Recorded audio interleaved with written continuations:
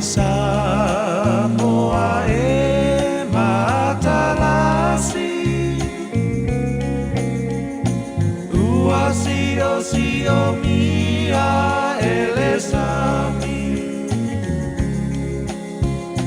Atu mangalanu lawala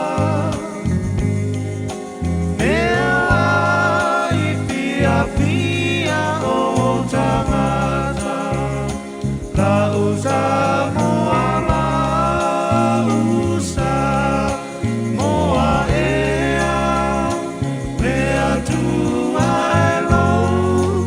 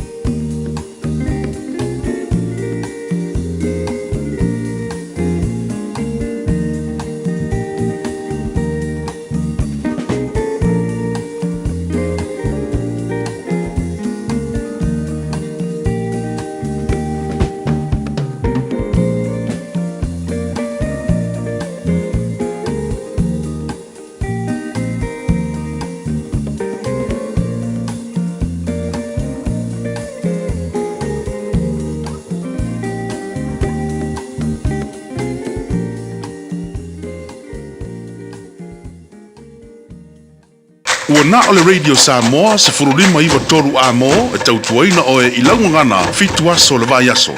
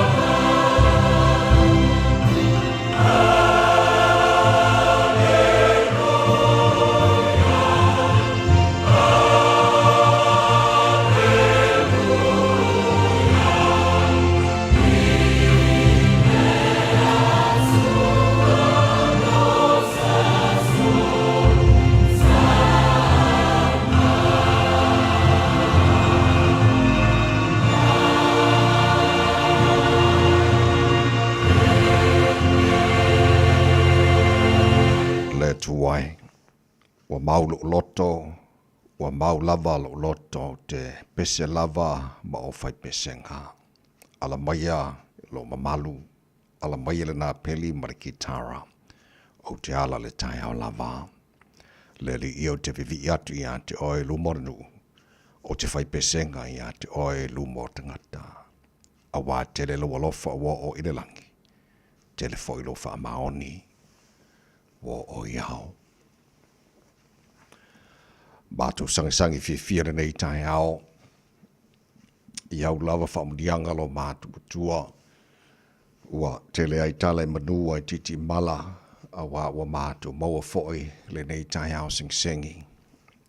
Ma le nei tai ao fau. E alai lo alofa. Mua mua na mātu ulfale foi ma le loto fia iau loto a. Alanga ina. Le leo vi inga ia te oe wha manu ma wha ne e na ailo lava suafa.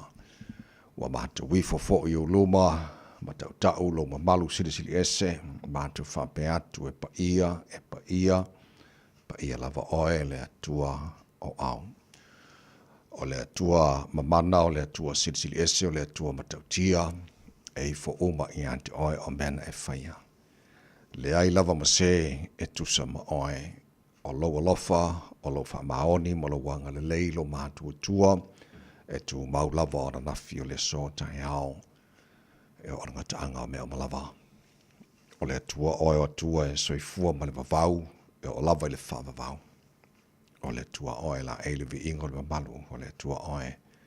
Pulpulu le matango fie, mātua whaaftaila o mea lofa lo la fau mātua maua nei tai ao, whaaftaila o lofa, o le fo o mori mate mai le fo launga le tunu le nei tai au singsengi o e fa popo ne so fo do lato so fu mo le mato ne yola o mato o lie fo ni aso nga fua ya ole lona to wai nei aso le masina lona lua mato fo launga nei tu sanga to na ile fa ngor va yaso te le fo ia por kalame ma la singa sa fe ngai ma le tunu yo le nei o mato mo ne aso fo lo fa la pule le ta ma fa mo le tau tai mato fo launga nei aso ma lui e fai vola fe ngai ma le tunu le ni so fo e mai le fongia nei mātu fa nau maru tia la tau le paolo lo wolofa e pe atu ina tu la tau ia o onga ste mo nei tai au fa mo dia foi fai vola fe ngai pe ma lim tama tai fa ia onga o lo ngafa ma le o ina nei mātu fa nau ala fongia le tunu pele sa mo yono tai tai ma nei o mātu tanga te uma le ngate sa mo le lala mo le papa au ai so se tafo le nei foi ke lope fa mo dia fo nei tunu New Zealand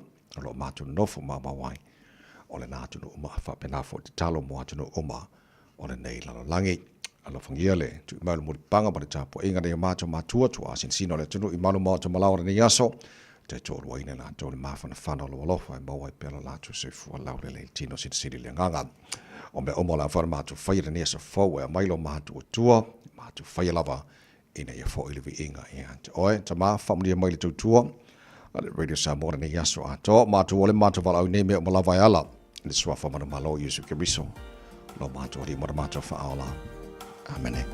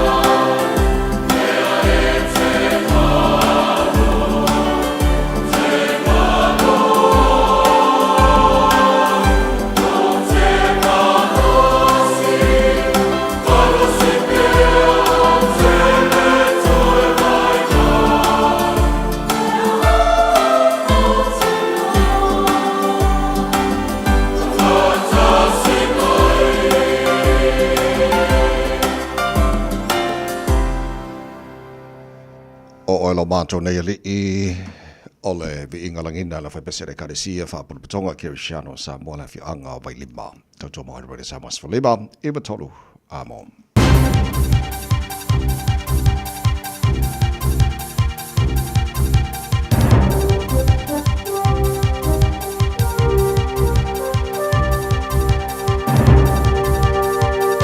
In this update, a stoush has developed between New Zealand and Republican Senator Ted Cruz over a false claim about our visa settings. He shared a news story to X claiming Israeli citizens have to disclose their Defence Force service and accused us of punishing Israel. But Foreign Affairs Minister Winston Peters says it's fake news. Otago University politics professor Robert Patman says Cruz's motivation is unclear, especially given his high status in the Trump administration. I'm concerned the reason they've raised this issue is because they're trying to signal to New Zealand, if you want to be our ally, you're going to have to toe the line on every aspect of foreign policy that America pursues. It may only be a matter of time before New Zealand gets caught up in the United States trade agenda. President Donald Trump slapped tariffs on Canada, Mexico and China, igniting a possible trade war. All three countries are planning a counter-attack, with Canada and Mexico vowing retaliatory tariffs. A drastic drop in threats against MPs. Police recorded 25 threats between November 2023 and October 2024, compared with 68 in the same period a year prior. Massey University sociology professor Paul Spoonley says online conspiracy ideology emerged in certain groups during the COVID pandemic. He says we also had a female Prime Minister heading the public health response. We've now changed government. The COVID pandemic has receded, and of course we've got a male Prime Minister. So some of the politics of the COVID period, if they've not evaporated, they're certainly lessened. The search for a fallen meteorite in northern Southland is facing challenges. South Islanders saw a fireball break through the atmosphere near Wanaka with a loud sonic boom on Friday night. The cause was a falling meteorite. Fireballs Aotearoa spokesperson Steve Wynne Harris says there was too much cloud cover to get specifics on its location, but believes it may be in the Eyre Mountains. Our data is not as robust. So at this stage, we're not expecting to go tramping into the Eyre Mountains, but there might be one up there. That's news. In sport, Central Districts have beaten Canterbury by 6 wickets to claim the Super Smash Men's T20 cricket crown in Wellington. The Kings posted 135 for 8. The Stags chased the target with 16 balls to spare. Will Young scored 35 off 32. He's marvelling at CD's first title for 6 years in the format. It was awesome. Obviously, such a privilege to finish top of the table and go straight to the final. Yeah, we managed to hold our nerve and come away with the win, which was awesome. The Kings lost a 5th consecutive decider. Earlier, Wellington defended their women's title. They won by 8 runs, defending 104 for 8 against Otago. ESPN reports the Dallas Mavericks are sending Luka Doncic to the Los Angeles Lakers in an NBA basketball swap with Anthony Davis. That's sport. I'm Jodie Gill. 24 hours a day, 7 days a week. Radio Samoa streaming live on www.radiosamoa.co.nz. Ua mawhaia na awina atu le pōkala me ale mālua le tae au ona o le langolango malosi ale e Veni Carruthers Limited i le shop B5 i lona tuatusi Numeratasi John Coulter Drive, Auckland Airport, Mangele. Momono whatalofa mo whaafelo ai whaatuni mo fo i lava tele lava mani whaaloalo nei tae au fau sa mono o tino pele pa ia mani mabalo lau whaafonga anga maalo le sifua manuia.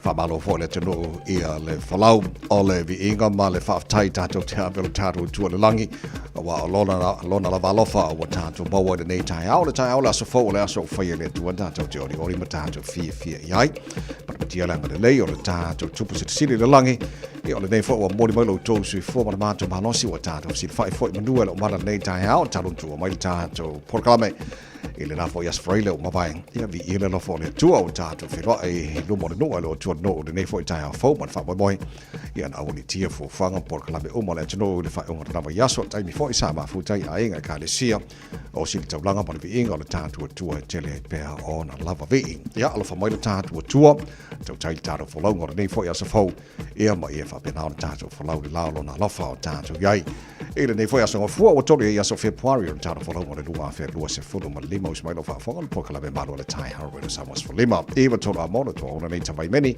to to ina o se pa ile to la iva ele tai nei so soni me foi ia engineer on to Facebook ia ma le YouTube o sa mo se ro ta si pa te fa pe na foi le fionga pista LJ Lucio ia ole nei tai ole lui tau ma se fa ma se au bo ta to le amatanga o nei so fo ma amatanga o nei so fo ta to yai Olona fa au puina fa porotania fa pea.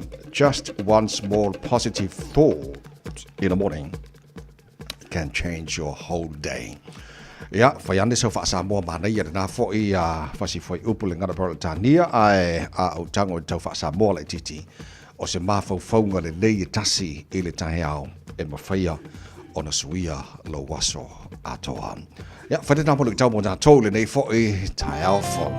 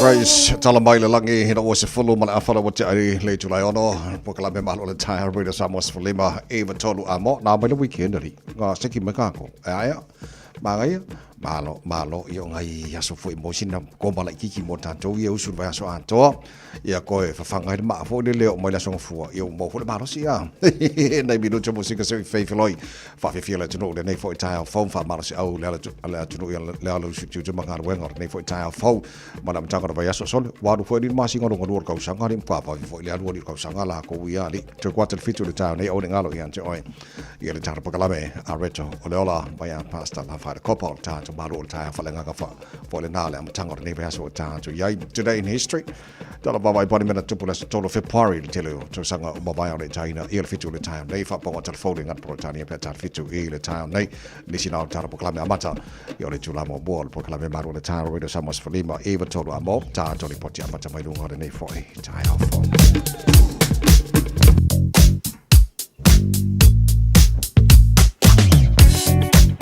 Bava tu ngola wala nei taimi ole tai ao na pau de vai nga lo tu va tu tau polo kala titi ole va ku meo mo fenua pai anga mai anga ile highways full maliono a o isi vai nga wala olo so longa le ma nga yal ka mingo le usula le pisi le traffic le se vai nga alu mala va le tau pisi le kiki foi le anga le 28 ile nei taimi ole tai ao isi vai nga wala lo so longa le sa nga le mo me o mo ni foi tai ao fo le to Mata la mai mai sa ngale bulanga i chucha manga wenga ni foi tai au ta to report ya mata na mai lunga wala ole nei foi tai au fo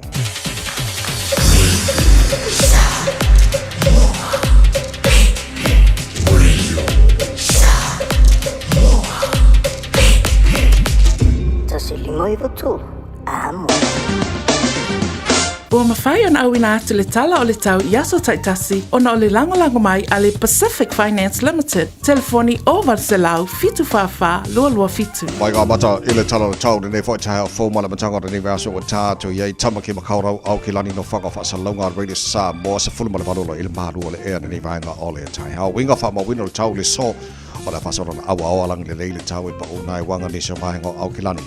Ile so lua se fulmal fitu le maurunga yo ele vela mo au kilani le so se fulmal fitu lona mawalalo tai au pe au lia o le fasoro na au fo langi de daily tau tero vai ngo au kilani lua se fulmal lima mo lunga le vela o e au kilani ile aso tai au se fulhono lona mawalalo vai ngo yo tuato le fasoro na au fo langi de daily so lulu fasoro na au langi de daily tofi langi de daily for rele mo sto na e mo so sa ai Ora vai aso lang de levo ni vai aso ri mo ka ko fai vela tele mo ta tau a fu aku losu fitu mo no vela nei dos fu lima ta ao dos fu lima na so lulu dos fu lima na so coffee dos fu no las for ile mas ko hai mana so oi a so ai ma ngai lang de le tau mo ta tau ne va so anto ole vai nga matala na tala tau nei fo ta ao fo a fa ga so fo po kala me ma ro ta ao ona ta ro vai tu lang o ile tau telo si vai nga sila fa pena fo tau samo ya mari se vai nga ole kelope o tala tau radio samo na tu fa ronga ale Pacific Finance Ua loa le tautua le Pacific Finance in nonga tupe mo so se wha moe moe. Maliu, whai puriponga, aso whanau, sa whai whai ngā malolonga, ba so se wha lawe lawe. Apa laine lo le pacificfinance.co.nz. Pea bala au le oval se lau fitu whawha, lua fitu. E talo sanga sauna nonga tupe ile bao le 5 se lau tala, ma le lua se furu hawhi tala. E lua minute whai lau talo sanga online, www.pacificfinance.co.nz. Ai tasi le tu lai whatali e se tali. E iai, ai inga whabitoa. Bala au lo le Pacific Finance Limited ile oval selau fitu fafa lua fitu oval selau fitu fafa lua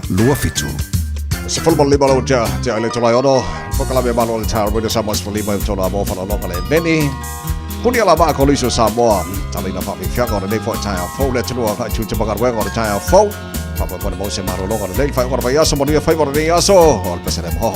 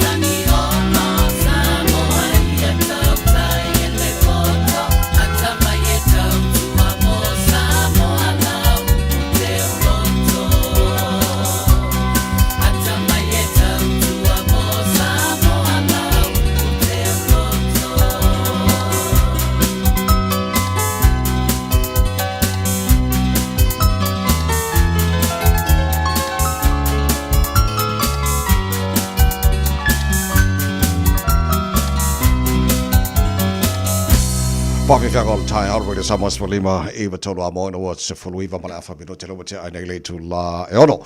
Ja, maar alles sui fu fa talo fa e le te no ofta fa na fa te smile taro ko lamle nei fo tai photo te le tanto o le o fa fela mai ma fa talo fa mai e lo mo tanto Facebook ma YouTube or sa ma lo la fa te fa te mai e le nei fo tai fo aso mo fu mo tanto nei New Zealand ma Australia ma nei tu la ngi o le la lo langi lo tanto yai o le sale nei mo la to lai o i America ia fa pena fo i te tuila Hawaii mai si vai no lo langi ma ia sa nga lotu o nei fo yaso mo te uma ia lo fai o na ia tre wa fo isa winga o nei yaso ia mo to ole ese singa na o tulanga waso batemi ia mo tato ia ai tato na fa te i pera lo fo tato tua ia le no te ina tato fo lo nei fo te sanga fa mo sa mo mai nei weekend fa o na yaso mo tato uma ia male vi ingo tato tua nei tato se valia ia lo na tolu nei aso ma sina lo na luo tato fo lo ole lua fe lua se fulu malima ia wo matul masin mo mua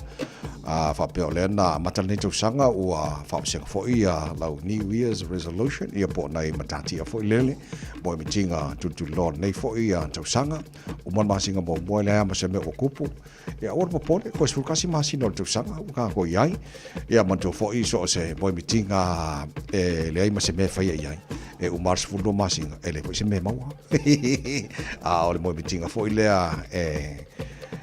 wale aso ma fanga yoi ma tu lo ku lo ka ki tu lo ne to sa ai e o pe ke o fa fu sanga wa si ka kom ka ki e ala na ole aso na fina fa no mai telo nis yo ba nga ile fa la fo le tupu e America le na le le American Airlines fa pena fo le military helicopter ia fa dia mai so far mole se fila tino ua fa lia ia le tulango elanto se tono helicopter ia me se fo io pilate sala to fa foina pe ona ia initial soldiers fa penana o mai ola to se fu so ole two soldiers lena alena maliu ele crash staff sergeant Ryan Austin O'Hara los funda balu tu sanga ia fa pena fo chief warrant officer Andrew Lloyd Eves tolu subreva o swafana ni solato sa fa pena na fa moni mai ma le leu le ngata lea o se tasi o le na fa dia mai le so na fi sa ma o mai fo lona soifua ia ole fo the third soldier ole na baliu ile Black Hawk helicopter ole na fit male American Airlines ole swafa o Yelena o Captain Rebecca Robach o Durham, North Carolina. So to waila la to winga lo fa moni mo mela to sa maliu ile helicopter ia fa pena fo ia Captain Valele American Airlines ia mo to tele la to so far o tele ia la to le o mo la to tino maliu o nei le fa mo avesina mai ia Valele vai nga o Valele ia na to e le sami ia po le vai foi le vai tafe o nei le fa mo nga go mai ia la to mo lo fa nga venga la vai avesina mai ia Valele ia mala helicopter ia tonu na so swani tele o fam talanga na maua ina o maua le black box e so swanga o na fire o ina le na mai le tele o fam talanga le o fire na release mai nei time ia mo na fa laven tu pure na fa so mo fa tu i tonu America talano ia America fa tano fa pa angal tara pakala so se vai o America nei fo tai hao ia ma dia so forward ta tu Somalia o ni so vai o lo o silion talano ina time nei o le vai o tariff ia po la fonga fo ine tongia tunu ia la to lole ave tono America so Mexico ma Canada o tunu o matua fa ali la to le fifia ele tu lango e fu fanga le president of America Donald Trump to mo le fa ungon na fo yaso fu atu le luos fu 1% o le mo lungo tariff le tu inatu e tunu ia o la fo e tau fa to retaliate ia ma whaasanga tauanga I o tūranga e le whiwhia tele ia Amerika ma le Presidente ia Donald Trump. E ale ia lātu o loe awe tonu sa atara nol tāra pukalame nawa iaso le tūranga o le awhianga o New Zealand wa o te loa o le uwhasot solo tele o tenu. E ono awhia ia lātu o loa awe tonu Amerika. Ia pau ia o tenu o leo te mau tinoa na whailo mai Mexico and Canada. O tenu la o lo tiri o na whaitioina le tūranga o iai. Ia le tūle mai o Donald Trump ma le tariff. Ia mo tele o lātu o loa awe ne tonu o New Zealand. A me tonu o Amerika matua o New Zealand. New Zealand ia maltulango ia Amerika le o tule mai lona lua o tunu o sili ona tele le o loa a New Zealand ave e tono ia pe afua atu wa sainale mo mo ia Amerika la le o tulanga lua ile tele o loa New Zealand e mau lalo ia le value o latu tala e tono Amerika ia o lo fatetali pe ona fia ia New Zealand ia tunu ia le a si ilunga Amerika ia le tariff ia mo latu o loa awina tu tono o malo tele o Amerika so nei vaenga na fa fa le mai fa unga fa yaso wa fo ile sit fio le tunu ile nei fo tai fo ila o rosa fo ma lima le o te ai nei ia le tu la ono fa wo fa fia o tai au RS8 se mai fa o ta fa fia o nei fo tai au le tunu mai mai fa mai lu on Facebook or Radio Sabo ia mari YouTube ma lo la mo sui fo mari le tai au lo fa tu programa e joy pesele no watunu ua Samoa ua la wilo ile la sanoa no wanganu malo fa abaele ua mautu ua mabae atuli se tau sanga o tu mau pe alo wanga ba se sa mai la upesa siva Samoa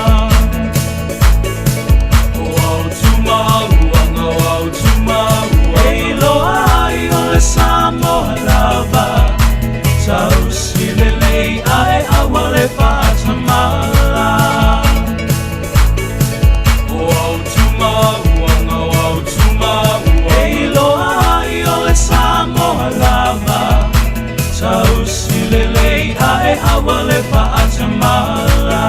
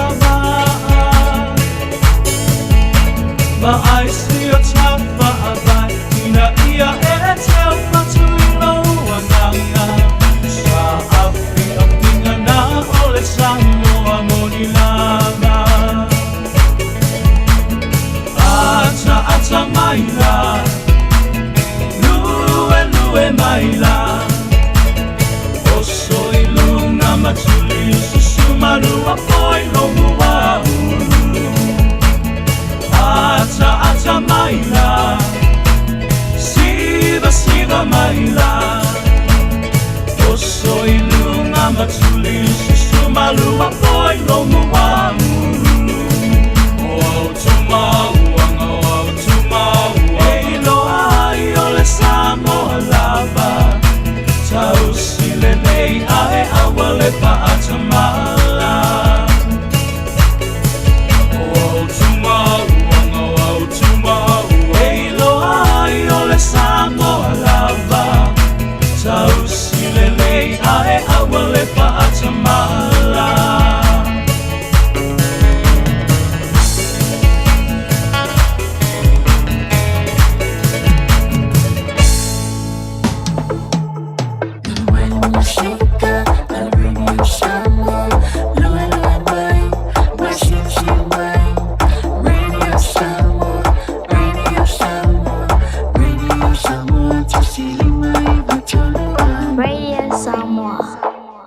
va roa wa ta tala na nei le o nanga e veni mo fa tangwa au kilani New Zealand. Numero tasi John Coulter Drive i le Auckland Airport Shopping Centre. Ta whatawhatonu lava le warehouse ma le countdown. Lau whale o fula wiloa le e veni. Auckland Airport Shopping Centre. A whaia lo sa ili se a onga a mata molo walu. Aua loe te toi popoli o le Galaxy Childcare e tele o na la lai au kilani i saute. E toa tele whaia o ngā ngawaa o le a o ina le whānau e iaia inga whapitoa pe a le sitala lo walo. Tolus fulu i tū la. Free. A vanoa le vēna le a onga mo whemalanga inga le whānau. Free. Maua mea aia le whānau.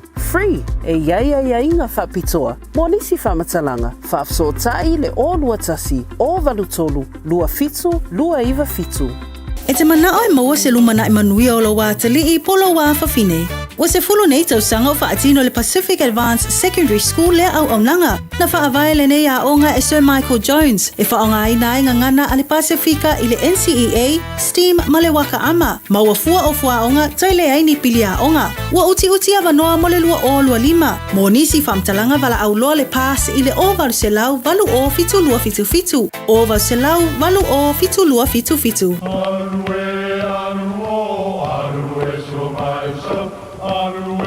O Samoa o le atunu ua mai au na tofi. O le la au ua mai au ngā tātulanga e le to e tau au whangaina. O le vai fo i ua malili ua mai au na saiki. A o lau polo kalame o le vau filifili. Ua na o se toi wha manatu. Ua na o se toi whangu ia ua nganuu Samoa. Mau upu ta oto, mau upu tu. E ala lea i ala ngā upu ma muanga ngana ma le vau ngana. A wane i emisia le tātou polo kalame. I afi o aso lua ta itasi le itu la e valu i lunga o le Radio Samoa. Ia manu ia tele, lau mai moanga ma lau whaasausaunga Samoa. Tau loa sa wholo ma le valu humbino te loa tōra tāre le tu la fitu. Paklame malo le tai arbeta samas faliba e batolu a mo tato lo o alosi tu te manga wenga nei fo e tai a fo ya ole te pena le leia ole lava fo le temi e usumai tanto le tai a te pena le leilo tai a matua tauna warm up le titi ta vale le mangel ba kevin ma fan fana ya alau pe minute pe lua e warm up le ta vale le tai a ina wo man failo talo le tai a malau malu le tai a ya ka usu fifi le tu te manga wenga Monto fo yo le tanto fa mo se ole na vatu nei le tai ao fai mata pena I tanto le nei fai aso o se mafo fonga de lei positive thought de tasi o le tai ao e fai o nga suia tolo waso ato so I was le tai ao ko se positive thought se mafo fonga de lei fa tupu manatu ma fa tupu la ngona lei anto le tai ao ya nga ya lua le mo kuai on ai ka ko ile nei fo aso ato o ke mafo fonga fa le tono na fi ma nga fa aso babai e le mo fa le tono na fi fa ila so fo ngi ka ko yai o le aso fo ma fo fo new beginning new day new start me o ma fa bena ya te pena il taru tai au ina o mo I fonge aso wa tele ni mele le ka ko ke boa le fo aso fo fo te lo fi tan fi mo la to ma sana no po ele no fo afi ma I buke ko he anga e tai Britomart CBD Auckland CBD te lo nei lo te talaia le vaenga le o no foafi wa te lo lua tau sanga le ia le sa te puni ai ia mo fa le o vaenga fo le lo wala o no foafi le la fa le mai le Kiwi Rail o nei le so fo nei le la to e talai ia tanto wa no fanga le po ele no foafi mai po koi ia kawai kai le taulanga ia kilani te lo sa fa nga pasifo I malanga mai la tu ko he po ele no foafi papakura ia tau sanga mo vai nei la tala fifia o le ua fa le mai o le to a patai tato no fonga na po ele no foafi mai po ko he so tato la na vai ngo po ko o ke pon a fa pe ke le silfia le ka wa ke le radio saboy anto o nei tai au na wo to tala tato wa wala no foafi ia mo tato ke li no po dar ko no foafi nga ia fa mai to te lo ni se ko mo fiaku no foafi nga lo le alu ka vale fenga venga ka il taulanga ke la ni mamao ia fa ngo fil foafi ia ka ilo ia fua fo ia le vavelo mingo I wa ke misi lo ka mo foafi o misi fo ka mo nga e pa nga le mo foafi fo le ka nga o le time e alu foafi wa ke la ko lo wa foafi ele ai la Wakwai mo ia mo on ngal tai tulanga na so good news mo tato po ina fo afi mai po ko o nei le o te talai il vaenga o le po ina bon fo afi le sa fa yanga wenga foi mo fa le ole a walon fo afi do to sanga ba ngai la ko reopen ai e inisio ripoti na maua e kai Western Springs le vai foi le tele na ota te whanga i pako ma swans mai o si vai fa pena na foi tau na fima o maua na ripotia se tasi o lunga li isa ta fafawa e se tasi o li na watu wa ave wa le ngata i na kape foi le se kasi o swan ya no mai ma ave o vaenga i o Western Springs te le mamlama le ta tu le tele na ta fauma e vai along the riverside o vaenga i tele ina fifia ia vaenga i o pakoma swans mai vaenga ta ele ai e to tele foi la tanto we o fifia o fanga mai mo mata le ma nei ia o le foi vaenga Western Springs a paula le vaenga pe o kau se ula kikia o le watu le tangata le va o le tai po ki fiku a se nga la le sa fai la po nga tai o ma e vai foi kai au nga a ki lo ku la e se nga yo nga tangata le na fai e foi la natural mene o swans no fai tau li potia la to e lava le la to si le fie mene o me ona o le totele o isi swans sa au fa tasi male manu le ua avel tangata le ngata fa o limo ai aru mafe ua pe upset na to fo I aso ato o le manu anga le na to e lava le la to silfia ile va ai atu ile se tasi o le na to ai ngale ua le ngata na makua e fa o limo ai ergaka le ya o fo ma ave so o tanto lunga na to ia o mata e manu I ngai o ingal tanga tale ma fai ma ave se tasi ma ave se ina se tasi o la to fo ia inga le tai o se makua I vaenga o makua I le serolai ma se tai la to fo tai e lo ala le o pe o se sengi fo le o le fifia ia ma pisa solo o winga o neme o manu e mal lama le la to ia vaenga so o se vaenga le fifia tele ma le mo le ali ina ratu fai te lo ala mo ala ngala mo my cameras mo ga pena o te lo ise mai ngai ono ia yesu swanga foi fai ona ele stanga te ona no fai le tu lang fa pe tono ia ole vai tafele I Western Springs le tele na ota to vai o ka fa mangai fa pe foi la ke wo I tato sia te mo ne asma ne va o mai mo se o ko si le mangai kele o le file mu o le feo o mengi o pako ma swans ma lato o mana ia mangai me ola o mai ola inga o le fail tu langa nen fail tanga tele o te lola o le lipoti ia e ono fo esi tu langa fa pena o nei vanga na vai ia fai tau ia fai unga vai aso wa fo le sil fio tu nei tai out to mo sa mas fo mai tolo a mo no to los fo lo minuto lo to ta lo le tu la e fitto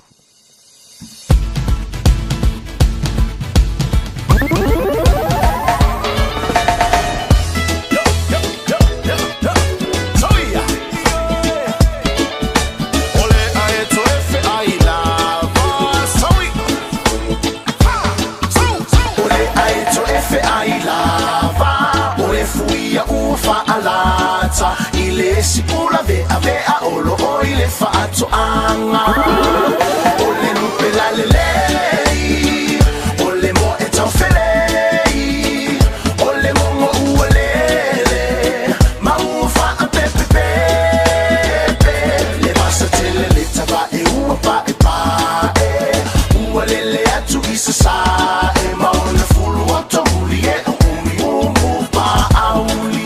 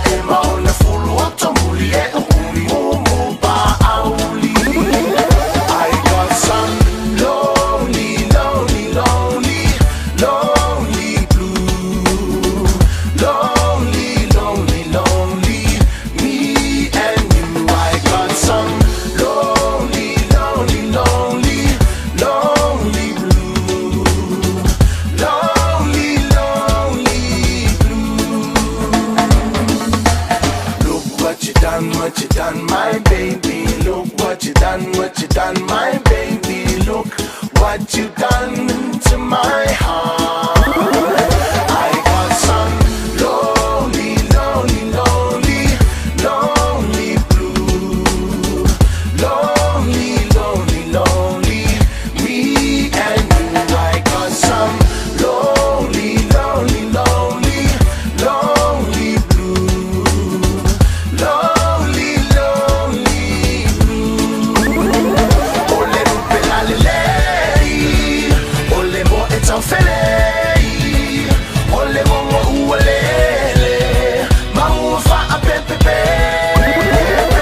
Le vasa tele le tava e ua pa e pa e, ualele atu isa sa e maona fulu o tomuli e umi umu pa auli. Ole rupe la lelei. Toi se fulla pala valu mino tolo tor talo le tu live fitu le tu job on radio samas faliba eva tonu mo Tino Puni whakana foi blueberry Veronica Yeti wai au wai o aku I Hawaii aloha good morning amuia foi o ia alovati Tamali ile tupadua ailo yona fua Papena satani ilona fia mato ile lalolangi Ao o mai lei unga wasunu ile api La la la olia papai Olia mamai Olia papa olia mamai Olia papai Olia mamai Olia papa olia mamai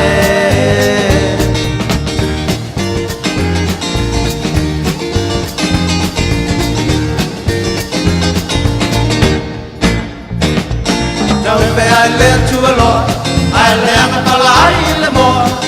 Tamali le tu panua I know your fua.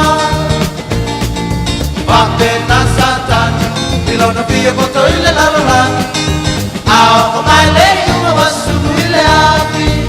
La la la la, olia papai, olia mamai, olia papa, olia mamai. Olia papai, olia mamai, olia papa, olia mamai.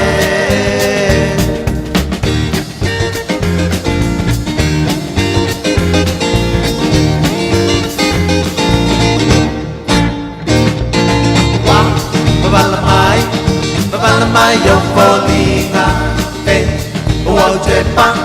Ilepetu malamasina ualato pepulak mai levani moni molela a uno kono matota si maofano malatani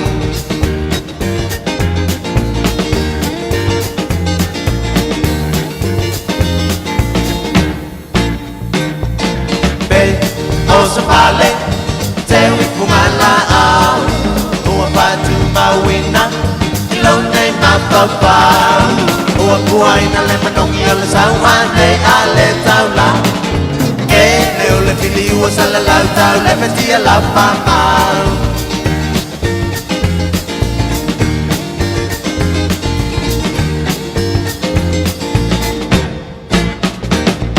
Nambe ai le tuolo ai le anga pala ai le mo Tamali le tupanua ai loyo na pua Papena satan Ilona pia mato ile lalolang Ako mai lei unga wasunu ile api Shalalala olia papai Olia mamai Olia papa olia mamai Olia papai Olia mamai Olia papa olia mamai Na alofa Samoa Wa ule ne yo kasu tialu Awal suia lingila wa ule kio A eva mai ina se fudu lima iwa kolu Amo Radio Samoa Vevela a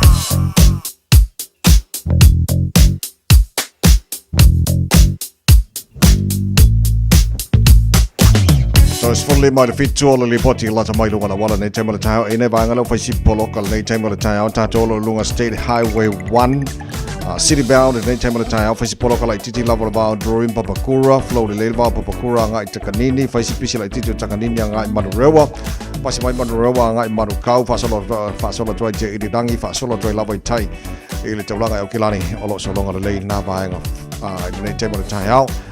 Face poloka like Titi Pasimai Rose Dale around Glenfield, Wairau Valley.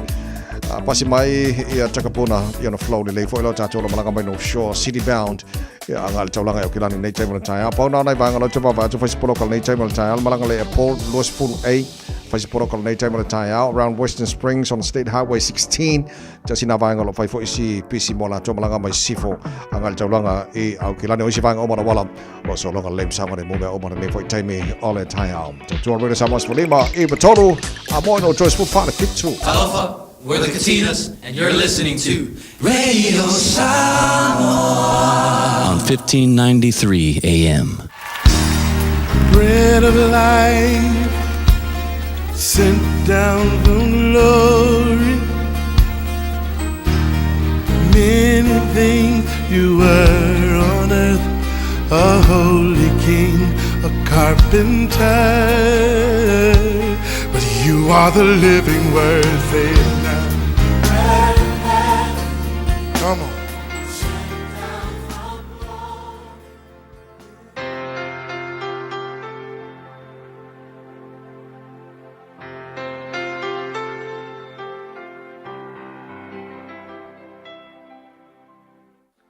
So I manuia tatu tu Samoa le nei fo yaso ile lofo le tua o te fia fo fa felo ai o mafai ona so tai mai tatu por calambio le yaso o le a reto leola o le Jeremia luar fe upes fultolu e fa pea wala tu eli mo ilato o vai eli ma vai ele tali ai ni vai o le upu te fia so animo o lasle nei fa utuina fa pea Lotto le mali o le melea o le lotto e le mali I vai.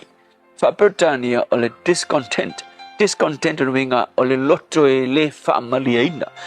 O nisi neo mafua anga e mafuai ona maua le tangata le melea o le lotto le mali e peo na ta ua le tuspaia.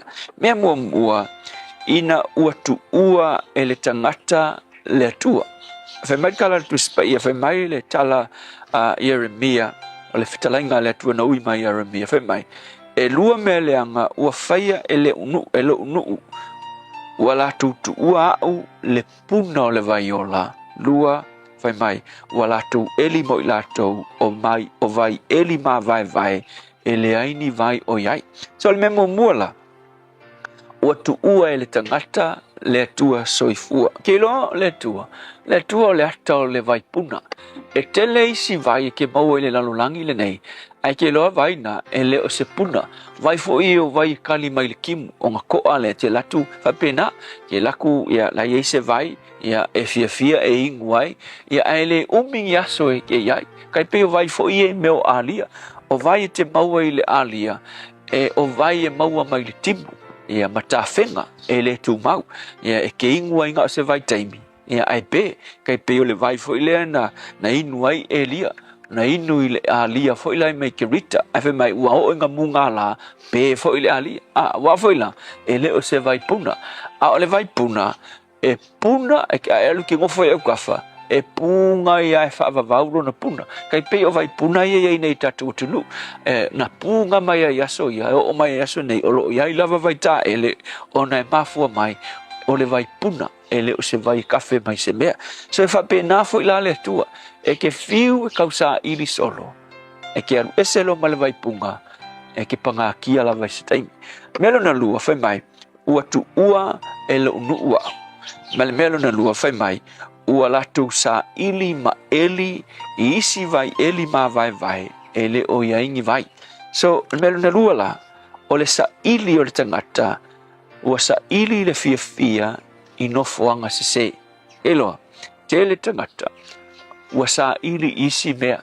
I lo lato manatu o le mea lea e fulfill dai lato wolanga tau nu wai ia fa moenga o lato wolanga ma satisfy ma fa amalia ina I o lato loto yo ngisi ua sa ili le oa wa halu ua sa ili le oa ku ule vai punga o isi wa sa ini le lau iloa fight mo le lau iloa fight mo le mele o le maualunga o tūlanga tofi o le maualunga e langi mele anga mei ai a fight o lo e makua fight malosi paule o le mea le inga e ola o lo kau mawhai e ke fight ia e o le position lea ia e o le suafa lea ia le maualunga i mea whapena ma e o le mamalu lea a ua le ai le tua i lo wola ke loa e ke maua le mamalu nga mawhai nga e mau e ke maua foi le oa le nga e ke maua le te mau ainga nga e ke maua le lawiloa to se me ke mga ai e ke maua ai o fa no noanga e mawhai o nga e maua ai le o inga e satisfy ma ato toa ai le mana onga le tonu i te oe fai mai tala le tasita mao le kalesi ai longa lava fai mai o le loto le tangata e le ai se mea e whaatumuina se iwanga nā ua fio ai Yesu. Nana winga kai pe o le me foi le cap o le me foi le paso. O le paso ai ka ngoi fa pi le paso se longa lava e maua uma pieces take tas le paso fa to a to le paso. A lost malailoa singa pis fa ka va se kasi e le a to lava le ata le paso. E fa pena uma lava lo volanga. E ke fiu e kau mawhai sa ilingi mea e wha malia ina ilo roto le lalulangi ngei. E le mawhai lava nga malie, se longa lava, e kuu iai mai Yesu. You know, i le fatu o le tangata, o lo iai le cap, o le nā cap, o le shape o Yesu, o le shape le kai pe o le shape o le paso. E ke fiu kau fixe ma wha kusa iai, ma fiti iai, seisi vaenga le paso. Se longa lava, e ke maua le pis lea, o le ngō le pis, Yesu. O nga e tuuro le iai, o nga atoa lea, o lo wolanga, ma satisfy no walanga le tua o oe le pesili na taua awa o oe o le penina tautele se longa lava te fio yo matou loto ona atoa lea o matou whaafetai Yesu. Amen.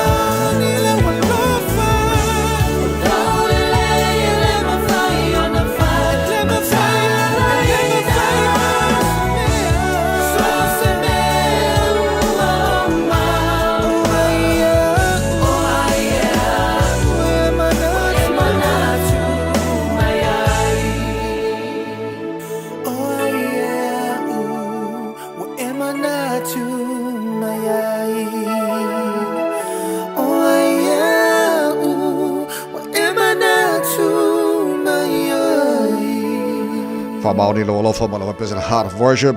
To more with Samos Lima, even told Amona what to Lumino Jolo Tale ole to la Fitu, or less a total February, 1 minute to put it in Yaso. It's a song of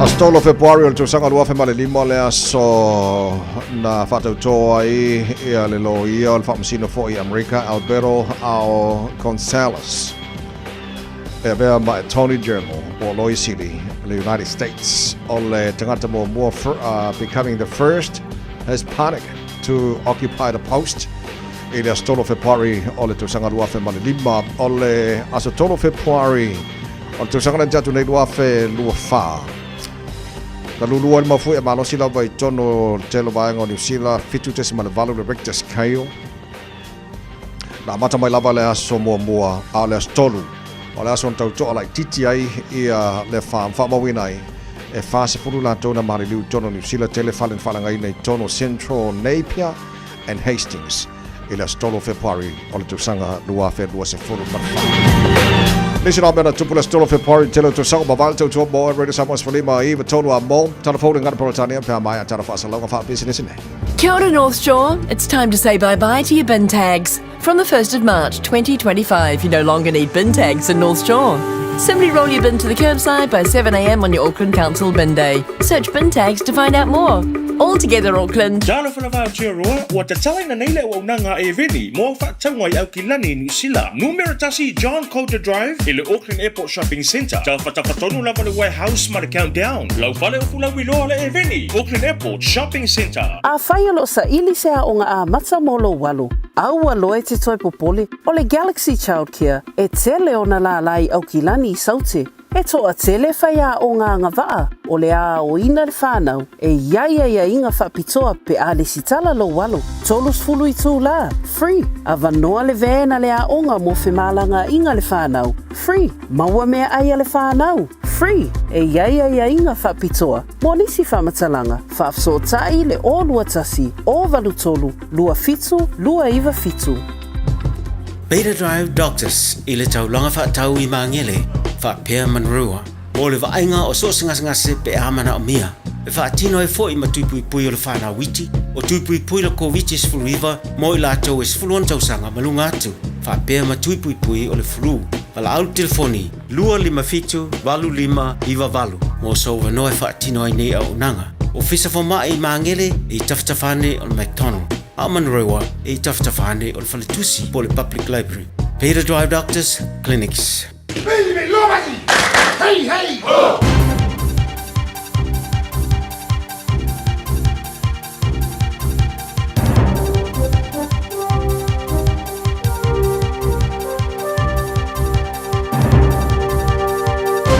In this update, tensions are flaring between New Zealand and the US. Republican Senator Ted Cruz shared an article accusing New Zealand of punishing Israel with its visa settings. Foreign Affairs Minister Winston Peters was quick to call it fake news. Immigration New Zealand says it's incorrect to state every Israeli wishing to come to New Zealand has to provide details of their Defence Force service. Neither does this country require Israelis to have a visitor visa to stay under 3 months. Otago University politics professor Robert Patman says the second Trump administration seems to be demanding absolute loyalty from its allies. If the Trump administration wants to surround itself by lackeys, I think it'll quickly find itself short of allies, because that's not the understanding liberal democracies have. A drastic drop in threats against MPs. Police recorded 25 threats between November 2023 and October 24, compared with 68 in the same period a year prior and 93 a year prior to that. Massey University sociology professor Paul Spoonley says online conspiracy ideology emerged in certain groups during the COVID pandemic, spurring on fears of government overreach. A woman's died in North Queensland after widespread flooding in the region. Townsville and nearby towns have been hit with more than 600 millimetres of rain over the past day. More than 9,000 homes are without power and about 100 schools are closed. A 63-year-old woman's died after a rescue boat carrying her capsized. Evacuating resident Portia Jacobson told Sky News it's a repeat of the devastating 2019 floods. It's a bit disappointing thinking, it was only 5 years ago and here we are again doing it all over again exactly how it was. Police will be looking out for 2 more gangs in their crackdown following a cabinet-passed order to update the list. Today, the list of identified gangs in the Act has risen to 37, with the inclusion of the 2-8 Brotherhood and the Bloods. That's news. In sport, the Dallas Mavericks are sending Luka Doncic to the Los Angeles Lakers in an NBA basketball swap with Anthony Davis. ESPN reports the Slovenian 25-year-old who led the Mavericks to the finals last season will join forces with 40-year-old LeBron James at the Lakers. The Melbourne Cricket Ground will host up to 3 NFL regular season games from next year in a coup for Antipodean fans of the sport and Victorian tourism. The Herald Sun reports the Los Angeles Rams and Philadelphia Eagles, the 2 franchises with Australian marketing rights, are set to face off in October 2026. In A-League football action, the Phoenix women have lost 1-0 to the Roar in Brisbane. Wellington remain 8th, 3 points outside the top 6 playoff spots. That's sport. I'm Jodie Gill. 24 hours a day, 7 days a week. Radio Samoa streaming live on www.radiosamoa.co.nz.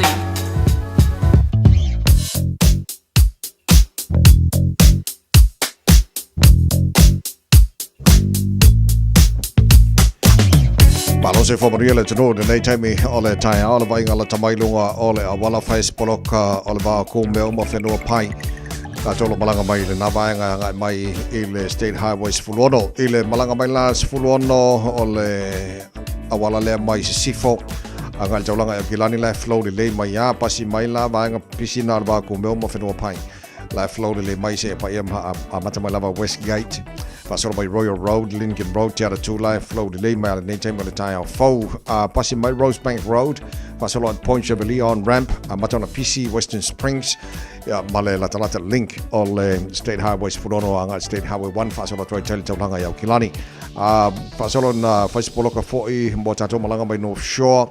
Lautivava to Rose Dayol, Facepoloka like Titi, Filolova, Mayo Wairo Valley, Matakapuna, Fasolo Maya, Leo Manuela Papa, City Bound, Angal Tolanga Kilani, Bangana Facepoloka, and Name of the Time. Facepoloka, Tato, Lunga, Luas Furu A, Angal Tolanga, Il Malaba Lele, Magele, Fapena 40, is the City Bound State Highway 1.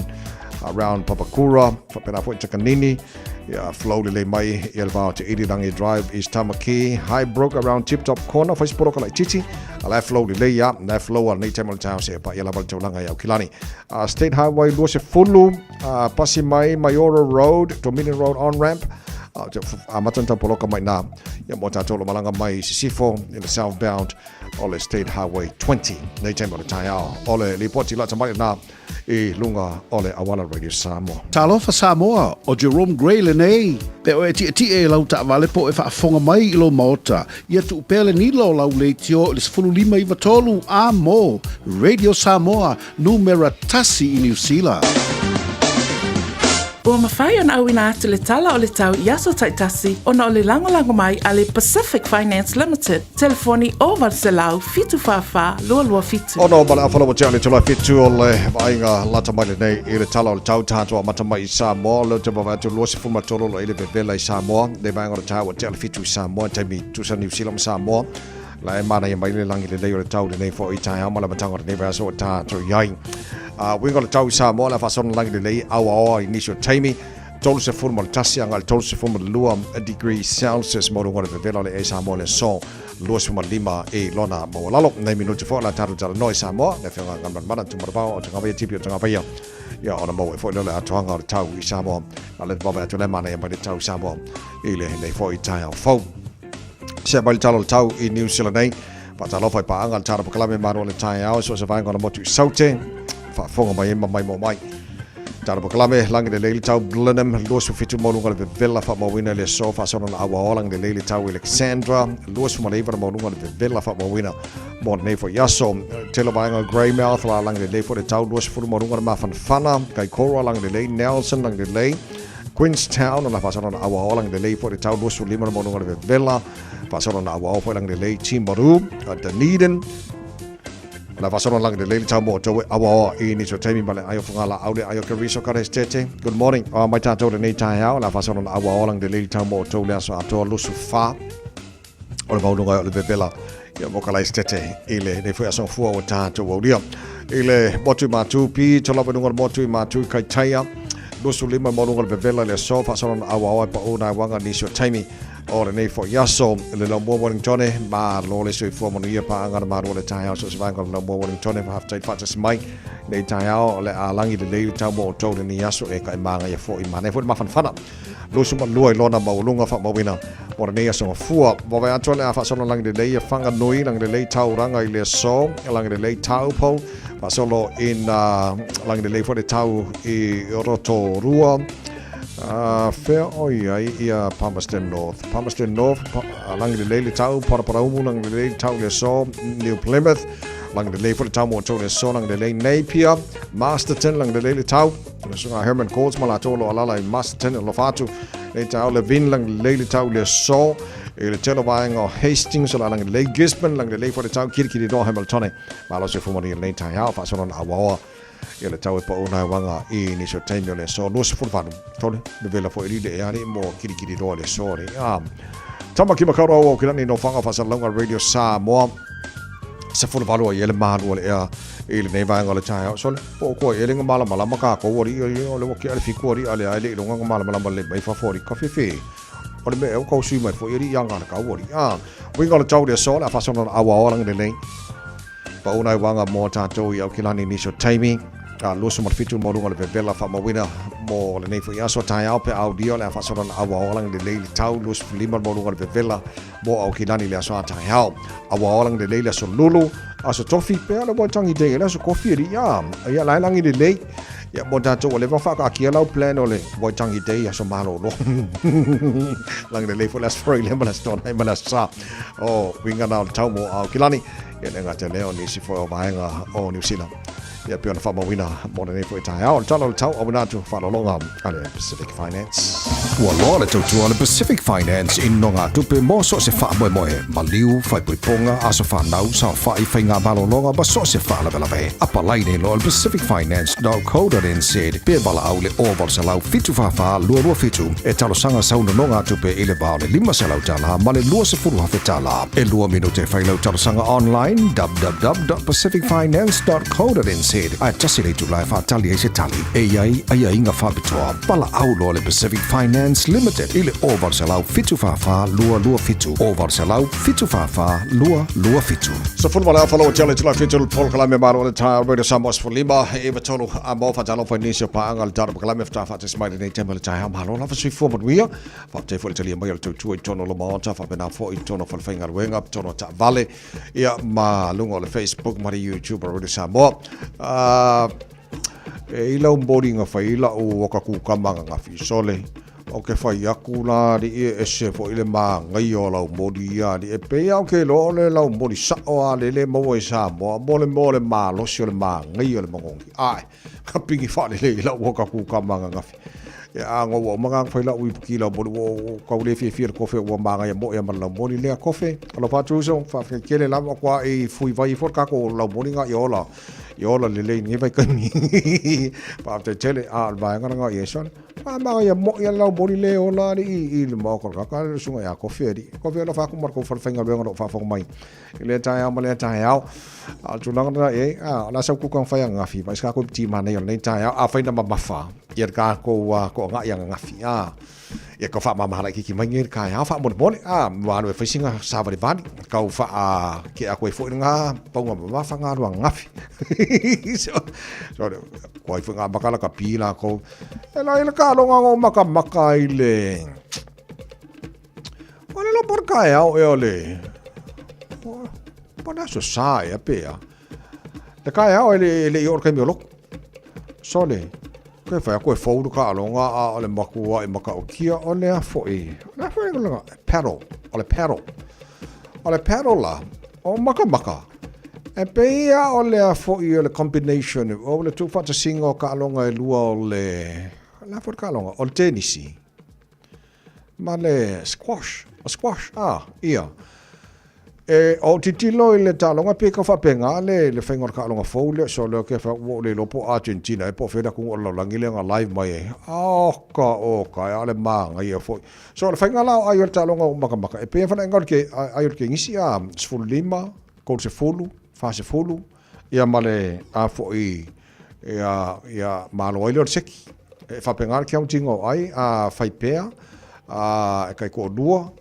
So na mga yung mo ay ese foi la alonga al fenga la court e kava ele foi e fa malama a kor kava ngor ko e winga fa penga el ko ole squash ole umel malai ke lopo le afol malai te nisi anto ele umel malai aka alo ai ko kongu ya so le ke fa ya ko mangai e mangai el fenga o serve va ngale ku sa ole te nisi serve lungo le aka mai pe fa bounce for le polo ia nga serve ile ai el kanga ngale fenga le perro a pe ke kilo lo langi ako ko ke ka fi le perro so ka fe so war ko fa kai ko ma nga mangelo o le se fa kai le ki ka longa ma nga fo le ka longa di lo langi la ka makari ya wala ko ko fi me maka ki la ko ki foi fia mo maka mal TV ko fia mo a ma nga ka longa le perro se a fa pe nga mai mo ka longa nga ala maka longa ye ele perro ko nga makala kapia Pero sa pos lima iba todo amo vai ska ko ki manga yo ta sa ko ki manga yo la so fo ama fa fi fianga mai aswa la tanga mo Felicia Mikaele or via papa isa tawa so le male le fo ta fa ponga ba le ya so bakala bengal pro ta ni think about it on a tato tal no ne sa mo ne fianga kan mana tu marba tu ba ti pio tanga va ya malo se fo que good morning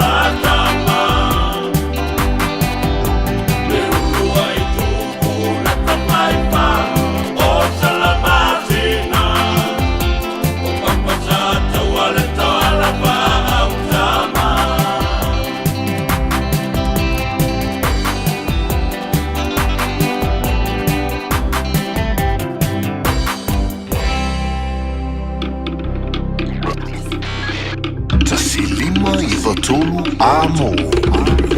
Radio Samoa. Just think a minute. It could change everything.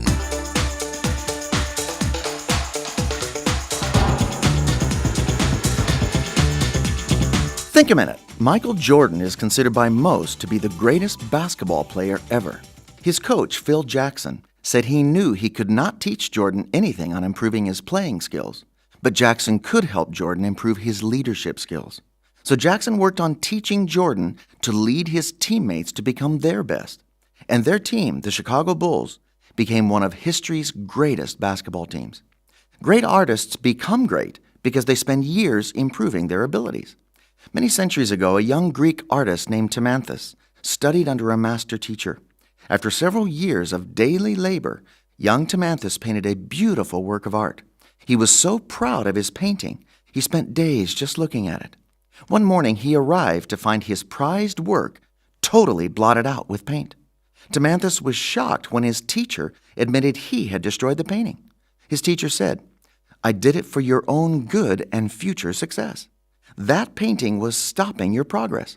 Now start a new painting and see if you can do better." Fortunately, Timanthus took his teacher's advice and went on to paint what today is regarded as one of the greatest paintings from that time in history, The Sacrifice of Iphigenia.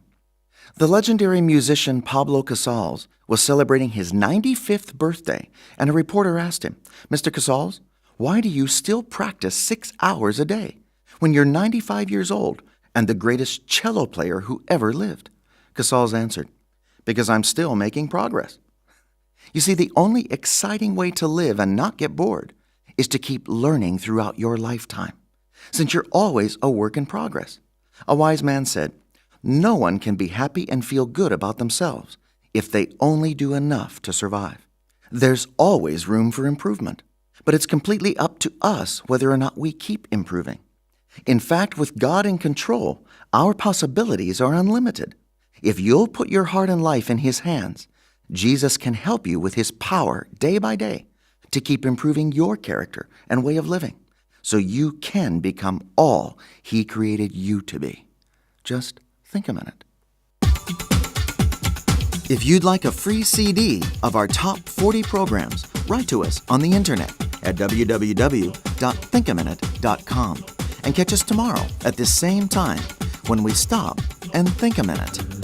Taraflava o David Tuale nei o e whaafonga mai pei le Radio Samoa tasi lima I watolu a mo Samoa I manuia le nei aso. Loa se wholo male loa wa tia nele tu la e fitu le tu tuama o le Radio Samoa se whalima e watolu a mo sango fua wa yesu te tasi olo mo ta tu so ta inga I Samoa e le sui Radio Samoa e pia le whianga ngan mana tu mara bao tanga vai tipi tanga vai fa lau tele nisi o mata opu I Samoa e le ngate lea wala fai fo intu na mai e tele bai ngalo te pena ia le whianga ngan mana ya walan te tua mo taru tala mai Samoa pe tan valu le tau nei ia fia mai po kala nei tau le whianga ngan mana ma lole se fo mo ia se ko mo le sunga te vai va pele patalo po si o tatu o tunu le nei so po ma lole usu ma lo fa tai mo le nei tau ma da matanga vai aso so wa ka ko masinga no masina no lua ni ko sanga vai foi la no ka sanga ia ia fa pena ane me ko fa pera la a matal tu san ko le le ka ku la lo lua sa le ai pa wal me ka u ho le ia tatu le a matal tatu so bodinga tu san ko ia mo pele ola mo se ko maroro ina le sa le beta wala sa le na mawale mawale tatu x-ray scanner for le official tute o ka release mai aswa for na to le mo lia pa for ni mo ska fa pisingisi mo isi ko dua ngabel man wa ta u tu langa le fa lo swa fa ia wa tu langa masania ia pe mo lia tin ko le yo fam sino fa to apa lo swa fa fu ta ta ku fam sino ai bela na o le lo ai fu nga ru nga malo o isi me o wa di poti mai ele yo fam sino nga ta mai swa fa mano ai afo o isi ai nga so tu da ko mo di ai isi o le ta o ngo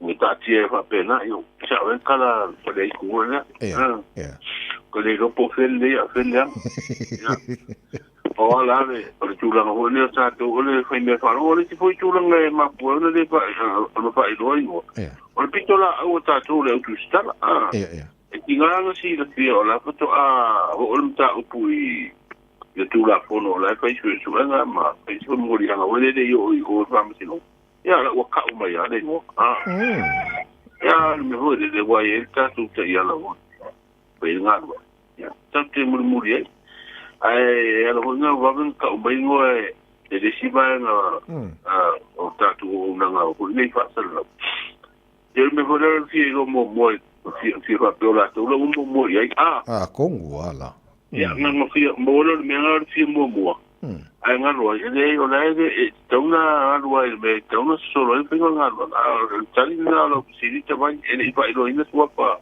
o wa tu la nga o le matu si te ma foi ti si ne fi tu mo tu e mo di ai ida i se le na maua ia ma le o foi nga to ro le di ina si ha ma ta ini ya la ta tu tani o por baso le tu la e fam si no nga ia ina te mo dia ia la ko e fai ia su nga le pe o ti e we ni si tanga ta pa popo e mori o nga feo sa mo le ele fi nga le il business ia e tau sit fia kan man ia o le alo mo dia me ko to si me i lo to pa nai nga ina i no te pare nei pesenga ina nga i ne business ne fa pena o i tonu le na ave ia le isa okay ia ela foi a sua nga de que lo le foi sua nga que do ele o mapu e malo foi te wan sa idi mo poi uma ele a fia tu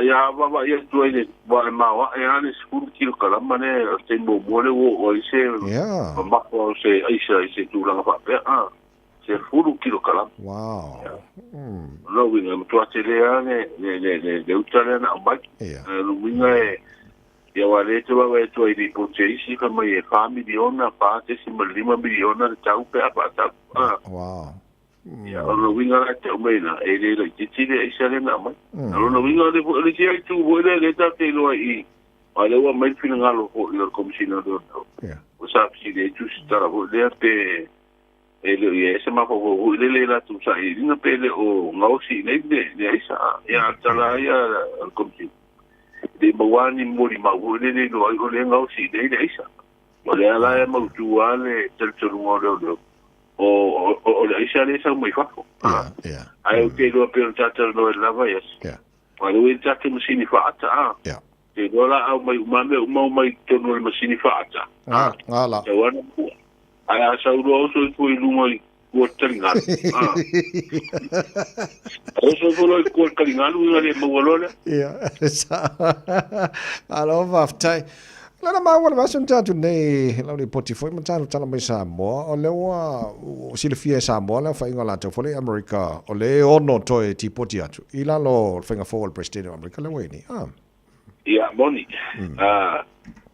ya ta ulo ya tu le la to ya mai no la no fa son tu la fono ya america no wingo o tana to ko ni pepa undocumented ko ida aliens wa ka ngala america ka wedding tana tala to aliens yes ya no winga ata tu se si tu yo va no ho ko ile visa no foi ai go pero lo ya que be hol mere mo ina de watu si da postadia ale o baso ya america pe si mo ya le pisa mana ya mo ya i va pa o tener o be no tata ne ya le wa ku lo ko ingari te vai ancora quando ko inga konwa ku ro fa ko fa pa o lo la be se no tata ne o me ta si o de la ta te lo wala no so tu la fono e o ya ta to wi ni sa mo ai tanga to la no so tu la fono ya o wan me ko ye la be se mo ta tu no o te lo pu el merna le ko ye le ma si anga yo tu la fono o le pu nga ma lo ko lo we ye la to no tra o me te lo foi wa ya ta ti ye le utero po po ni si ho le ma tu so i ko o la ela ve i le disi de o lo so tu la con ta te lo foi o ma tu so i ko ia o tātou lo fo le ingo la tau le a ese ia mai tātou tanu ia le nun tau sanga to em ko ina yo ia Amerika sa le wa ola se li poti la tamai le wa kai mau ia la uti tipo nga sa ilia le ole wa a fua tu le wa lu wa yas ia Ua ba ya so o pa ya sa ilinga talu solo i tuala wichichi ma le pui tan malala. Le po ua pa ilo mai leo le buru ia mai ole ba ai ni fa ilo ngoi do ai o nai sa te wala pa le atiu le a pelo o ba ia ia pauta ia la ia ku le ba nga fa tuala le la ua tofio e sairi. La ua ta sanga i tatu sulu me sa fi anga nei so ni ande de sa idinga lo e mala hu fa mna ti e ole son tu la fono ma fa le mo le tau ole fa la fi o ta pa ngota la so la sa ide de ole e post na to ile le mala mi le su e fa la vinga la mo e lo la tu si de pie po e si tu la fa pe e ta wana o fe de tu ganga e tu ni mai po i de e pa ngota le tau sa ide me se e foi assim ma ale ho le abio lo vici dato ma le to fa ilo ai la po ia sol tu la po no mi jan sol tu la po no le fa malo si sta mata e le so isa mo di ai ia man tala ho ile mata ma na wo ta masa ma nga ba ta fa ma e fe te mi so la nga ho le vici na i tu pe se me i kia vina o so fa ia le vici le no ko ngana e no ko tu ni si le tu ko sol tu la po yang makualu itu kalau ya sekali aku pada itu nuku lamen sulit main dapat cino dia pun itu le ya car sih saya ingat dia le apa ia bagaimana mau kalau mana famol mole pe au kau famol au kwal va ngal compensation foi le mol so u le va len ngote falo sambo ola ese kala la kamon nga va nga famol mole o tan me basun tenei ola ua fa nga solo le va ngal no lua ola be se o suau mara wo nga wenga ko ile lo loto tono o man ba ya o ma u ile tau patino nga no ko tau fo ya be se mo swa ule to ahora tu langa le wata u le se taui o te lo o le ta puna ala wa le sali putia melitio ni sida basan tele Olai e se tu langa ho le la wa mata pina fa tel no a tu langa ho le olai pina ta na mo sa mata langa ba da tanga ro mal ba ko ni si ono le ave mo fa mo i le be se nga o swa u ye me ba ya to no na tiro le wa la fa ma ame me ne e fa su nga i ta to no fo ho le su nga fa sa ni si ya to no ina wa la mo ti no le na tu le swa ele psiringa tu langa lena tu tswa ai se paisa i dinga mai lo tonu po tonu ni afianga ole nga te fale wa le si manga na fu ye se compensation o afianga ia mal tu langa ko le tiro ni si tu e no tiro ye me le family ole tu langa le wa ta fiel fango te no nga te fale sa fa lango i tanga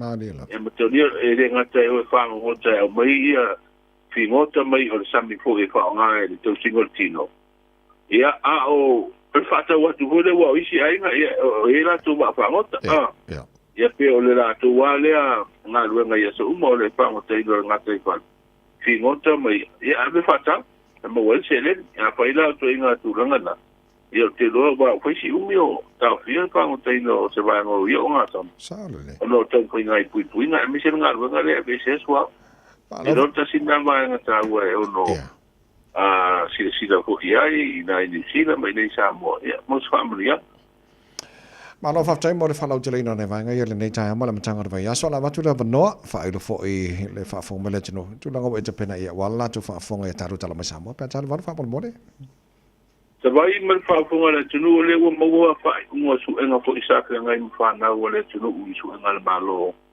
ile na tu sanga o le fa ilo mai le ofisi le tanga go nga o e fu e risorti na mo ma wa lunga te le tong foi te mai ta ai pa ua ila no tatu tu pata vai wow lo winga na te una foi isi na va O le vo tau lu le so swanya New Zealand o le tau vai la au mo tu pui e nga le televini o le tu pui le mo tanga tamatu tua. O le ua sa ini fina ngano ko o le tatu mo tu sa va ile va ya so. I te unga ia o le vai nga fa vai. Fa pe te unga ko o tu la fono ko na panota o vai nga ia le e fu nga ba lo tu ina tu mo pa ne la e nga luenga le fatino le official commission pe nga panota nga i tue sa ili mai fina ngano le tino. Wa mo moli atu fa ma pa nga ko le official ba lo sa ile sa mo i tanga luenga leo. No mta pu le na fi se manu ma lo le la ma lo si le mori e se li se no ko business. Le o pa ilo mai ko le pulenga le official le tanga no tutte tu pa mo te mo isi na koti. Ile la to masini pa atalenta to no ni to bai. Ya atono risi tu leile o le awa wa ya. Ya ila le uma me ya ka nga ino tatu masini fa atale le x-ray scanner ta vai mal pa ko le tulo. Ala va tenga mana ya le le no titilo ne li poti le aba tau tai ha la mane mal tau sa mon ni tai ya le le wa ngai ke le ku o le ase tu lang o ye ma se va info ni tai fo. Ara yo na chimu pa u ala po yo u be o tau le ye. Bibela, bibela vole su. Ia mana o miele anu pai pavane fa un po ala tu pe pa toru da so le bibela dia. Ia o tau na o le ye o tau bibela su le tau. O tu langa le le o so tau e le ye fa tu nga po ni la tai nga po fa ma si mo le tu. Winga yo le tau mo le so se va ngo pe o ma le ea. O lo fa pena o to lungo Samoa. Mai au ma timu ya fiera tinu inicio teimi. Ya wo inicio teimi ya ma pa timu tuai ai. Mai ono yai mana wila ma fai stili. Wa ingana mole sole so fuel mai. I sa ki le moto poru ha pe fo ile moto sa va ita vai. Tu langa na tau le wingo tau tatu. No. Uso fafta te mole nei tai au ma lo tau tu no ma rio fai va ma tau nei vai aso. Ia ma pena foi, manuia lau ngā ruenga foi tō tasi ne son kua. La lei la fatu, ia fase fo. Me whio ngan malmana tu mara mau tanga whai tipia tanga whai. Ma tātou taranonga fo nei tai au la matanga whai aso lau watu taro headline, so la whalo tele. E lana tau tua pia tane walu i le tai au nei. Tau tua mora Samoas for Lima, i wa tolu amo, pomniangas whara ora nei tai au.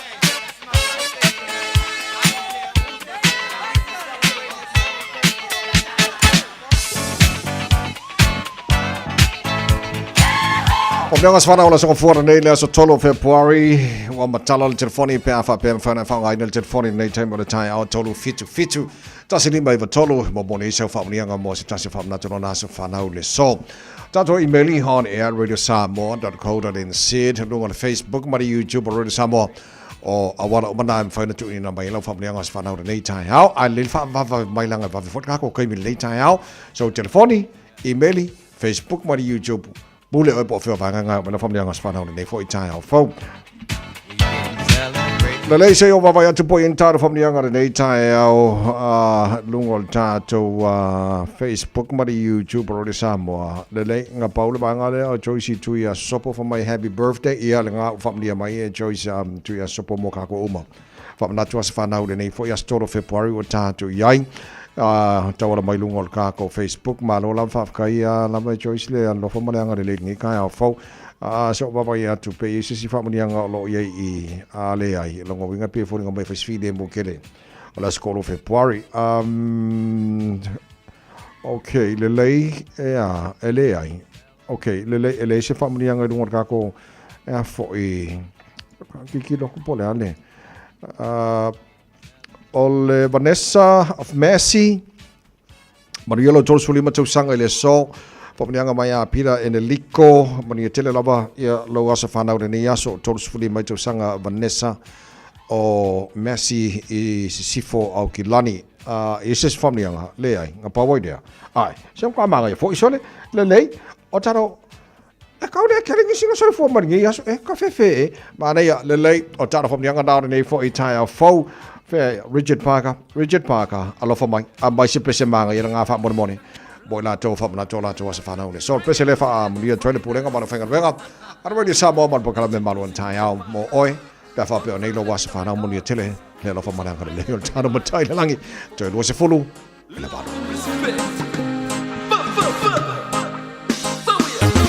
Chele mana o isimo tunu pa o ni pisu o e fa pele ai au ele o se pai ma e soli a so ma fe nui ai tangata now se fale o e la poto o nai vivi e fa la lava solo wa fa appena se lo fia poto ma lo fa so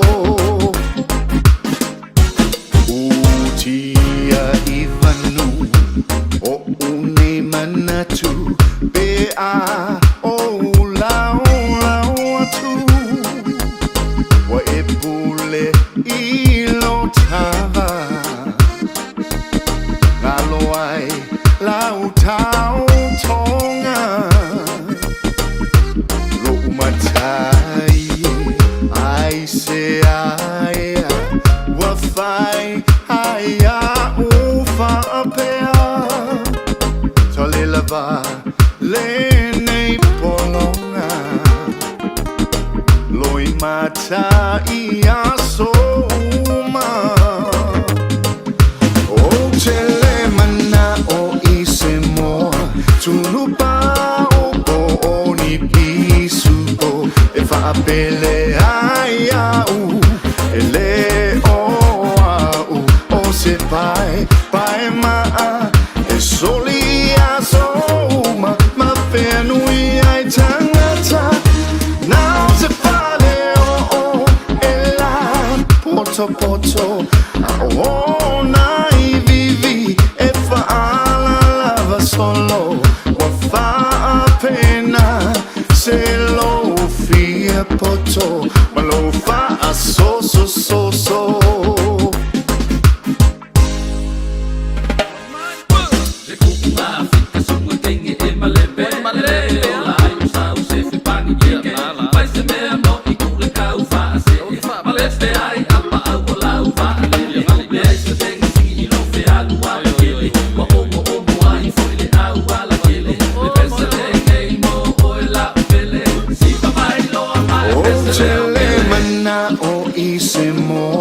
tunu pa o ni pisu e fa pele ai au ele o se pai ma e soli asoma ma fe nui ai tangata now se fale e la poto o nai vivi e fa la lava solo wa fa appena se lo fia poto ma lo fa so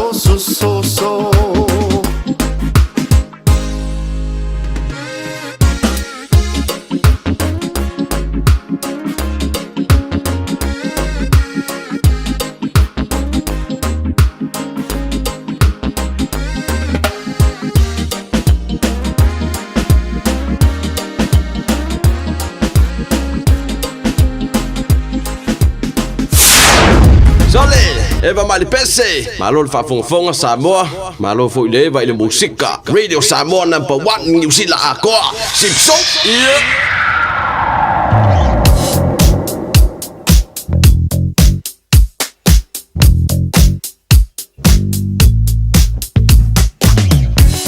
So se fulu maleono I le valu o vainga lata mai lunga la wala nei taimale tai au Pakuranga Highway fa si PC polokara nei taimi o le tai au fau pa solo po ina PC le telo vainga o highways ina nei vainga o le tai au walfa fo mai le tunu a ese mai vainga masani ta tolo malanga southbound Money State Highway 20 lo tu baba ya tu ale o mai Lemby Drive, off-ramp. Pasal tu Rainbow's End, anga le link or State Highway 20, anga State Highway 1 southbound. Pasi poloka na time ko tai out. State Highway 2040 pasi mai Mayoro Road wa amatan poloka pasi poloka like titi lava between Mayoro Road and Dominion Road on ramp. Pasi mai Heroes Barra, pasal mai la wala papa flow le mai poloka like titi 20A le malanga na balava le time ko tai out. North Shore malanga mai city bound pasi poloka for time ko tai out. Fa pena fo tato malanga mai C4 State Highways Furono. City bound five foot poloka na nei baanga ole tai out. To ma time malava on sai up tabale. Saunga le mula nga jutu mga wenga. Matanga na nei vaso tato. Radio Samoa, tasilima iwatonu amo. Jalo whanawha tia roa, ua te talaina neile o unanga e veni, mo whaatangwai au ki lani New Zealand. Numero tasi John Coulter Drive, i le Auckland Airport Shopping Centre. Jalo whatawhatonu lava le White House ma le Countdown. Lau whale ufu lau iloa le e veni, Auckland Airport Shopping Centre. Nara mātou au unanga so tolu suro Januari o le vai yaso lava le nei. Te tala i le se fulurua i le awauli o le aso tofi nei. Se ia pa ia le se fulu i le po, au unanga whaawau se ia o i le aso toana. Tua tusimo o e lua vitu iwa ti i Starmaki Road o Tara. Lau tua mo o e Samoa i tau mafa is. Ma tau te whaaveleina fo i pua i so se sais au na mai. Wha ai po i ponga, aso whanau, is o se wha mua moinga, awane ngāla, wha so taida i pore o rua tasi o whani maiva tasi iwa. O ene etuai, a whiwane noa, i le Rooters Public Catering Services, mo nisi wha amtala. O le aho nanga le sabe mawai o loa nanga tae peo TV, speaker JBL, telefoni Samsung, moenga Sleepwell, City no 4, pusa aisa ma o loa o ngā i le umukuka. Maua foi o lotu aisa, vai tau mawha maisi. Tutonge i nei New Zealand e pike lo ai ngai Samoa. Fapso tai mai le Facebook po le Instagram a le Sapa Pia Samoa, pe emaili mai i le buy@sab.ws. Sab, lau fale o loa numero tasi i Samoa.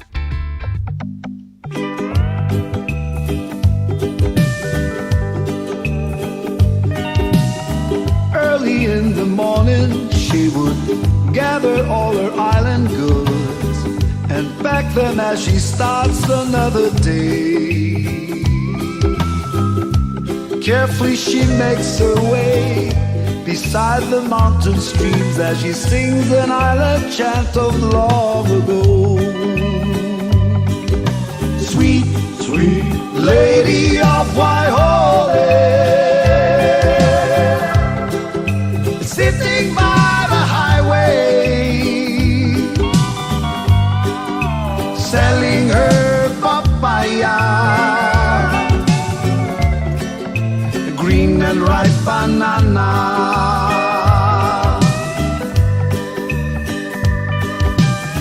Walking down the damp and rock and roll, her humble wagon stops.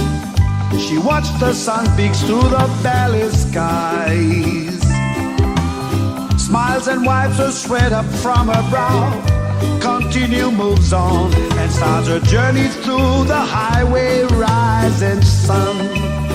And she would sing, sweet, sweet lady of Waihole, sitting by the highway, selling her papaya, green and ripe banana.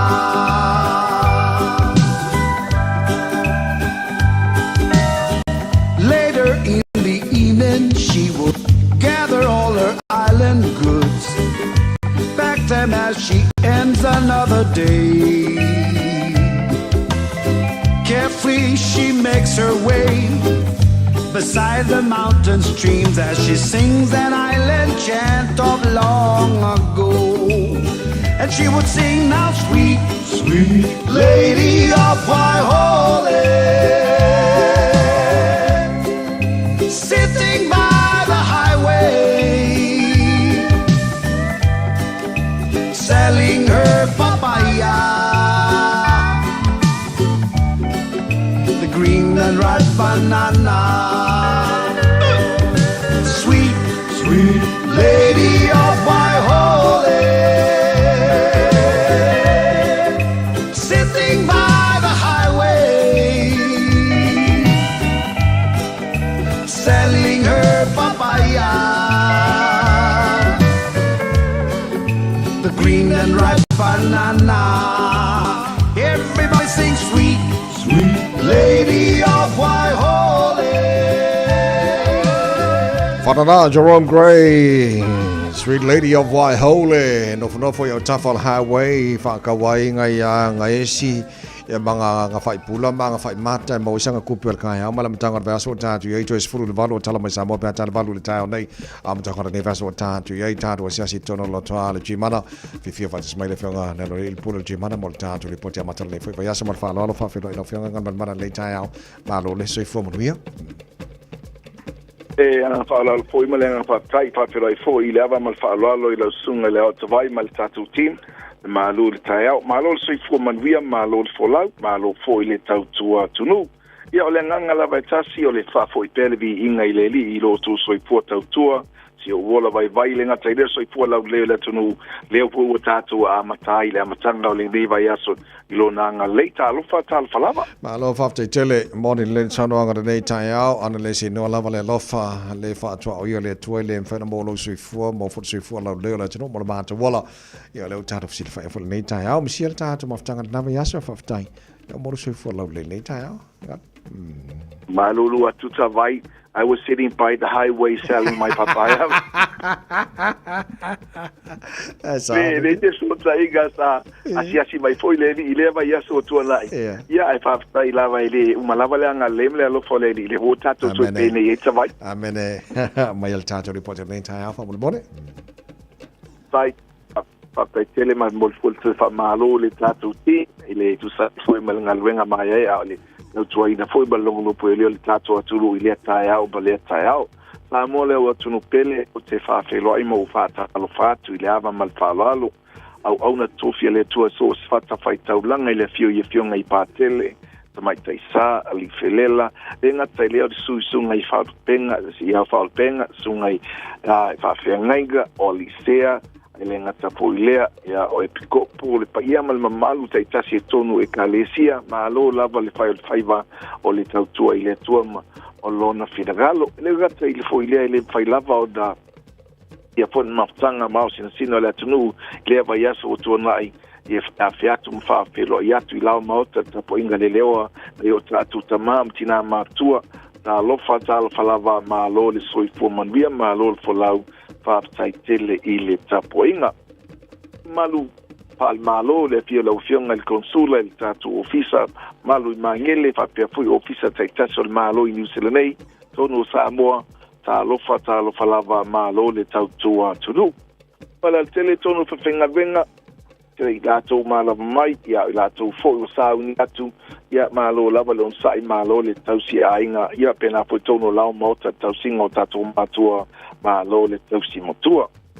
Vaenga pena i le tato unanga moni lava sato e sea mai ba le tato ofisa i le vaiaso atoa o tua rai ia ai o le tulanga lava mali poti le fo i na toia fo i le tato ofisa i le astonai na fi foi ta le tolu le na to ya ia toi ma le tamai tai pudo le tato finance a wa tato sign up ia sa faia ile afiafi ada nafi o ine fa mauna ia pe lava on masan yailo ne fi fa tau ba e le lima tai ina lava so fi regalo ko sa fa fonga i sa pa batalaga o lo mo ni ba lava tato galvenga i lungo tato Facebook pe on masani on sa solo wai lava le tato ona ngai nei vai tau pa pe po ile vai tau watu lai mo le toi fa malo ma fa tai toi fa banatu o le tato taimi tato tradings e foi nano pisi le sonai te lo lato tradings o te lo tato sign up with sai vai yaso tu na yatu o le tongi fa umo ai ta lapu sai ai o lo ia foi ma ta vale la sa fa pedanda i tu pelo o vai lura ai le ngata ilea foi lato ma tu pelo le sonai oni lato ta vale Samoa Yoi mo to fanga solo a tato nga venga mo Samoa ai ka tau ona anga yatu le tato ofisa pe vala watu ona ia inga mtutu unga whapitoa po Samoa lava la tau trade in tu sa pele umana tongi lau tāwale o le a titiro anga iai le worth o lau tāwale o le tupe o lo owai ia mal profile i tau ona tadi ai le tato utasanga ta vea lau tāwale Polta vale pe le ola la alfa le tonu lo iai o te tadiaina lava lau ta'avale trade. Lesi vaenga ia manino lelei, tusa pena whaatau po whena whaatau wailo sa i le a whaina le mpai lava no sosoani mo oe, pe a whai e whaatau sau ta'avale mai a te au. We're for lau ta'avale le trade in e fua le anga i le value o lau ta'avale, i le tausanga o le ta'avale, o le toinga ta'avale, ia mai se le conditions o lo o iai, o nā vaenga uma e tāti whaasoa lava i le tātou ngangana. Mata singo e tā lapo to telo i lātou le nau sila fia le te leo le nāpo e sosoani o lo iai. Whaua pēr la whainga mea alofa mai le tausanga o tuana i le Christmasi ma tausanga fōu tōlu a whe tā la le nau lo whaua pēr. Tāwali fōu, e fua tātou whainga mea alofa i lunga tātou tāwali fōu, brand new car tal Mahindra, peona ia tātou XUV 700, o a tātou pikiapu e mai se fōu i le tātou Scorpio, e le lei pelo wala au mai i le tātou telefoni le lua fitu o wha o lua fitu o wha o lua fitu i la offenga venga ia po wa fui whapsiri iai ia po le oval se lau jimana meo tasi oval se lau wha ono lua tasi oval se lau wha ono lua tasi tātou telefoni wala au pua mo tātou nuktoa oi suma maliu mai i le lua malu Ekenset Avenue lusulval Ekenset Avenue eo tau pasanga tonu lava le Pampensini Paul Burger King le situ awala i le tulimanu o Princess Street ma Ekenset Avenue o lo iele tato unanga whatau ba ale chimana ma le falalo so e moti wha maloma whaftai kawai le tato team le nei tai au sa mo le atunu pele anga lele tu e fofuanga matuti o la whenga iai ia mai se fuad tato team whaftai mo le vadon le tai au pa soi toia whaftai mo le pote le tai au mo le foi whaiva matara nei foi yaso toi tolu mo le afa mido tolo tona talo le tula valo tala mai sa mo le mtanga nei yaso pra tala valo le tau nei matua malolo sa nei tai fa malo si mai o nei toi foi mai nei whanau primary and intermediate nei le la te foi mai nei whanau na onga la mtanga nei tau sanga o tātou ia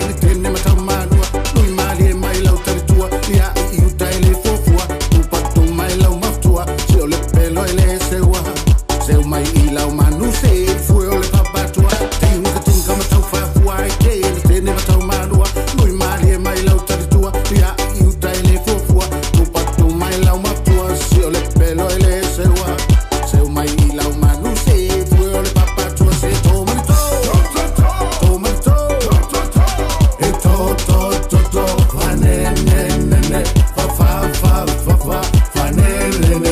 ne to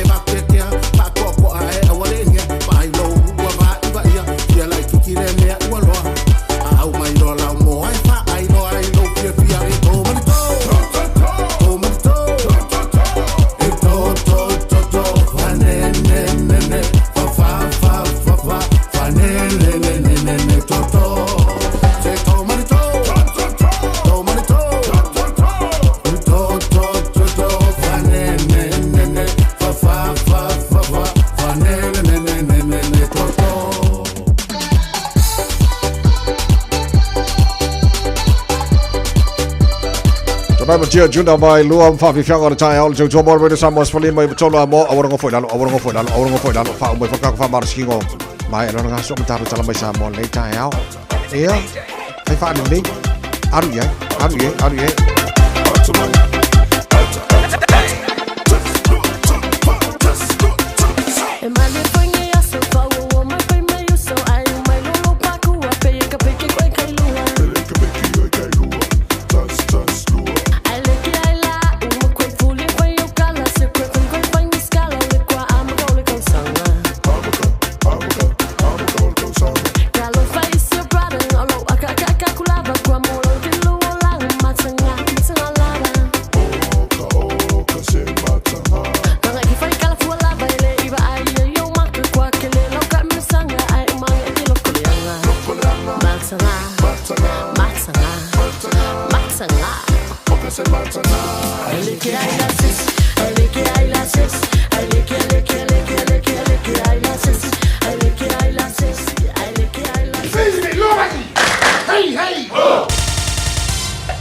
Usi mai alau whaafafonga. Telefon mai Samoa ia so taitasi. Ua au mai amo oe ona o le langolango mai a le talofa voucher. Whaatalofa le nei vai o sa fōlu tātou utanu. Wa tātou whelo i fōi ma mafuta. Ia wāle ngā ruenga whaiwhai pēr talatau longo mai lo tātou utanu. O le taunu ungo suenga le malo mo whanau o le tunu mai lava ia onga tūlanga lua. E o i kolisi maa urulunga i le vaenga o a onga le malo, a onga e kale sia whapea onga tū maoti. Wa whailoi le ofisa sile o le mtanga ruenga o a onga manga nuu. O lo o maua lunga pēr le tau mawhai o le itu vai o tamai tai. Ai pa u pēr le wha le tonu le tau mawhai o le itu pāo li. Whaaliele ofisa sile o pūlenga o le mtanga ruenga le fionga e au Chris Hazelman. Wo o lava i le whai unga suenga whanau. E au atua ia onga matata ese sa maua lunga i tongi o le itu pāo li. Wa maua lunga atua i tongi o tamai tai. O le asfareile na te neina whelo ai ia le ofisa sili. Manisi o vasenga o tu sitala na whae lo ai le whae unga o suenga le whanau. Lea na sue ai le tausanga na te nei. Lea na mori mawina ai mai tongi na maua e li i matamai tai i mata upu na sueina. Le tu maua lunga peo le tau mawhai o tamai tai. Ai wha le tonu le tu pāo tamatane. We have to deal with our boys now. I mean, well, o le ngata i tato mta upu taitasi. A wo ai mta upu voina le sa te le na ma nosi ai le tu pāo li. Ia ale o tu lai mai teini.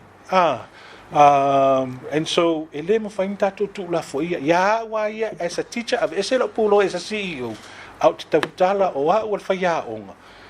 I've got to do something. We've got to do something more whanau tama. E unai tatu whanau. I awai ia le onga o lo whapenan whaatino.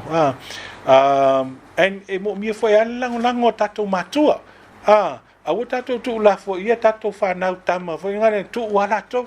O mai e whaife au. E mo mia foi leo mai foi o tama e whai. Foi lato mea onga.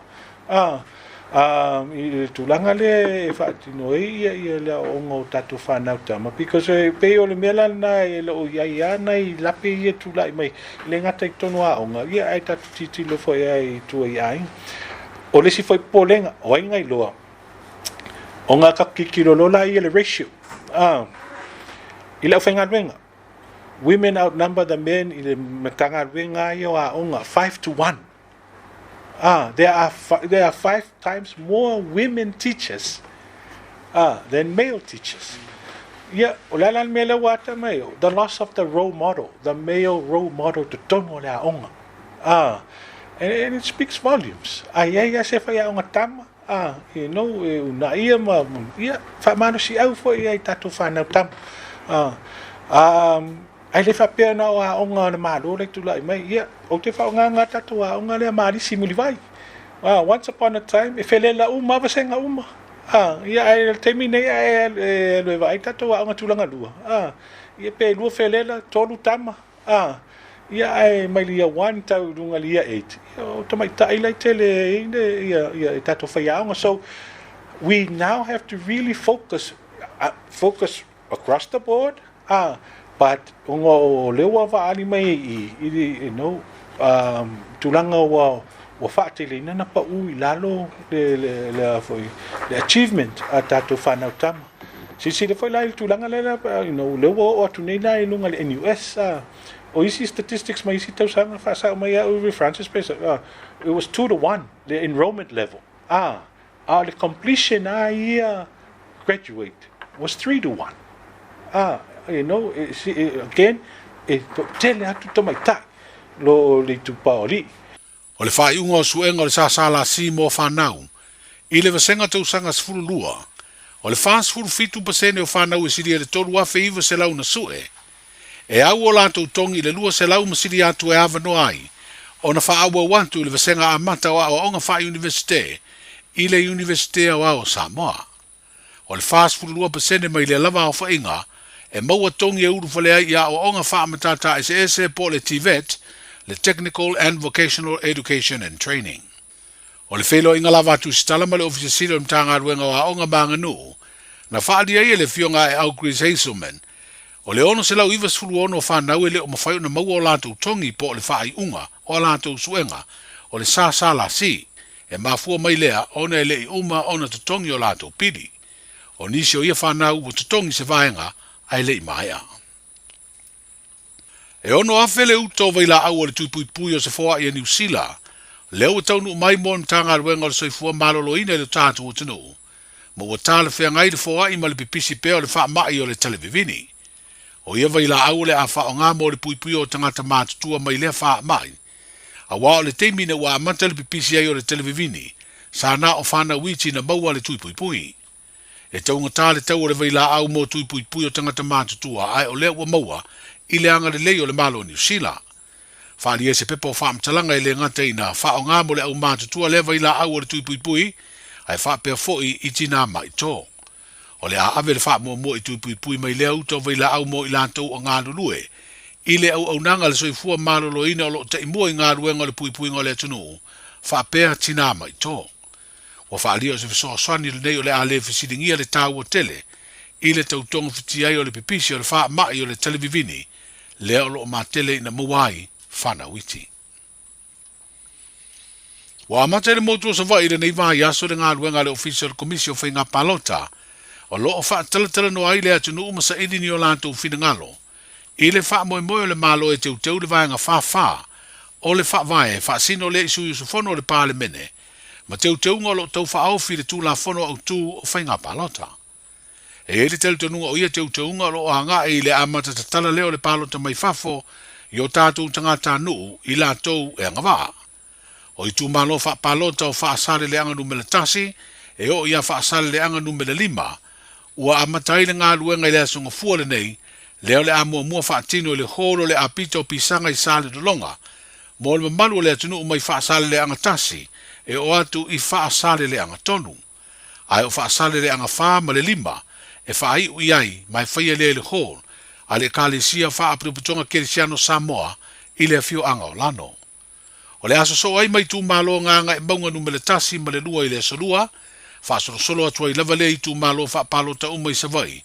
I le wha moe taurunga atu le i tū malo salenga tasi, ma salenga lua, wha pēr palauli mua e o i tū malo palauli lua, o le i tū malo sa atu paitea ma palauli tolu, i le aso freile o le vai aso nei lama.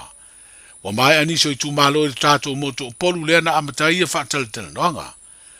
O ia teu unga o lo sa ili eini whina ngalo le au palota, ua wha moe tu ina atu i se tau wau whianga le pāle mene i se teimi, o le amau tū umai ona ta pena. Au no foi pele whali pui tānu malala le li seina whai pisi nisi lea ua molia, i lona umia ma le wha pao se la au malosi, lea na wha manu ali ai se ali leo. O wha alia le komisine o le mtanga aruenga le avatu ai o se wha mawhana whananga, mai le ofisio le malo seina i lo tātu o sinu. O no le tūlanga na hawhi ai se malu o le malo le ngai o inga sori tū la whono, ua mōli ai nei le li seina whai pisi nisi. O le whelo inga nisi o tūsitala ma le komisina na ia wha matalai le atoanga o le mea na tupu, le ua tūsa nei ma le vai aso taruai. Ua mai a fulan matou so tai fui ma le ampasa fui o le malo seina.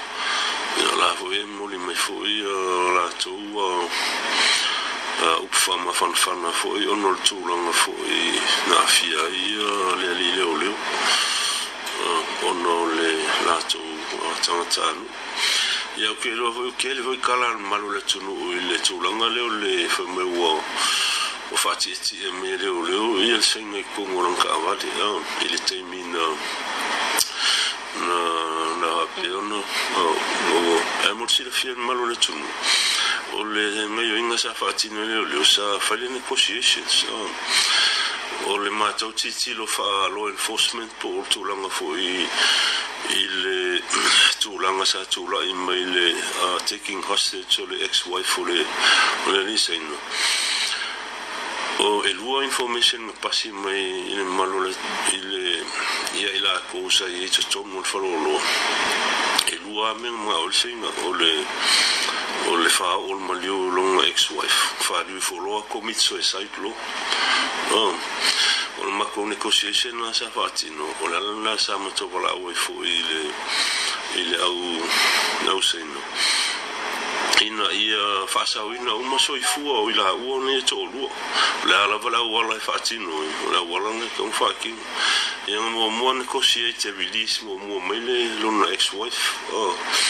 ia le ngalo wala negotiation na mali lo mai fa folonga ex-wife release mai mal farolo ai inga wa ko inga u ko mo farolo ia nga mo me kala release nga o le la commit suicide la famille on yele fi mo sa fa fole la pule lo ngo la ko mo farolo o le silanga pato le negotiation sa fa ile lising fa mo le wole le fa mo mo so fu a sa we kaliongo ile se me o yang ia ia ole fa kan ngonga nga mali fa mai lola e ilang conditions mo fa inga kalia le akalia la le conditions ala moi io la sa lo fa foile io conditions la nga mga o mai fa mo pe fa la nga ku ngali se ngale nga lu ele ngale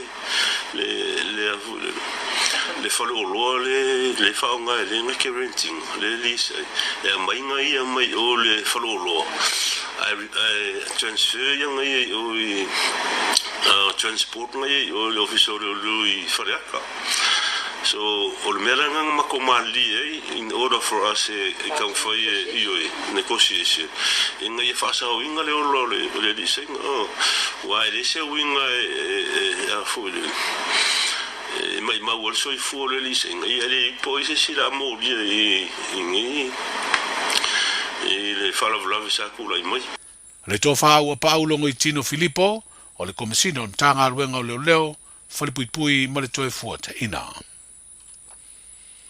o lo fa o peso suenga leo le na kote le aisa se fulu kilo kalamba le na maua i se pusa po se container ya la le fa nga ina le masini fa anta le x-ray scanner fa peta i fa usongi ale mtanga ruenga o leo pe tai ele i vai se aso talu na maua i aisa ai fa ai loa ele mtanga ruenga tutu metu pe maua se isi na koti na maua fo i ele masini fa anta se tanga pe pa ila o lo fa wa ila au fa saina o le marijuana e tu sa male lua se lau se fulfa cramps po kalamba lo na mafa ele o fa ilo ina mtanga ruenga pe na fa pe feo na o mai lea tanga pe pa marijuana ai po wa yei fo i se isi po nisi wa masalomia pe tai o le tasi leo na koti na fa uru fale fa soli tu la fono mai wa ave leo mo la tu suenga wa fa ilo le ofisi sili o le mtanga ruenga le fionga fono ti tala i tupuli a tefu o le fa wa na mo ia na koti o le ata manino lea o le tu ato le tomai ma le si le fia le official le tiute e fa tino le latu o nanga i le mesi le sili no i ai le si le fia i le tau fia le o atu le lau tero le tunu o ia pauta mala au fa saina o tala i o le amatanga o le vaiaso le tatu o tunu tatu feilo i pea saifua Talofa, we're the Casitas. Talofa, this is Pat Lam. Talofa lava o aola pimerana. Mau pelo li tio. I le Radio Samoa tasi lima iwa tolu amo.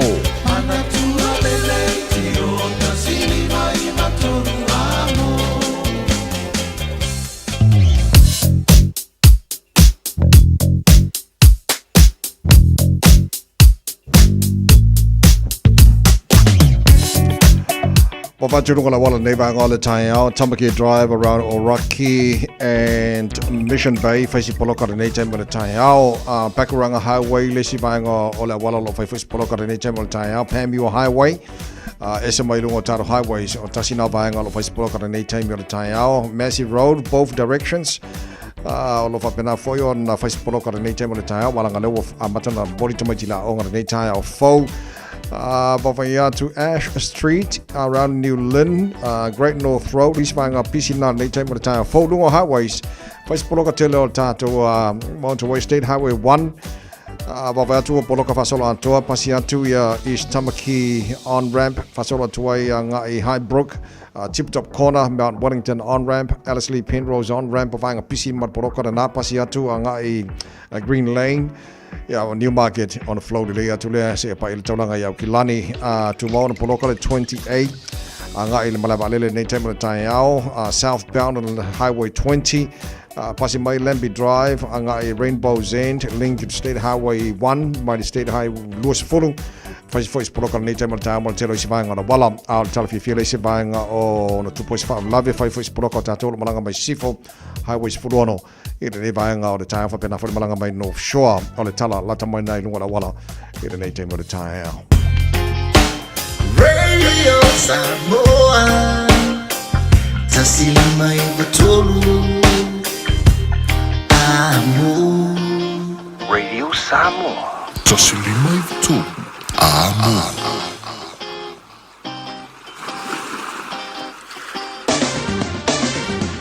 Ua mawhai ona au ina atu le tala o le tau Iaso Taitasi ona o le lango mai a le Pacific Finance Limited. Telefoni o Valselau fitu whawha lua fitu. Se fulu ma le ona o te alito la valua le vainga lata mai le nei le tala o le tau lua se fulu ma le whalo te vavai atu i le bevela i Samoa nei te ma le tai au pēna li te mai le whianga ngal mana nei le tai au i le te o le fitu o lo tu mau winga langi le leo tau i Samoa le ni lapta inga o matangi ma lo se lo tu mau le leo tau i Samoa ia mole nei fo ia mtanga vai aso tato iai tolu se fulu malua fai si vela tero le Samoa tolu se malua i lona maulunga le so lua se fulu male lima i lona maulalo pataro fatwe fo tara proklame panga umala bal maru le tai au no mai no Facebook ma YouTube o le Samoa so spanga o le tenu pele Samoa malu la versi from the nei tai au papa ya tutu la ile tau Australia nei tai le tai good morning panga le maru le tai au so spanga Australia lo mo Canberra fasi maru duona nei vanga le tai se fulu olo iai pe tai la fasolo na vela le alangi le leile tau tolu se fulu mal tolu mo le vela fa mawina mo Canberra le so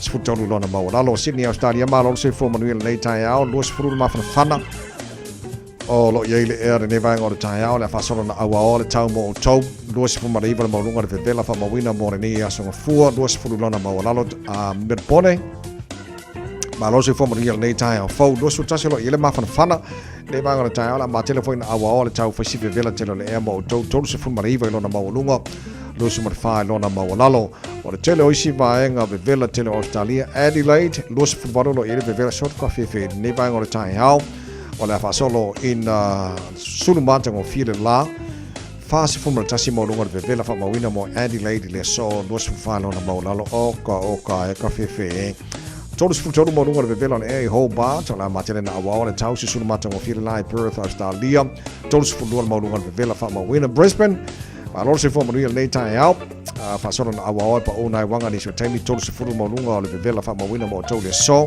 ma lo se vide pa uti muni so vanga o Darwin tolu se fa mo lunga le vela fa ma wina mo le amatanga le vaso tatu ye so de coffee fi e wo ko si da ngai ma o vai no tulanga le vela kelo le o ya skadi yari Tama kima kaura wa kila dino fa fa salanga Radio Samoa baba ya tu fa fo mal tar pot fa salanga nei hobo i manukau fa manu mai ka ya ori ele im longo fo yanga mala le mai fa fo ri spuri vola ele manu le ere ni va ngora tai au tu mau ngora tau le soe awa pa una wanga ni so timing lang le fo ni so timing fa si vela fo mo tanto le so lo su fitu lona mau lunga su fitu lona mau lalo tai au pe audio le awa lang le tau telo vai ngo kilani dos fu lima mo lunga le vela fa mo wina mo kilani tai au pa so na awa lang le so lulu as tofi as braila sto na e as sa pa ya so lang le tele tau mo tanto fa si vela tele ora ne vai aso mo tanto ya kilani fa mo mo uma ia la vai tau ile nei time le tai au Ua loa le tautua le Pacific Finance in nonga tupe mo so se wha moe moe. Maliu, whai pui ponga, aso whanau, sa whai whai ngā walo longa, ba so se wha lawe lawe. Apa laine lo le pacificfinance.co.nz. Pea wala au le oval sa lau fitu whawha, lua fitu. E talo sanga sauna nonga tupe ile bao le 5 se lau tala, ma le lua se furu hawhi tala. E lua minute whai lau talo sanga online, www.pacificfinance.co.nz. Ai tasi le tu lai whaatali e se tali. Ai inga whapitoa pala au loa le Pacific Finance Limited. Ile over se lau fitu whawha lua fitu. Over se lau fitu whawha lua fitu. Fulmalaiva mala fala wacha nele tula valo taro talame sa mo pena fa fonga le tunu am takara de veya sola to fa sala wina pe tali tula se fulu la olu le so mo le fitu po ana dai ole sifa ponga taro talame sa mo le talo valu e le tai out na bo se fia le fo wo lo wo e fa fonga wo fa longo ole telena me lo tupu sa mo e le am tanga ole nei fu veya so o ta to yai ole tala nga ya ongal fanau ole la mo lu telele tulanga al pasio ongal va ngo te mai tai ya ka ko dal va ngo li pion tal no fu male fiong ngal man ni tai ko kulpi kuri ya ka ko ya de le ko kam fai mai le fu makar ko sanga ya o moi fu nei to sanga e o si dia ko ka ko ngai do king e ka wokin ba ka ko ari kamba ya le fa malas mai la onga e le am tanga ni fu to sanga o ta to yai lo se fu tele to la valu se malo fa fonga ta to ma fa sa mon nei tai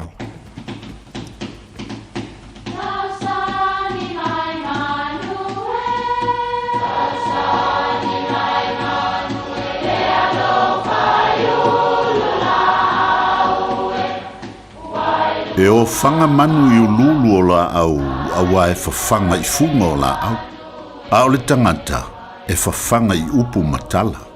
O le mawhileo o alanga upu mamuanga ngana sa moa maona whaapongai, e a fua I lona sio mianga. O lona lea sao I le whaatufunganga o le iloa whaale aso, mai le tautua se ia o ina pule. O alanga upu mamuanga ngana, ua lanto mamanuina le tō whamanino a Samoa, mana tua fo'i, e tāo fitau muli le atunu. Ua alanga pea wala o le samiloloto. O pea wala, o pea ia e usu mai le tae o pō, ma ua patia patā, ma ua una ina e matangi ma so waile ngā taifana. E mawhai fo'i o na whao ngai lo na I tū fia. Whaafitai o le nei ua alanga fetali ai pea wala o le tae ao e na ua whaafotu mai le aso fau. E mawhai fo'i o na whai se tūlanga whaingatā wali ali mai. O lea sa tātou mamoe mamanu a o le nei wala whai mai I alanga fetali ai o pea wala. Taluaile ai lililo matangi ma ua suia ai le malu I le sou. Ua alanga pea wala le sami loloto. Manuia lau whazau saunga.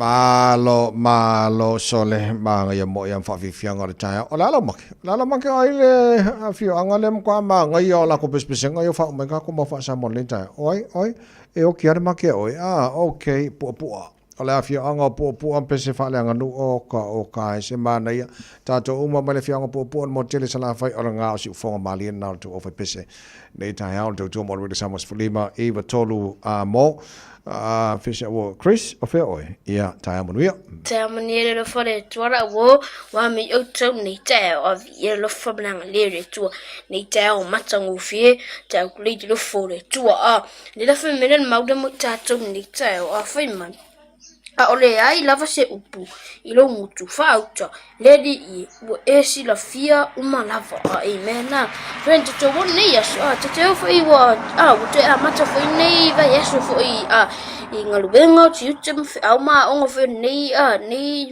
ne sanga e dia for me for ma lo shile por la ongo muta to tell ne different for me ole ai lava se upu ilo mutu fauta lady I wo esi la fia uma lava different no for me ole se upu o tato mutu for me fauta esi la wo esi la fia uma lava different different for me ale se upu tato mutu for me fauta leli I for me wo es for me esi la fia uma de tu different no winga different nei ma se me lilo ile si la fanga le tu wa different ora so fuori tu different tato wala le asuni tato mutino tatoido different ore tu de tato au nei e mata utia different ne fai venga different friend io da lo fa ina le tu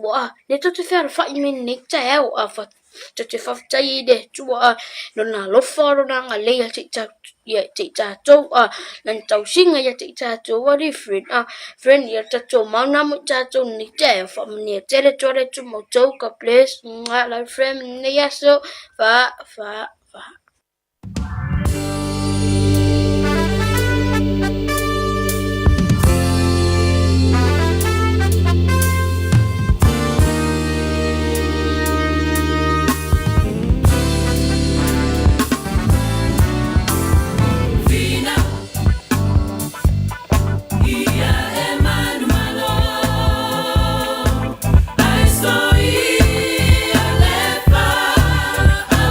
Bye.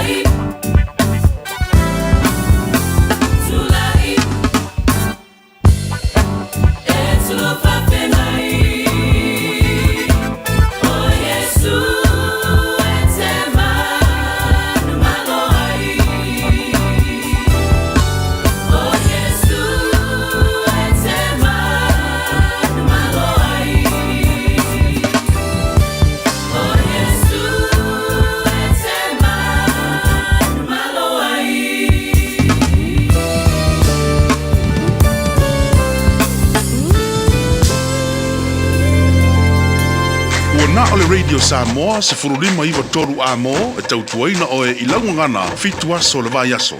Jalo whanawha Aotearoa, ua tataina nei le waunanga e veni, mo whaatangwa i Aukilani New Zealand. Numero tasi John Coulter Drive, i le Auckland Airport Shopping Centre. Jalo whatawhatonu lava le warehouse ma le countdown. Lau pale o fula wiloa le e veni, Auckland Airport Shopping Centre. Talofa o waleni o se electrical inspector Samoa tolsu lima tausanga tautua ma o resta leina fo i mole waina o lo mota falsam fatwhainga luenga fa peli pe ina vai vela ma o ngaumu falau mai lo waleni o amos electrical il o lua fitu lua no tolu ono fitu ono lua o lua fitu lua no tolu ono fitu ono lua. Talofa Samoa I mawhaina fisoasoani atu Dr. Chen pe a whaia te awhiele mai suka. Toto mawalunga le maua se whanau. Mai sela, fatu ngao, ti ngā le ua po tuli. Whaalusi le tino puta, ka nesa, ma le tino mangeso. Maua fo I le kulimi fulunifo mo nifo ti ngā. Ma toi whaafilesi ai lau manawa. Tele nisi o loa e fisoasoani lo soifua maloloina. A fio ane loa e ai Dr. Chen I le tuatusi lua ono Great South Road, Orahuhu. Telefoni lua fitu ono tolu tolu fitu fitu extension numero lua. O e fufu e whaatau ese lo whale. E te manao sta ngate whaanongo ia oe, tau tua mo oe, ma mala mai laungangana. Wala au mai loa le malu mawhatau Bob le malu. I le olua lua, tolu ono o, lima lua iwa fitu. Olua lua, tolu ono o, lima lua iwa fitu. Radio Samoa lima iwa tolu amo, mala tau tuana nei vanga tai au. I na ua toi lua se fulu, mala valu minuto lo tole talo le tula iwa. Te pau na minuto lo tole tau tua ale malu le tai au. Au na tau whalolonga le veni. Asong fo veste tasio lo mo le tātou avanoa. Ia mara pokalame mai le matanga ruenga o le leo. Le whionga sa tini, tu mara vao siki a shua whate smai mo le tātou pokalame nei fo I tai au fau. Maro se fua no whionga sa tini, tu mara vao nei tai au fau. Sai fo manuia e lau suga tawai le nei tai au. Ia whatai fo I le tua o tātou maua. Le nei asa fau ma le nei vai aso whaatala whātu le paia lasi le tātou tunu. I so lava se vaenga ona nei atu numa nei ke lope mo mo ia tātou pokalame le nei tai au. Mai se ona paia le atua ia tamamtina mātua. Malo se fo mo le nei tai au malo fo I whanau lusi au. Onga tawai. Malo. Ngamangu ia mala weekend. O ka ngaka ia ala inga le mangu le weekend ata vai. Ngulava ngako. Ia o vai akua. We fi nei tai au e foi no la e pa mai ma tamo fia la e tai. Tai lo whionga santini nei tai au. Le lei o le atata te noa na mau. Te lei o whaavelave fo ina whianga I ma leo leo whai ongora vai aso. Ma se lavo whaavelave tu purunga la wala. Ia, o le ase tulanga nei fo ia se sila mtanga benga le weekend. Te vai I le weekend lava ia te vai amata mai tato weekend amata mai le Fifilas Friday. Se io mai lava le nei tai au. Te le nisi o tātou asoli ngā tū la fono le telepe fale, ia o le telepe taavale, o le ngoi taavale, o le tutulu mtanga luenga leo leo. O le si lea whaarablawe leo te vai atua, o le osa soo ni vai aso, o le lawe vele o alum whanau, a ta vai nungo tātou a wala. O tua foi o le si lea vaenga, whesi popole o mtanga luenga, wamatu e whawhautua ngai tātou ainga. O lo avea lava tātou driveway, fo le po lungo la wala ma vaenga, o lo la matia, ele soifu o le whanau. Luna lua e ia le taimi e amamuri whanau lea o ngā tawai wa aia kuruka me kiki lisi ana wo lisi tua mana o loe tamo whamulmule mātua tāo fi mau ia li mora whanau o wālu lato saunga le mu o le la vea tangata foi lele o matua tu lou pe o au a la vea i le kouris fulke le mika e feo lolo a o le la vea lea o alom whanau la iti le tos fulke le mita e te le a le avanota vai e la matia e le soifua mātua whamanmole. Whai lau siaki whata milo e tātou tāwale, wa ai au tafa wa ai tua o iai le whanau, ia aile I esir tāwale me tātou driveway, o tātou kolosi fo I tawai. O le o tātara nol vaenga lea, o lo la veve ai fo I tangata sāwa van. I le tele o mga ala, whamole fa o ngā tātou kolosi pe a whai o la wha o ngā ina I lātou maratua e te tau o na tūlau tāwale. Se ia umono kolosi le mamalu le tunu. O na whatua e alu lea o vaenga ia o lo vai e fo o le si vaenga. Tamo whai o ni ta alope a whai o sa vali lungo la wala langa e lis kaim funele unga i lis tangata po tamititi. O na vele ma vaenga e no la matia so I fuwa whamon mole tabai. Mana ia, le lei. Maua na mantawina fo el mtanga wenga ya whangai no la au malo si fo I te lo vaenga New Zealand fo lele ia o vaenga e ono whamadu li e fo ia nisi o le community ia o nei fo tuang fo ni tai au taita vai o lo vai e pele tele o la tolo whangai na la au malo si le whaatanga ina tawai le la sene ina o le olo o so suenga lava o tele lava I tavali e tuli mtanga luenga le matau fia o lo maua le la au malosi fa mole tatu tunu me se foi matu ma ainga a feiti si la fia o ye se la au malosi tunu lo la po lo mo tale ta tau na ye e tau na vidin tanga luenga le lo tatu tara no le tunu o lo ye vainga fo le ka o vese lungo la wala ye fa te lo tali tu tanga tu lo le ngana la fa ngaina e vai le ma fo fa le anga to te la tu ne ye o mfia ve ia pe o le ngata la au malosi o penga o lo whangaina nai fisku ka laiva o ala o penga o ratu whangaina o lo na winga sila mu i lo saunga le mu ele kudia lo sao awai uma lo sao le pe a ventanga luenga le lo infene face fufang ngai lo kam faile e tuli lo sao fo le tau fi ta vale ma ka fo se kala ngonga yo no afia lo saunga le mu tu si lalo no numero o le number plate por le license ku se ata pe a fai o sefe ona fai leo lau fai tionga lunga mtanga o penga fai langi polo official mtanga lunga leo ia ai te tau ona fai titi to blanga fa tau lo vai to tele fai la to ma penga malos ma penga tawai so la vai penga fa mo moli ele te tau ona e fai lo I malo kama aku ku petina ma aver kama ngai la ele ki pian kama ko or shopping o fai se kukai o tato tau langa fa tau e ono tau fia ai mamoli o tanga luenga lo felo in fa ila penga pe a fai le tau o te tantoni nei ina tanga tele lo fai ara tu pisini si fo ia kala ai okay ai le ki ferwa ila ma se iria fi freno fa lo le kongre shopping center ale ngila au no lo kai lo na winga fai tete lo tatu sanga le mu ona a penga malo se me se lava la malo se lo fangai ona mau pen tanga wenga tuma na bao makua ko kele au ave sao le lungo la wala so le se fa ko ka e ongo mau e foi e amine ono ko se foi se fa lave mo tanto ele ai se malo si o e malo ka valeta vai pe aku fa fo se il ka vale le lumba tu lo le ngan la fangai ai susu ko i lumba lo ka ma o se o le upumoni ata vai fa moni o lo ye mana e tu ufo ia le malo ma ne tu u ke le fa ia mi dinga pe o mana ye te lo sa ai le lungo tatu o wala leanga wala ala mati ai mala sei fu le hotel fa moni mana tua le va fa tu la fonoi e te tau ona ye lo sa o ngai ar ka ya o lo ke do ai fa longo me se uso leanga no muri mai ku la ka vale no wala au tu ia walu le mu na sa ia e te tau nu usa nga le mu tau nu mar fia pe ai usta ia tu la funa ne tu nu mo wala usa la pe a fa ye le va ngo fa sa lo sa mai se la va du mo tato wa fast food kilomita le tu la fa mo ia mar va nga tau ia a fa ke si la fia le ke le ma fa lo ka vale ia fai mo fu nei matua fu itinam tama matua awa te vai e elo mo ko marco inga ke i fa ku lo sale chau sila chau le mo le tele ai a fai malanga nei tai au ia mo se file mo fu mo sa le mo fai nga malanga nei tai ta lo va tai o le o to fo yu mana fa na la onga le nei fo ia va yaso matua se ala lo fa le fu si pa mo si fa o malava ia mo sa le mo nei fa na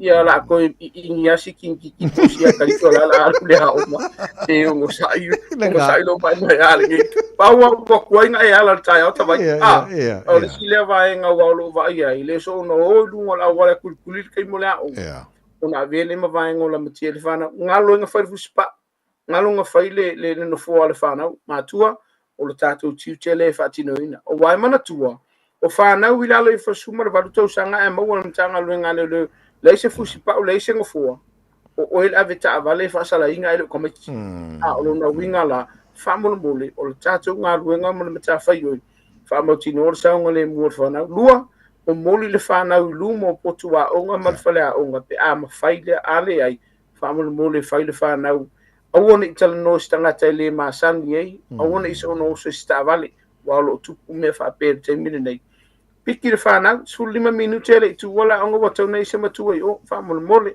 Ia o le si vaenga whamole mole. Aua fo le whari alo mai mai ai le whai a onga pēa whai. O ye se vaenga ua ma le whanau whape o tupu le a onga. O lo va ia pēa ta vai.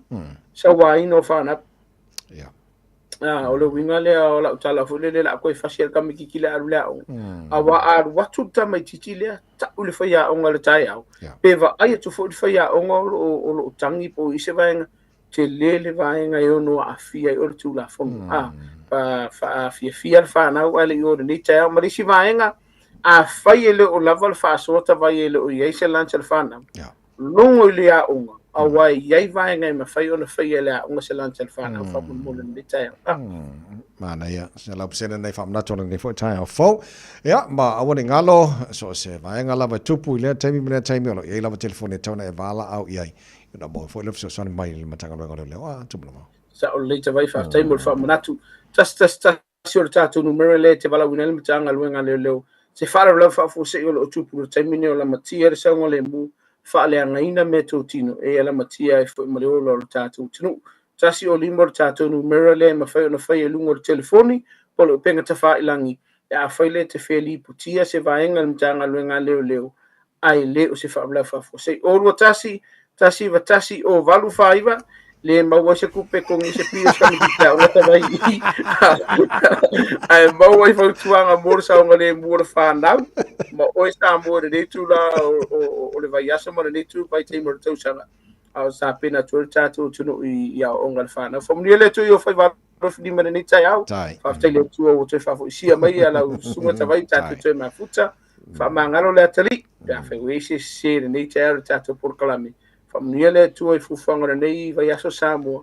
Tato felo e vai aso fou o momo. Pei ata vai o ka wedding kong e merka por kala me veso. Oh, nice. Ya le la tau fai mai ia ai ia nei tu la tai ia mo ia fufanga nei aso so fu me mo ia Samoa. La feo sa tini sa tu mo va siki a shu mo por kala fa uso mo ia foi va mata nei fo e vai aso.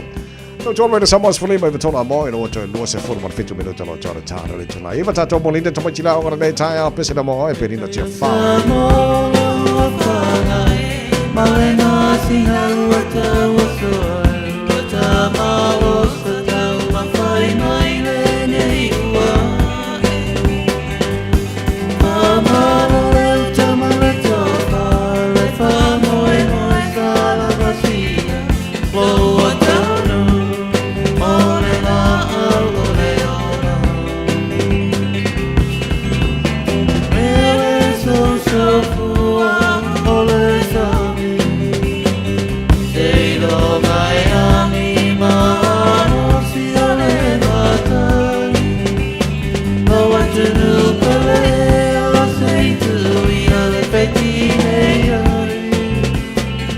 Mama se avena beata polo polo le bafata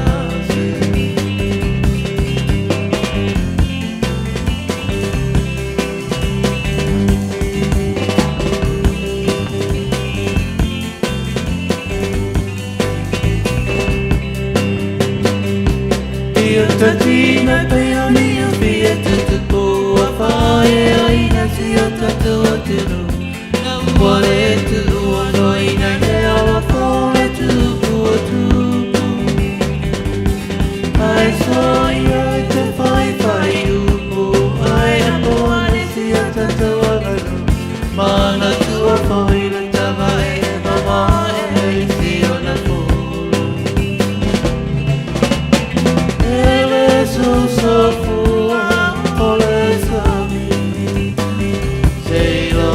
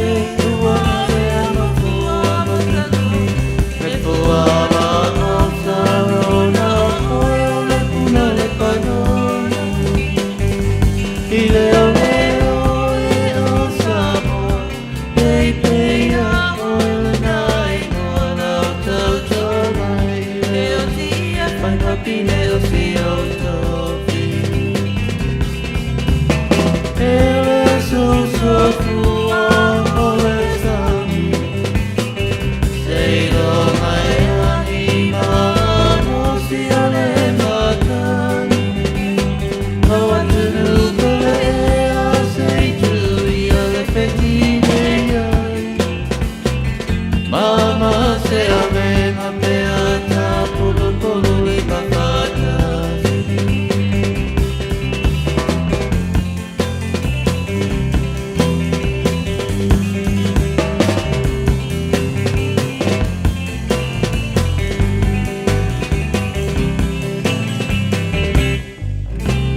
Talofa, we're the casinos. Talofa, this is Pat Lamb. Talofa lava o au lapi marina. Mau pelo li tio. Ile Radio Samoa tasi lima iwa tolu amo.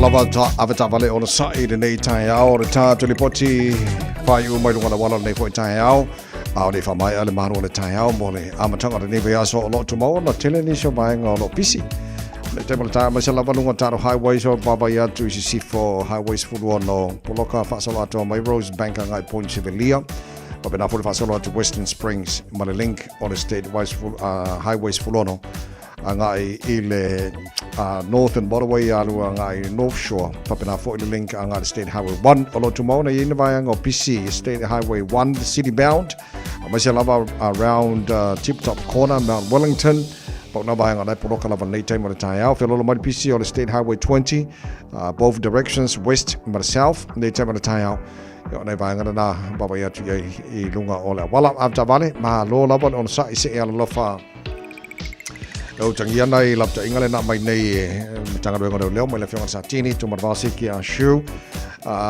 e si le fio sa tele lo sa ia ka ku mai lalo fa mara kiki lo vai o so nga fa sa ina langa ya fia ista ngata fa mole si fio wa le lava le maro longo lo ngona fia moi ia afiange facinga power napping ale au ka fa ngala wala si lalo sela au paulo ia ala fa ko ala mai le o mano si le to fa wa le fa ngamlanga nei tai au o nei banga nai dunga wala mol fa fo mai le tno ele to job already sama problema ba todo amom na o to se formal tasi minuto lo to tale ole tu la ba to bona minuto le mano le tai au o da to fa no ngale veni fa to so la ma nai te au le ye le am tanga ne ba so ta tu ye fa fi fianga tai no ko pu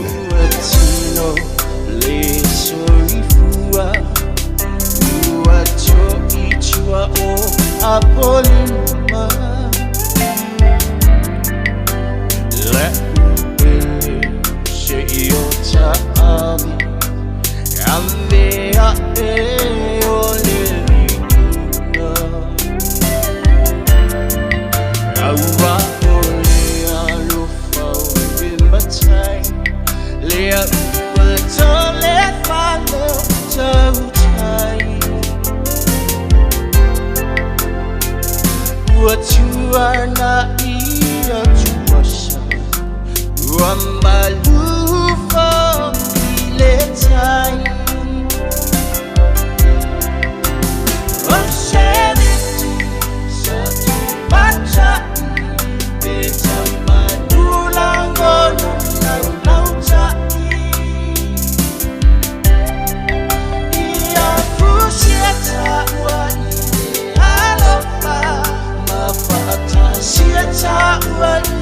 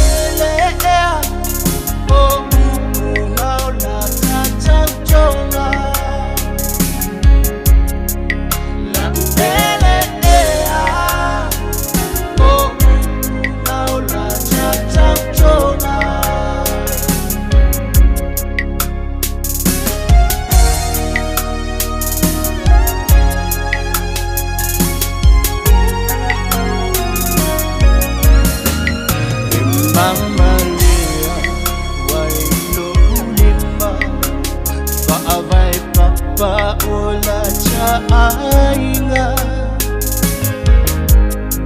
Shakara me chao le fai poi ponga Wel chao sia iluma o yomba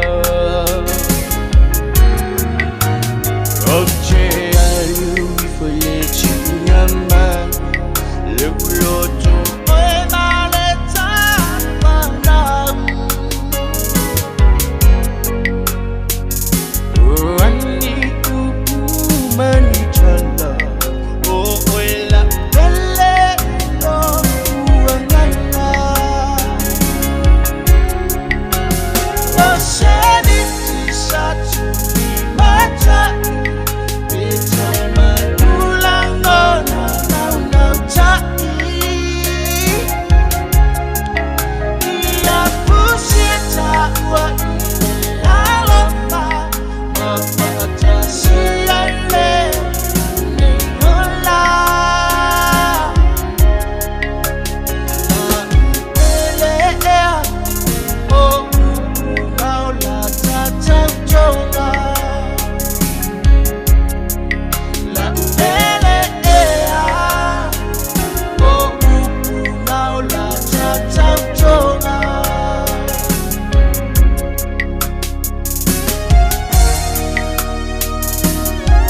Musical tayo fa solo maliel ko ko leisa. Barele ayo se kior kaya la. Pa mai troy mal proclame malo le tayo le radio Samoa. Model monica uso ala fatu nei tayo fa tel fa mai. Salva mas minom telefo. Ilang kara Samoa pe tala iba le tayo nei on tuna troy le tara fa sa longa sunga te tia fa le tus tia.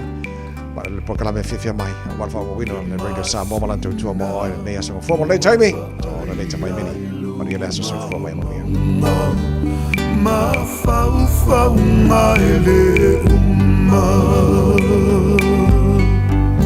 Le masina ua vai ai luma o maunga Ma fa ele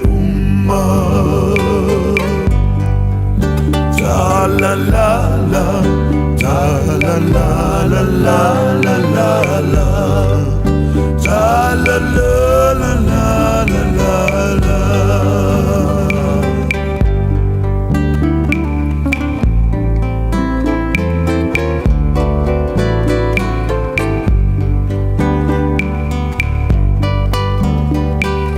La benina ule aurolea La tapululi pano e po ofea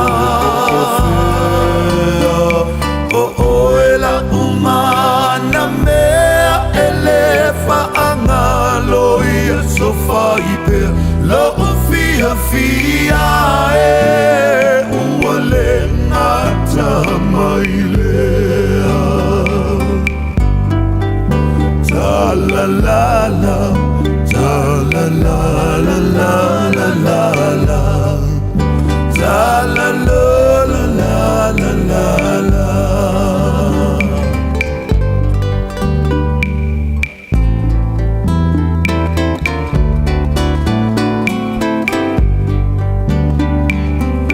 Va fukuma Samoa, wa undeyo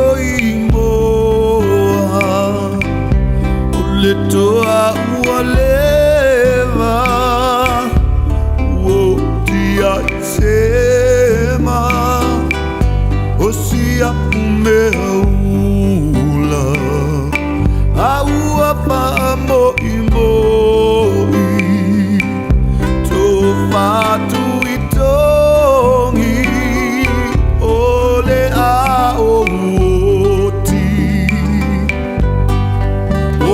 Tofa o ela udia Ole amava e neita ua So elili ulo uma fau fau So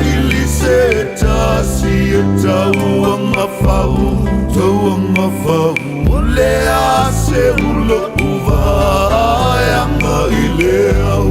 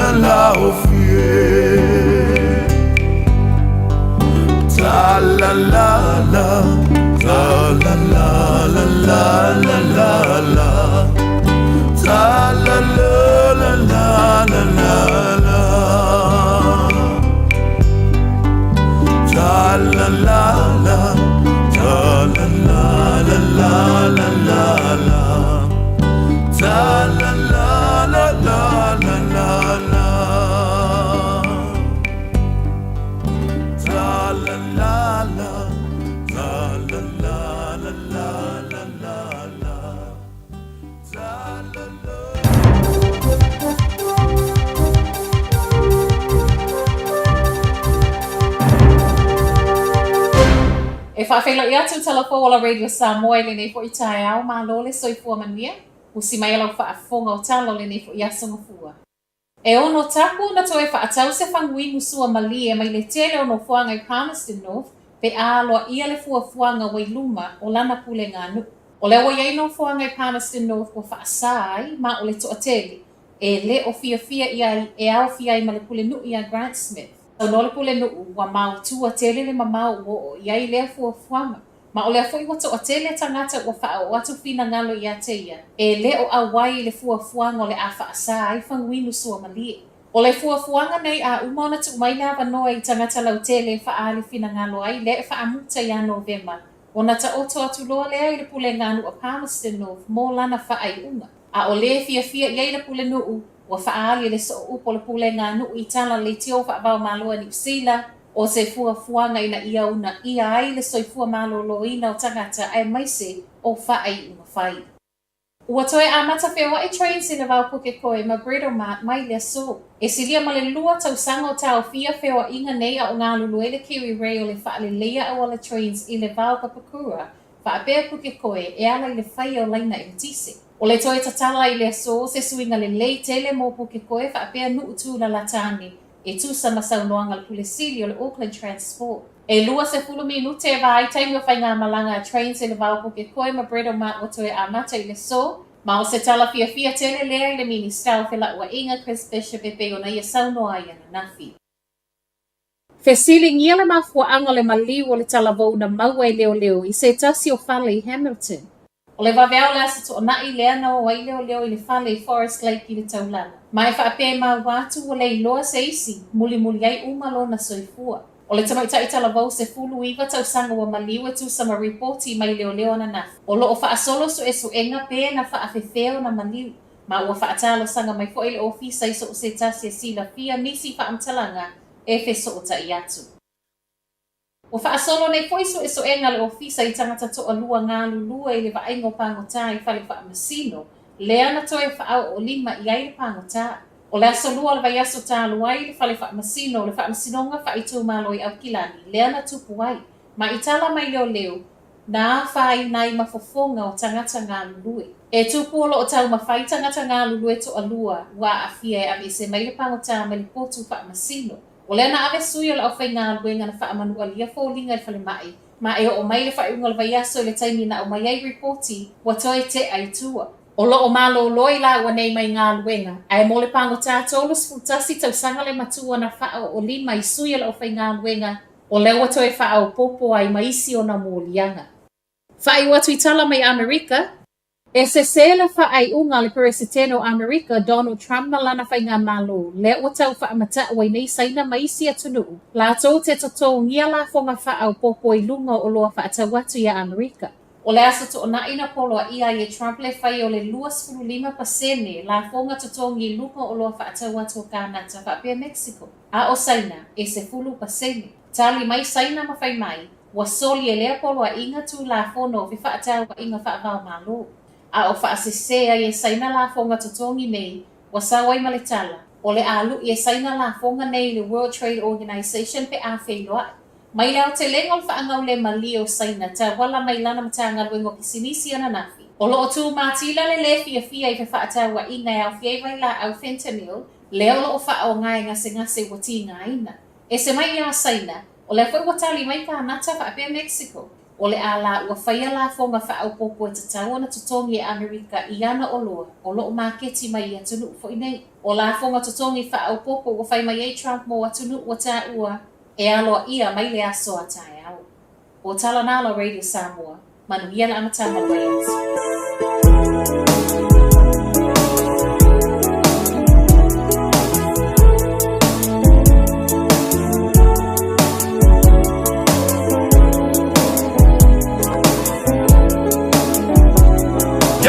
Y'all know the name. DJ.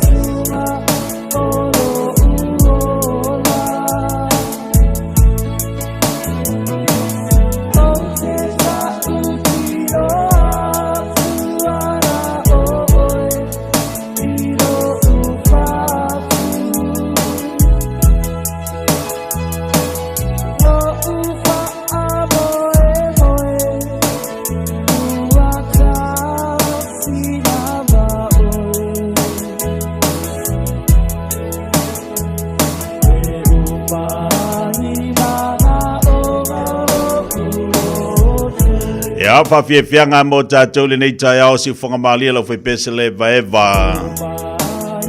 Ia wata tai mai ai tātou le nei whai tai au le asongafua le aso tolu le nei o le masina. Lona lua o le tātou wholaunga. E le nei tai au whauma le aso mātango fie. E o na tātou maua mai e le amatanga nei vai aso. Lona asongafua le nei.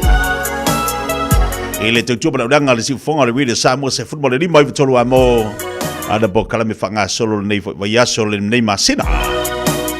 Ua mai atu le tautua amata au le sunga lea o ia tawai meni mal bo kala me malua le tai au. Pea na matari ai tātou whasalaunga ma le tautua le tātou le itio. E le nei fo i vaenga o le aso. Bo kala me le fifia mai leo se able no fo awa le tautua ino le tātou wantunu. Ma le tātou nunga o lo solonga le leima manuia le tai au fau le alofo le lii. Alofa aftari maftamai. Nana toi whatalo whatu lava le pai mwalunga o le tātou wantunu o le nei aso fau. I le ala whai mai whanunga le leim whanunga mātango fie le aso amai e le tue whapopo aso lo tose fuama so mātu wola. Le whau o tātou tue whtapa iei ma tātou tue mafuta inunga o le tautua. Ma le audanga le si ufunga o le wile Samoa tasiri mai tolu amo. Whatalo whatu le mafto mai na itamam tina mātua mau tamalawa. Ma alolo se fuamanuia ma lo fu lang mama. Whatalo whatu la whinga luenga le atua i sunga whawhengainga. Au sa le vio lo fa penao na ngā rurua i so se whata whaitaulanga whawhele i atu malenganga whaaloalo nei tai au. O wama paanga uma lama le whiwhia mai a mai se le tautua le radio Samoa i asta itasi. E lama nei te whatasi mai ei lunga le boka kalame nei tai au. Whatalo whatu malo le usu malo le sai. Malo lava pale. Malo le wha malo si ngā luenga amata le nei vai aso. Nisa pakalabe mo tātou le nei aso ngafua. E leo te mamao na tātou so ta ia te fo ilea I Samoa. I lau renga matautua le awhionga to tai David Tua.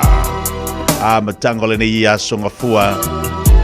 Upo le poto mo oe to matawina ila matango le nei fo iaso. Pangasolo niso tātou musika so I whiwhiloi. Tale tula se fulo wina atu toi whaasala wino tātou tala I vai whanua. Tātou whamalstino pe atele tula se fulu. Ena tātou e vai loa le nei aso.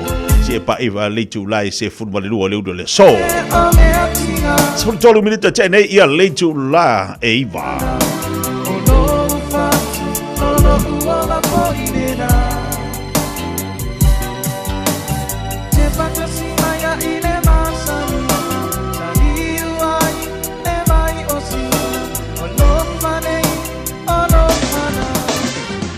Ua mawhai ana au ina atu le tala o le tau Iaso Taitasi ona o le langolango mai a le Pacific Finance Limited. Telefoni o Valselau fitu whawha lua lua fitu.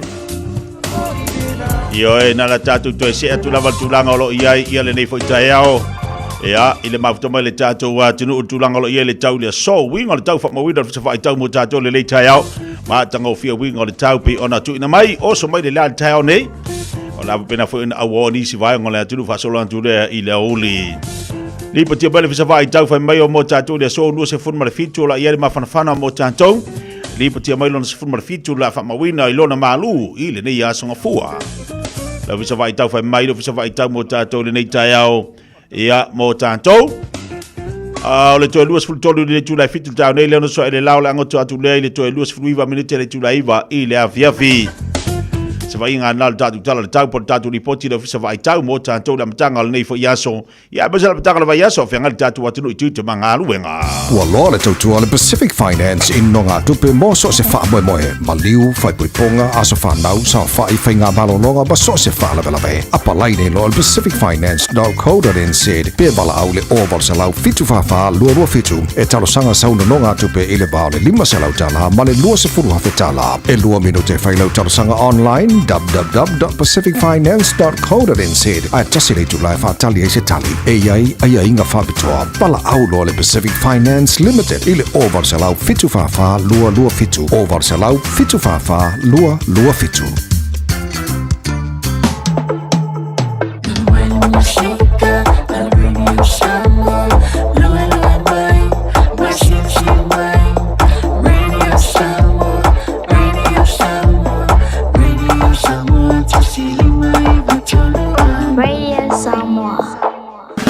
Sunga o whenga whakau elo kawa le fō maunga Max Ila. Se nga uka amilo e o kilani. Mo koe fōi mai lawa I o tara I le Tire World and Auto Limited. Lea ma o aiso skoi ngā meg ma pa uka avar. A ole me piko sidi. E ngā le lua lima ka alalwa ia so le kokongi. Le Tire World and Auto Limited e te maua I ta avale ma pa utau ngō fia ia New Zealand antoa. Mo fo I se ti mag wheels mo so se tu ai ngā ta avale ma le telo isi au unanga. Warren Fitness I le na ole se fulu tala pia I wha I lo ieina e wha afafonga le Radio Samoa I nei wha abitoa. Talia wins quotes, cue cards, maisi. Walau lo le Tire World and Auto Limited I le lua fitu tasi tolu o mo pa uta avale. Po le lua fitu wha tolu lua o mo le fale inisinia.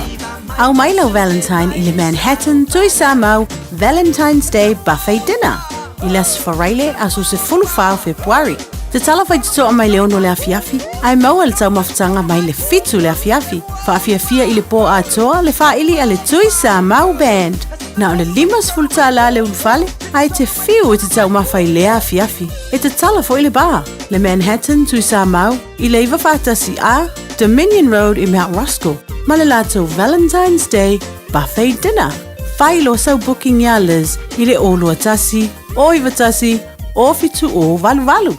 E fia le mona rental se whaalau ilo antula na whaabitoa mole masino Februari mamati. E losful pasene ua pa umaulalo ai le tongi pe antolu aso pe silia tu foile whaongaina. E te whaongaina I so se taavale. Ma mawailo avado I le se I e awhe tala Samoa I le whai unga o le masina. E mawhai ora pikila taavale mai le malewa lele I whaleolo. Polo tanto ofisa au tu I ala fua. Pe mamuli atu foile whaletali malo o lo e wha mautu ai. Ai ngā whaabitoa. O lo iai tanto insurance e te fili mai ai ina dei tupu se whaalawalawe ai olo o iai le wha mama avenga. Ma tu olo iai le tātou account i New Zealand pe lafo sa fo i le moana e wha o ngā i le Pacific Easy pe wha o ngā fo i lau credit card e wha atino i le tongi no lo sa. Mori si wha matalanga wala au le Pacific Easy i le ovalu se lau o tasi onono pe asi le tātou Facebook o le Moana Rentals o le upenga ta wha ilangi o le moanarentals.com. Moana Rentals o lau paanga e taitoloina oe a o e malanga siasi i Samoa. Hey, don't be that guy or that auntie ignoring a sore throat. This isn't just some drinks and lemon tea in your sweet situation. Untreated sore throats can lead to rheumatic fever. Nobody wants that for their family, eh? Go get your Pepe's sore throats checked at your GP, school nurse or pharmacy. It's quick, easy and most importantly, free. So come on, whānau. This summer, take care of your tamariki. Get it checked and get it treated. For more info, hit us up on socials at Stop Sore Throats or visit stopsorethroats.nz. All I hear is Radio Samoa, Radio Samoa, Radio Samoa.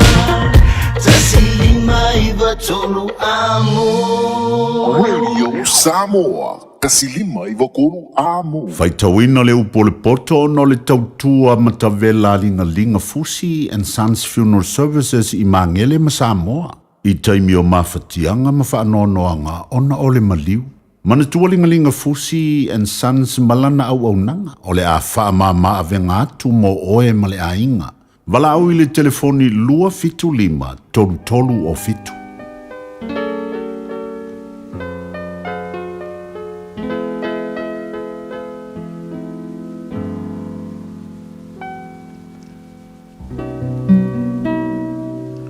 Lo wateli ie.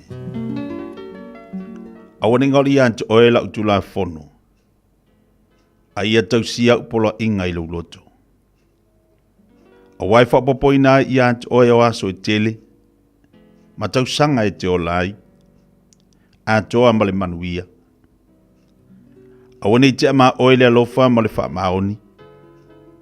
Ia asoa ilo ua. Ia etusia i le papa o lo loto. Na e maua i lea o le alofa ma le manuia le lei i luma o le atua. Antoa matangata. Ie e whatuatua ia i ova ma lo loto antoa. Ai awale whaalangolango i lo lava ata mai. Ie e manatua o ia i o wala uma. Ona whaatonu ina i lea e ia lava wala. Awa te whaafia poto. Ie e matao ia i ova.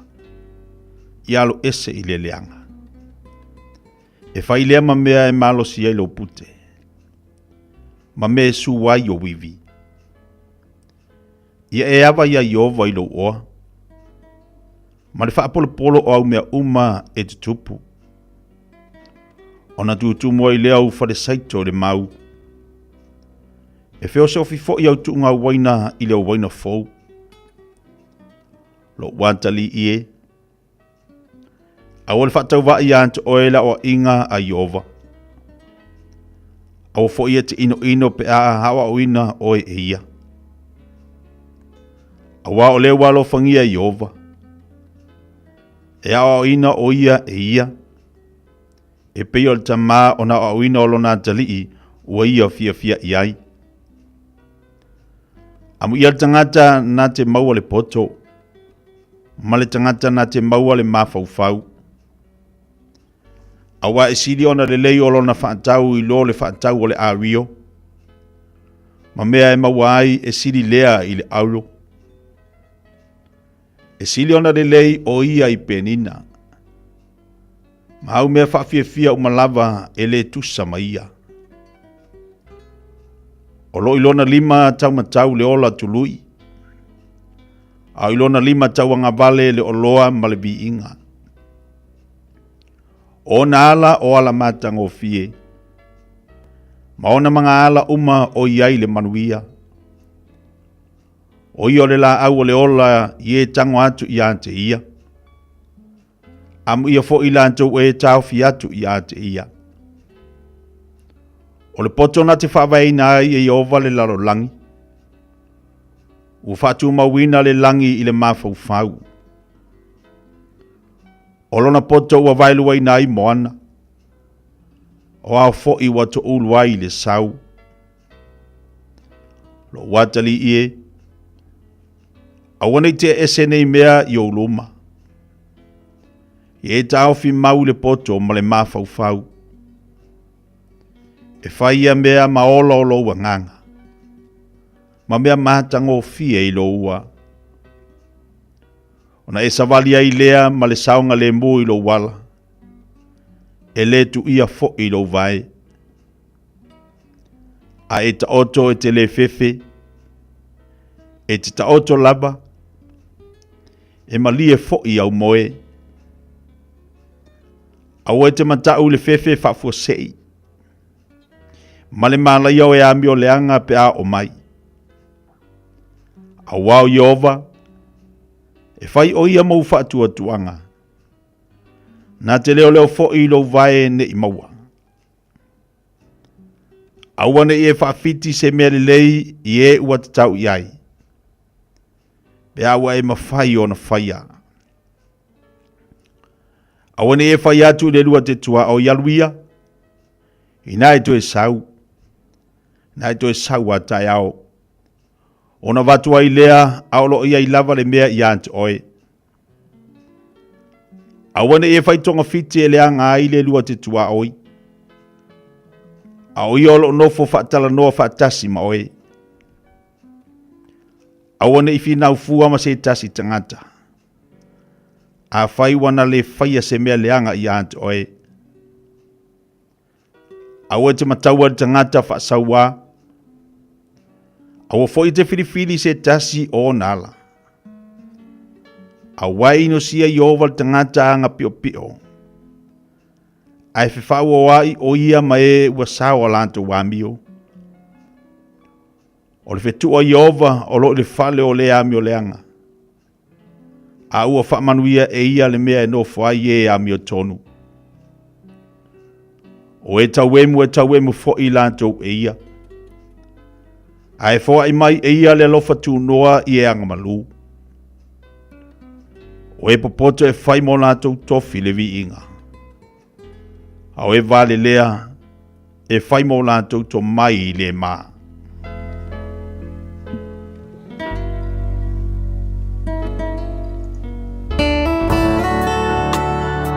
Ua awina atu le upu o le poto I le nei aso o no le langolango mai a linga Fusi and Sons Funeral Services. Ua mawhai o na tu whatasia o au nanga tala whea ngai I ni tau ngofia tele. E fsosoni atu ai a o whea ngai oe ma le popole ma le whememea. E mori whatasia atu ai ma wha mai senga, ma wha mawhana whananga mai a linga Fusi and Sons mo a inga uma o Samoa ua whea le maliu ma le oti. Walau mai loa ia lingalinga Philip Fusi lingalinga. To ia whaapo lingalinga, to ngia si ulavea, pe susu mai I le luas fulvalu Canning Crescent I Mangele.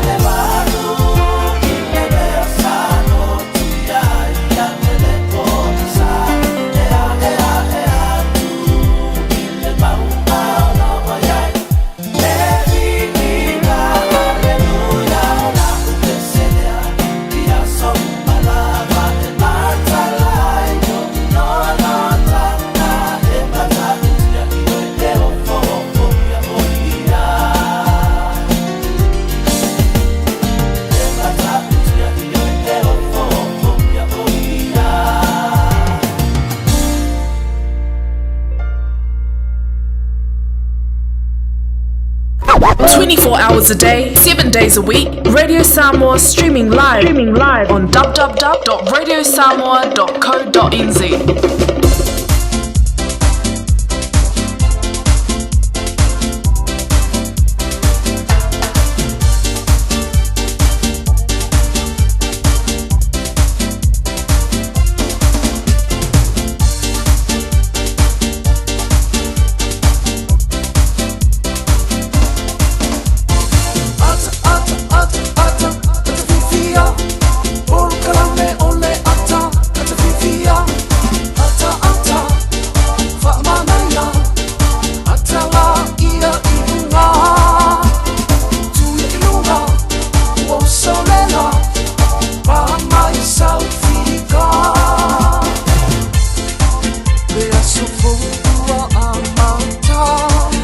Se mari mari te male wati le tai au le wato e luas fu male minuta talo le tu la e se fulu.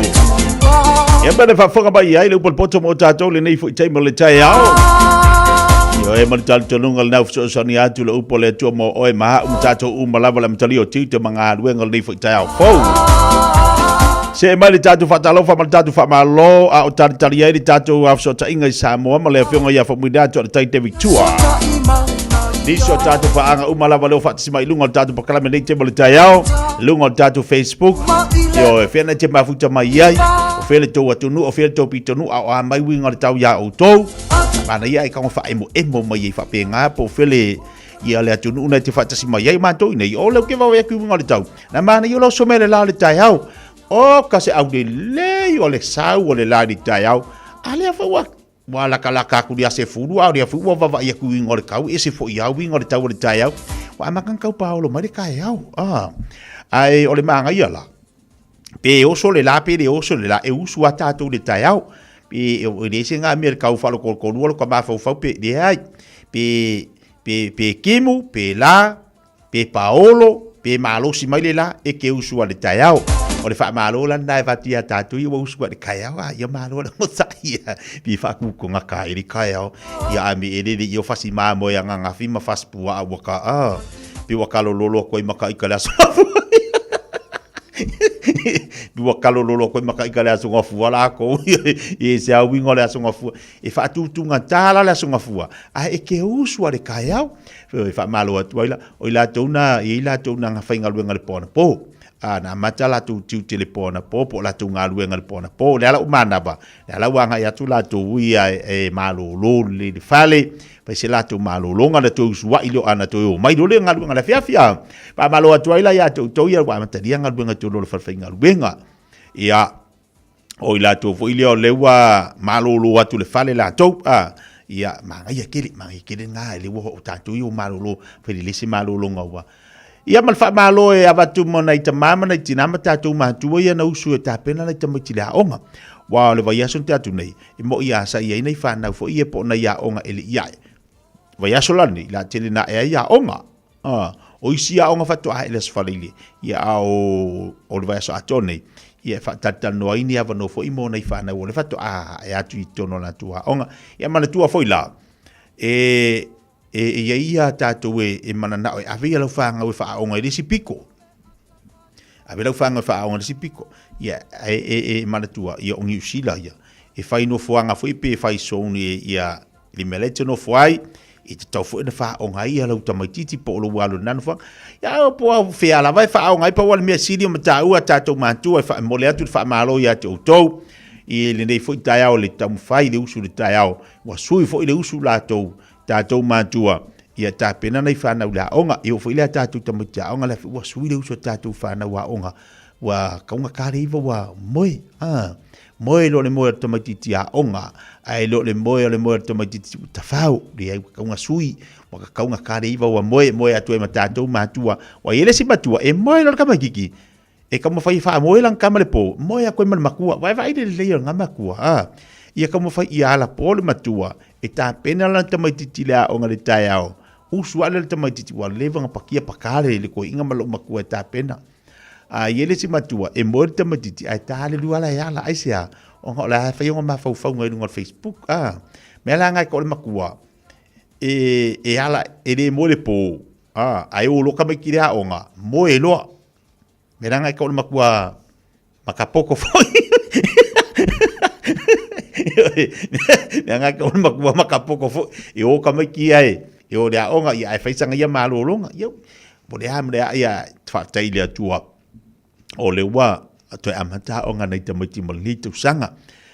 Ta pena ila to so se onga la vanawa avatu ilo walo fa onga ai ia malo tatu talu deli ia moa vanoa ma tatu talu deli ia to anga tatu fa na we la onga ni vai tem ia fa malo ati ya ti o to umala ma tatu yo onga lu me tono fa finga luenga o fel company le na wa usua de taiao a fa pele na wa lu atu ilo le la va mo vai mai le fa unga vai yaso pisi tele le mo sa malo longa ia wa to la tu fa finga luenga ko e pisi mana ngalbenga ia ngai manga ia me ngai ka o le pisi le lei ma wali se lengi mo war kala wale fangu susu o le polo kapaka o le falawa kama konga ngai me ka o le pisi le lei la nga o le pisi da le pisi i ma o mal pensingi e dese meu kuai kur ka vale ala e ke ia le ku au ka fale awala la e pisi da wala fa mai da le polo ka ai se o mal pensingi ai se fa ruai over fa ruai la le vai la me ka o le pisi pisi fa mai mau kaimi nga ka wale pisi fa mai mau kaimi ia ai fa malo tiri so tatu paanga umala vai nunga tatu Facebook nei tebel taiao pulea ia lo fatu nei taiao vichinia tanao malo se fo manuia fatalo fati ia fa wina tanielu good morning Marcelina Brown fatalo fatu nei taiao kitiona sangato malo se fo manuia le fatasi mai nai manono buyo kama fangale leo imamova manono ke do le mangongo le ngei ia ai fa peti si le fiaina ia kitio na sangato le se mala fa ku se ku pe sor ko ainga le ngei tolu fa farsi la vea alo fatu manuia le taiao me le pone le fatsi mai ai aspecio Josefo fatalo fatu luisia pe samino malo se fo la le fatalo fatu se mangelo fenga tito mangaluenga tono tatu farsinia ina ile ni seni manukau Watalo vatu ya Maria Lesina Tabae masini au Italia peta tisimale watalo vatu nei taiao fofa pena fo ya Rosalia la fonga watalo vatu nei taiao fa balatu bakala me ya vimora akuso sini au Italia watalo vatu ya tolu falsi o isole mau atato wa stars o fa fikai kai yang adile ia mariso tatu paanga le fat simai o tatu wo mai la tolo fa penana mafto mai lunga tatu pakala le taiao lo fatu pakala me to se mariso tatu fa fia fianga le taiao awal fianga tatu watu itu banga luenga fai mali le songa fua io fai le mu fai mali awal so nga fai le songa fua e mai fa fianga mai ile fianga sa foto motel sala fai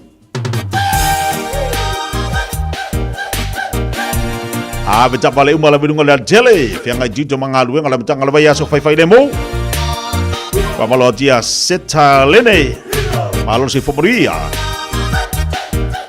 la isene sa ukireti fatala vatu le fatasi mana ita folo motel sala vai da joba la danga le si fonga le video sa mo taslimba tolo amo malo si fo laudo le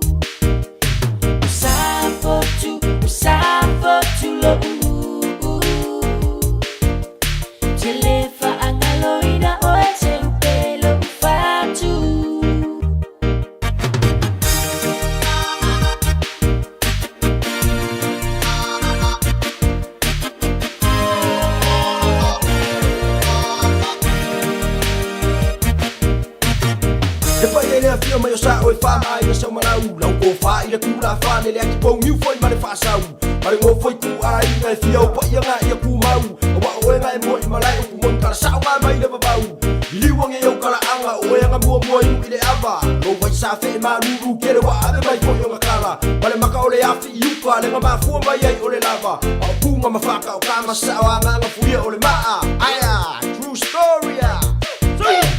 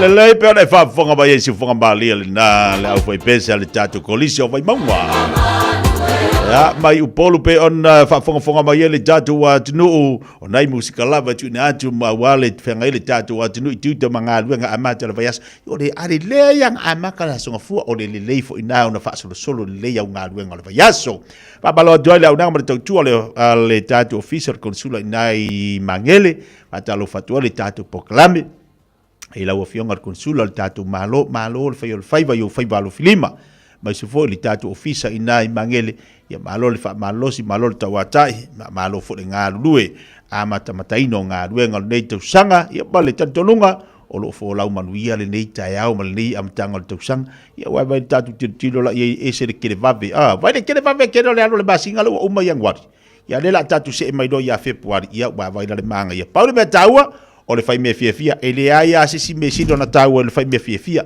ia fia tatou o le vai la ausili na mataua mo tatou a tatou fenga e tatou tiuta manga luenga to se fulma tolu minuta tale o lei tu las fulu tale tu las fulu to e fasala wina leo tatou tala i vai fanua ile tau tu malanga le si fonga de video samo se fulma lima i tolu amo tu ale va salva masmino viol fi ango fasito uta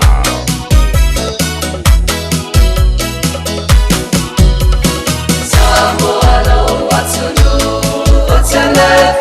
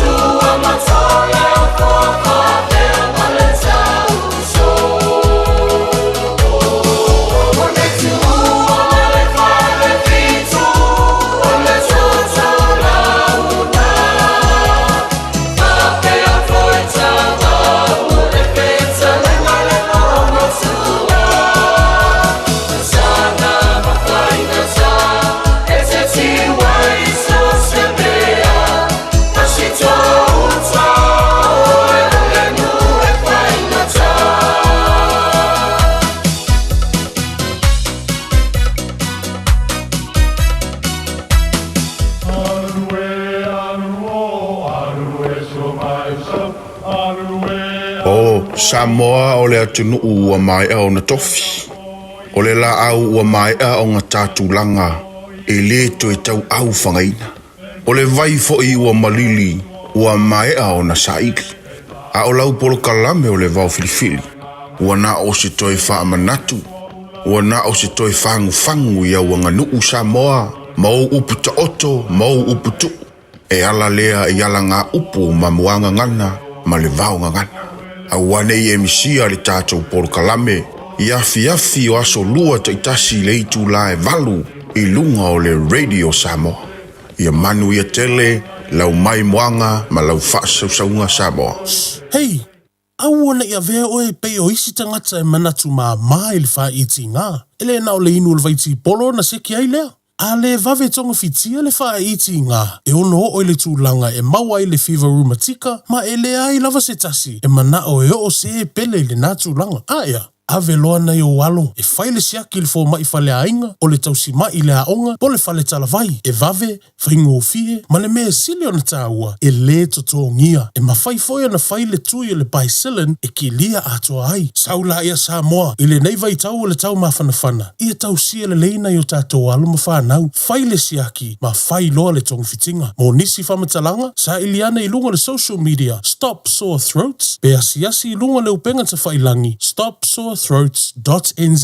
A whai alo sa ili se a o ngā a mata molo walu. Au aloe te toi popole o le Galaxy Childcare e tele o na la lai au kilani i saute. E toa tele whai a o ngā ngawaa o le a o ina le whanau e ia inga whapitoa pe a le sitala lo walo. Tolus fulu i tū la. Free. A vanoa le vena le a onga mo whemalanga inga le whanau. Free. Maua mea ai le whanau. Free. E ia inga whapitoa. Mo nisi whamatalanga. Whafso tai le o lua tasi. O valu tolu. Lua fitu. Lua iwa fitu. O le R-Dash Travel, o le company numera tasi le taungo fio pasese mo whemalanga inga i Samoa whapea le malanga mai i Samoa i New Zealand ei. A whea de loa i le ofisa o le R-Dash Travel, tasi valu lima Great South Road i Marurua. Pe vili mai i le telefoni tolu iwa lua o wha o o. Tolu iwa lua o wha o o mo le R-Dash Travel. Matau te whaia ni fo aroi le aso lava e te fio mai ai i le Shine Dental. Ai e ia inga whapitoa. Matau te salia le Afterpay, Zip, Q Cards fa apea wins quote i le Shine Dental. E whai e fua whatalanoanga ma le ACC i le Shine Dental. Le aise tongi mo whanau i le bao le se furulua i le se furuwalu tusanga i le Shine Dental. Talanoa mai le tongi ino le whainga o nifo i whaunga ai le Zip, Smile Now, Pay Later. Le aise tului i le Shine Dental. A fio mai le 575 Great South Road manukau pe wala au le lua fitu ono whawha. Lua fitu ono whawha mo le Shine Dental. Tasilima i Vatolu Amo Radio Samoa.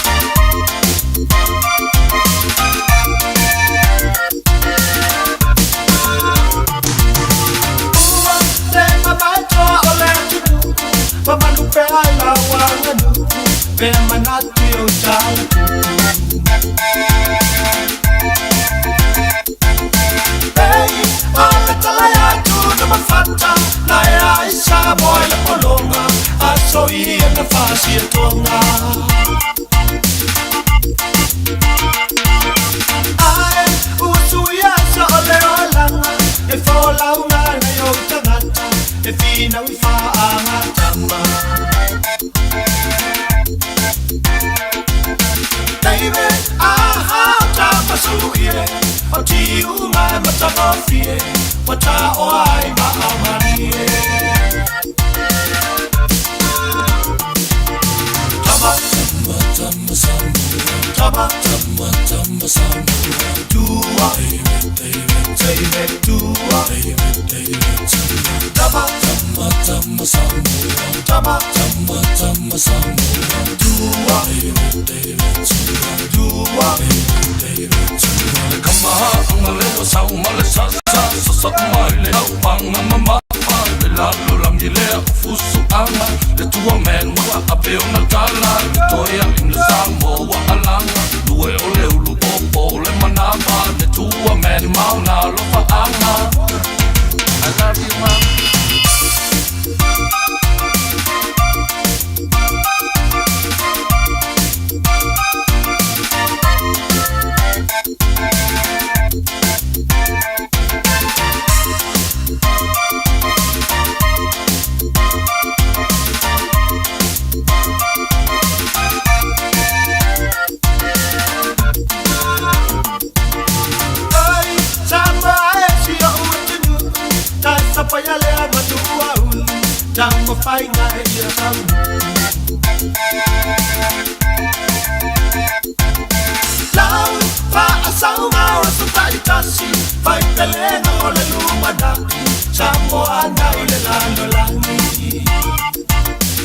Ani se te fale moe fa fianga mo tatou le nei tai au si fonga malia na pesi at dai David Tua man. Ino se mali mal tempo le wati no tatou no lava le tu lai se fulu. Ya ua le mo tatou so ta inga male a fianga ya famuina to dai David Tua ono ni si fo tatou pokala me fanga solo nei tai au ia o te lola mo se fo ponga le tatou pokala me vasa fo ai o pisi to ina nei tai au ia fa malulu atu ai fa fonga mai le tatou wa tunu au simel fa fonga ile toe fasalawino tatu tala i vai fanua le tautua malaunanga a le fatua ia salvao mas mino. Baby, lomani! Hey, hey!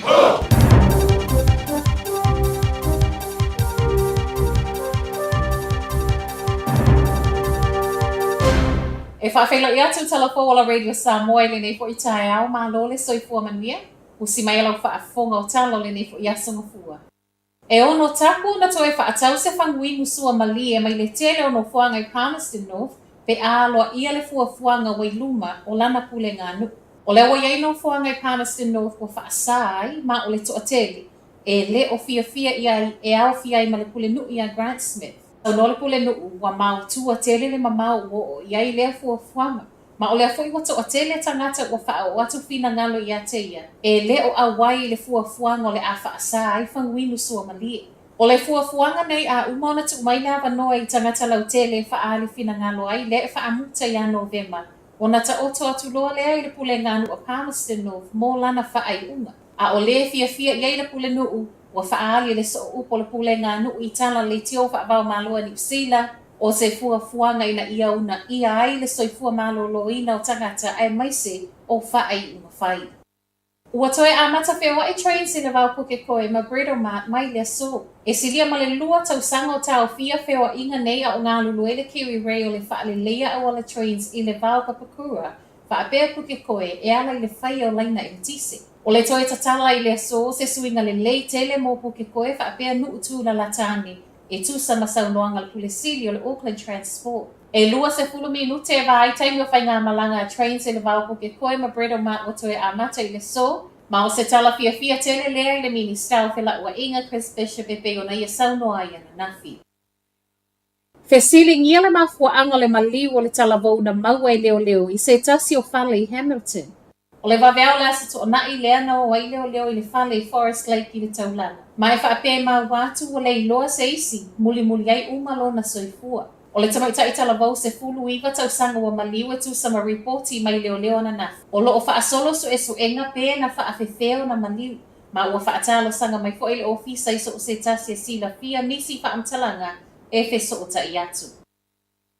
O whaasolo nei fo so enga le ofisa i tangata to alua ngā lulua i le vaengo pangota i whale whaamasino. Lea na toe whaau o lima i aile pangota. O le asolua le vai aso tālu ai le whale whaamasino, le whaamasinonga whaitu malo i au kilani, lea na tupu ai. Ma i tala mai leo, nā whai nai mafofonga o tangata ngā lulue. E tupu o tau mawhai tangata ngā lulue to alua, wā a fia e ame se mai le pangota me le potu whaamasino. O le na ave sui o le au whainga luenga na wha amanu alia fōlinga i whale mai. Ma e o mai le wha iunga le vaiaso le taimi na o mai ai reporti wa toi te ai tua. O lo o malo loi la ua nei mai ngā luenga. Ai mo le pango tātou lo sfutasi tau sanga le matua na wha o lima i sui o le au whainga luenga.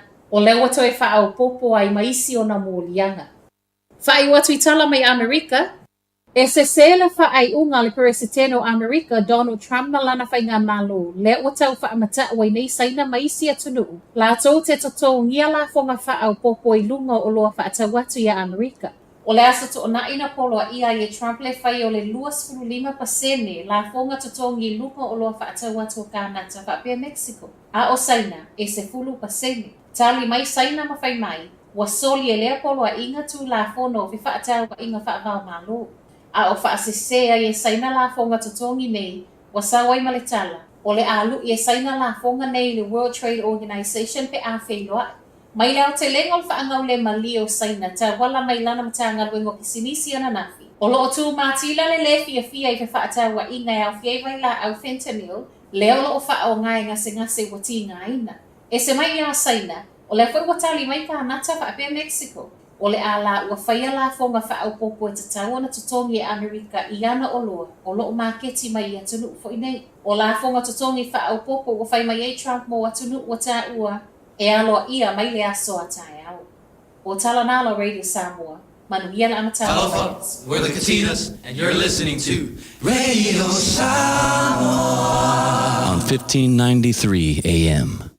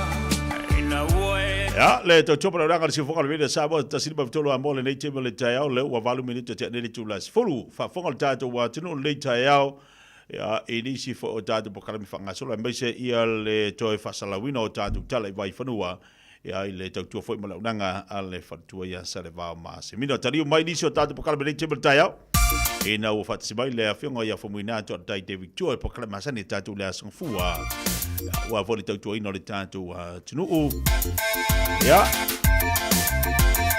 ala si tau tilo antu le suafa matai o to ina le ua lisi suafa le ua fa palina ile to ina i Samoa o afuatanga fomina to le tai David Tua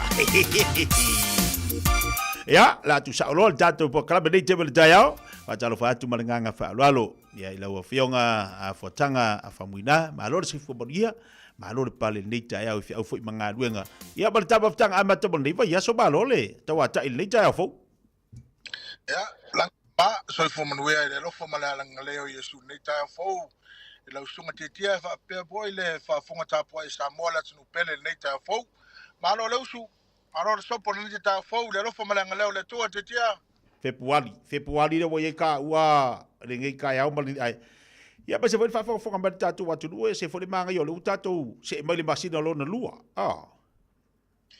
koi manga ya titia sa fa kim kim fo yang po ai via le lo fo malanga le le tu o so bo so mai la ni ta fo ma fanga fo ka ya Ingal ta ya matou le foi uva ia tu na mane foi lo suma le la le foi uva ia ku amakal pau ia nga veti si da fia la ufionga o winga i o le tau pe ona ia pi ka fa ke i me le makanga pi ka ngo a matalo le aso la tau ia wa amaka foi nga o makole la ia le aso nga lima mon yota ia sa ora dai kikia wa i foi kai me su ia falling ole kau ia wala kai me kau kim wal kai au ia nga ma fo ile fo ile o ka sui fu fonga ka o ya ka ka sa ka waru ka mang ya o kimu mai lo ha pe o ile ila la fa singa mo ila so ya le ke o ko sa dunga la ke mo ya ya pera kulanga nga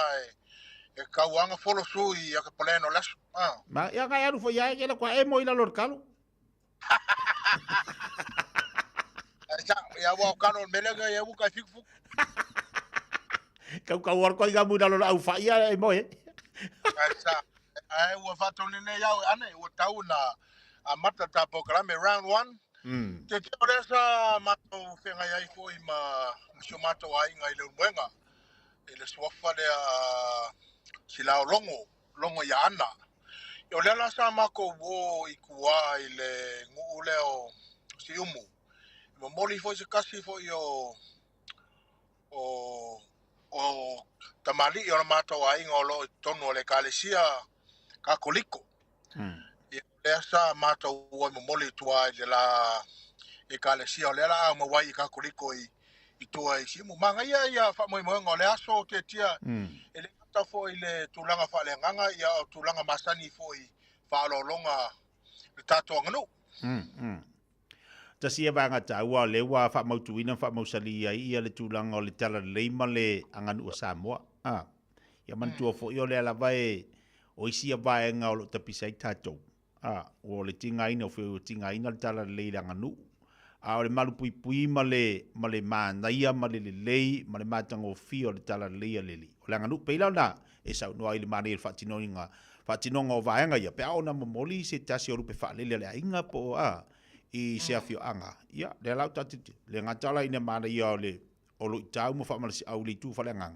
ia al ta pedanga fo ia le tu o le nganu ina im fai ono fa tasi tala le ma le nganu o tatu ia o sa ora le lau so ngati tia ai pe la o me nga piko siling o mai kau ele aso kai mo fa lo longa e le ka ia le sua ia mkulang wa penga ia konga ape nanga ai la me ngo pikia ia ya kai mila le foi le ya ve faro longa ya va ku foi ko mai fo ya ma ko lo o fa lo ya kai mila va wo ki lo lai me fo ke wa le ngaka wa kai mai konga o le wa va ko kai mai konga ya kai mila mai fo ngale ya kenge ho ya mai ke kushi so le nga si vai wa ye ki ia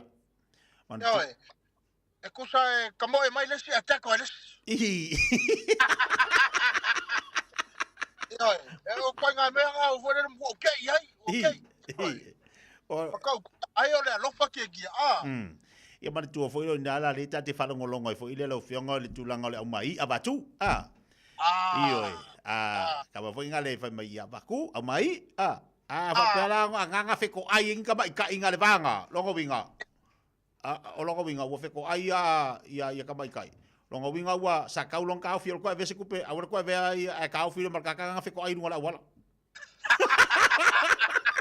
ako wa sa ai ya kala wala ko ingol kiki ia wa ka ke Ai mangai al fa moi, mangai kere al fa moi, ia fa kai fo se wainga le mangai mai fo ka ngaka fa inga mako. Fa kasi le aso, ai wa fa tunera wane. O tau na mata ta round 2. Round 2. Hikia le sa u fa kasi ele fongo uspo fongo fo ole o luai fongo. Mato la fanga I fa sto tai, la sto nai. Ole ngata la le luai fongo. Ai ole sa fa kali ai se kasi fo io kamari ile ko fa po le fiong fo ya to le fo Elon. Ole fi alu palok. Ia. Ai makaukia ia wa ko ai fo le wa ui kulanga yuang fa ngolongo fo ai. I mea kupu fo I kangaka I fio I paloka me whapenga. A lefu kua wa ai kingwa I yaso. Asu whapenga I kia. Ia. Mga ia le kia wai sa ua mai ka mafkanga ringu. Cheleng. Ia ai pe yo o kore lo ia e pola so finangalo ma so mangaku kulanga yaso whapenga. Ia mana tua o le au a matamata ta pena sui la tau. Ia ele whapeongi whaipule, whaiangi tangata o ni sui o lai to tono paramere le teimi nei. Ia whapeonga ua a maka ui o langonga ngā le tangata lantou ma le matai lantou o nau o fi alu kofi. Longo winga la ngā ua a maka o ngā anga ia kui kongo whongo le nguu. Anga ia kui I whapapoko ngā makai. Ia mai se rei kumalo. La sau sila ia iwa. O leo tau a whai le whai o whanutanga le nua le wa ea wai.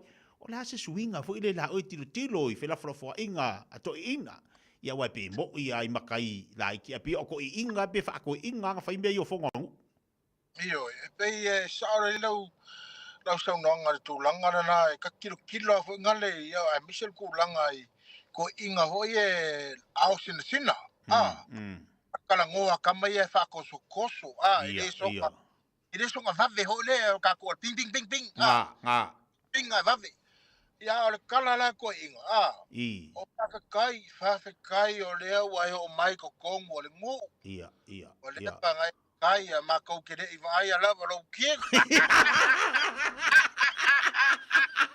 ai fa kai o le o inga se ko fa e ke sau ka ko ngu ka ko ke kala ngoa ai vo so mangaku ba fa pe o le ke fialu le paloka ia se le ma ngai o kala ngoa ko Ia. Ia e la de si ko inga le fa mai ia a ko ngu se e malama. Ia man ku foi la ko inga le va vera ko kan. Sa. Pe e fua foi le se rengi le lava ko ka kale ko fi. A fo ku langa langa sa o le ki e pa ga me fo se lengi. Ai e ia la ma le me langa mai ku a fa ko ko nga ho e fa mai kala as ko inga. Ia e o se Cooper campaign. Ole me alo. Ia. Me alofa ka kongo. Pe sa wangale ko ta fa pe. Ia nga se suka e baku. Nga se kau se suka ai le va pe se kau se pusa ba.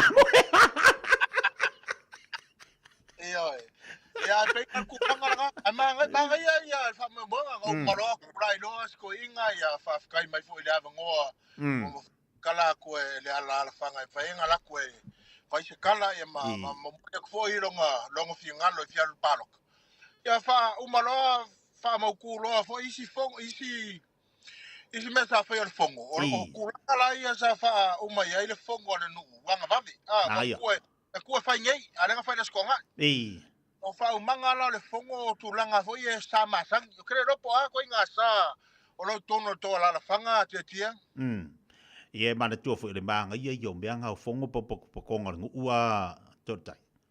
Ia kula fongo le ngu ue masangi ia.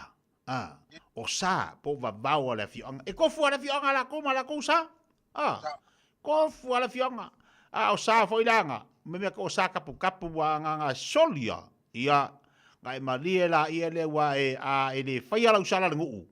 Ia nga e maria la ia wa faso I fua ke le ko e na vea ia wa ia kula foga ngu mea o le kula fongo le sanga ia pe le umi o le fai ava umi I o lo le loku ia Bea langa ko popole ai. Ia. Popole ai. Sau masa e o fia o wharakolongo. Kau mai no le ava umi. O wha pearo o sole. O fia le o wha Olanga winga la fongo muli foia. Ya ui na whafkai, e kapa wa singa wa pe fuie. Ya kuinga mala, ya wa pe fuie, le pa ia o le hafo e ole. Wharfiku, wa ku mai le avangoa. E whai hela, mera avan, malu o le ava singa. Ole ava, oi. O lau pule lea. O inga le ava mose. Ava mose a la fatavita. Apatavita. O atu fatu nene wa ane o te tau o te wha umata po kalame. Round 3. Te tia ia se o nai tala atu nā o le nei vaiaso ia ma e fwoi na tupu nā vaiaso. Ia e tua tuia amata mai oe ta wha malosi au mo le nei aso. Aia. Kau wha ke inga o le aso ngafua wha mole te tia. Aso a ia le vaiaso ta penanga mo tātou ia iru i tau o le aso.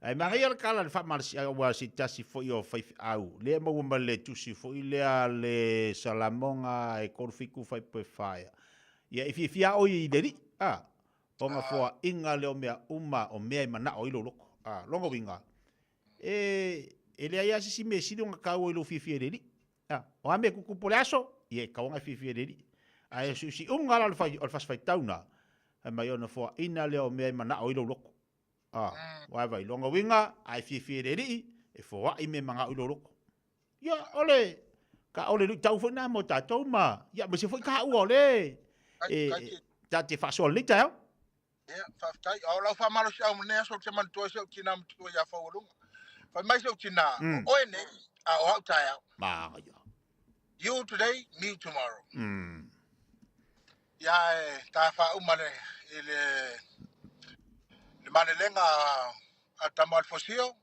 e te pisalo fo. Ya. Ka uno le si desi. Ai manu e tele ia fo le ia se tia ro tele moe. Va tai mare fo ta fa sol le tai au le mafto bari tatu wa tru. Ya, ta fe fo le aso fo le lo fo malanga le le tua. Ya, lo fa fo oi ne dei fo tai au, mal tatu wa tru. Ma fa lo fa mo sa mo le no pele so fu mnia. So i fu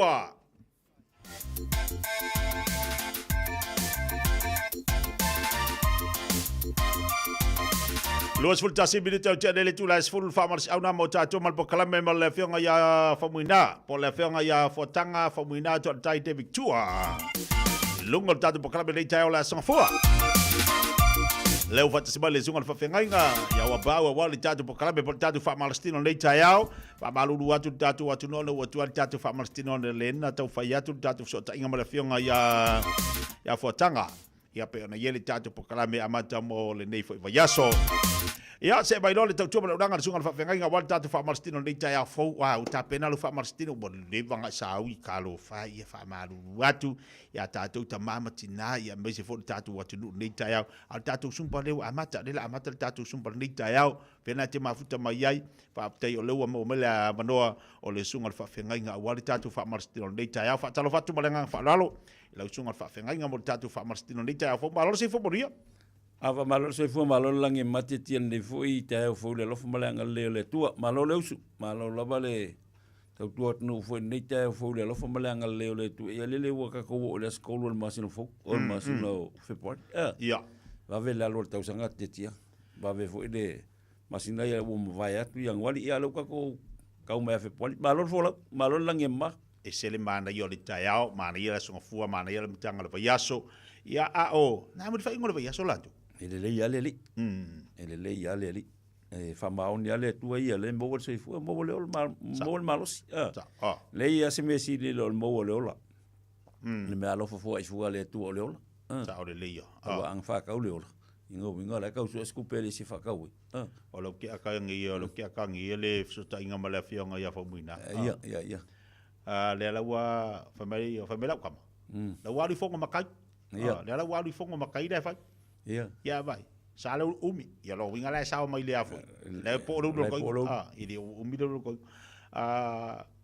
lo ke lo malava fa mai ngu le ai fa saula wa bala ngai si ava vanga le a ole ava musi ole ava musi ya la fa be le fa ka vika la fa ka vika ia ba ia o tanga te wait fa unga wait fa mo winga la e fo ringa mai ole ava musi ka singa la ka vika e singa la ka vika fa unga wa maka campaign ai sinu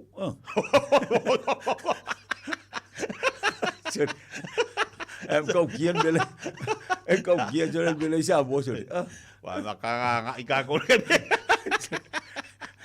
kalau punya sabuari wa maka nga ika ko ke mi ka maka ka sa ka dia yo mana yo laung al fefe uno falongolongo yang po maya ke le laung al fefe am tisileng falongolongo yang po maya foi laung apa tele mosesele le ake po mosesele laung nafi mana ye tele nga tele mo si tatot nu le vesi ali talala so fi awan po awole u ye lunga vai tu lafon ai fasang tonu tu lafon ma ye de fa malo si awol fa fenga tu fa fenga ono le lo folet nu ka ya wale de wo ku i fongo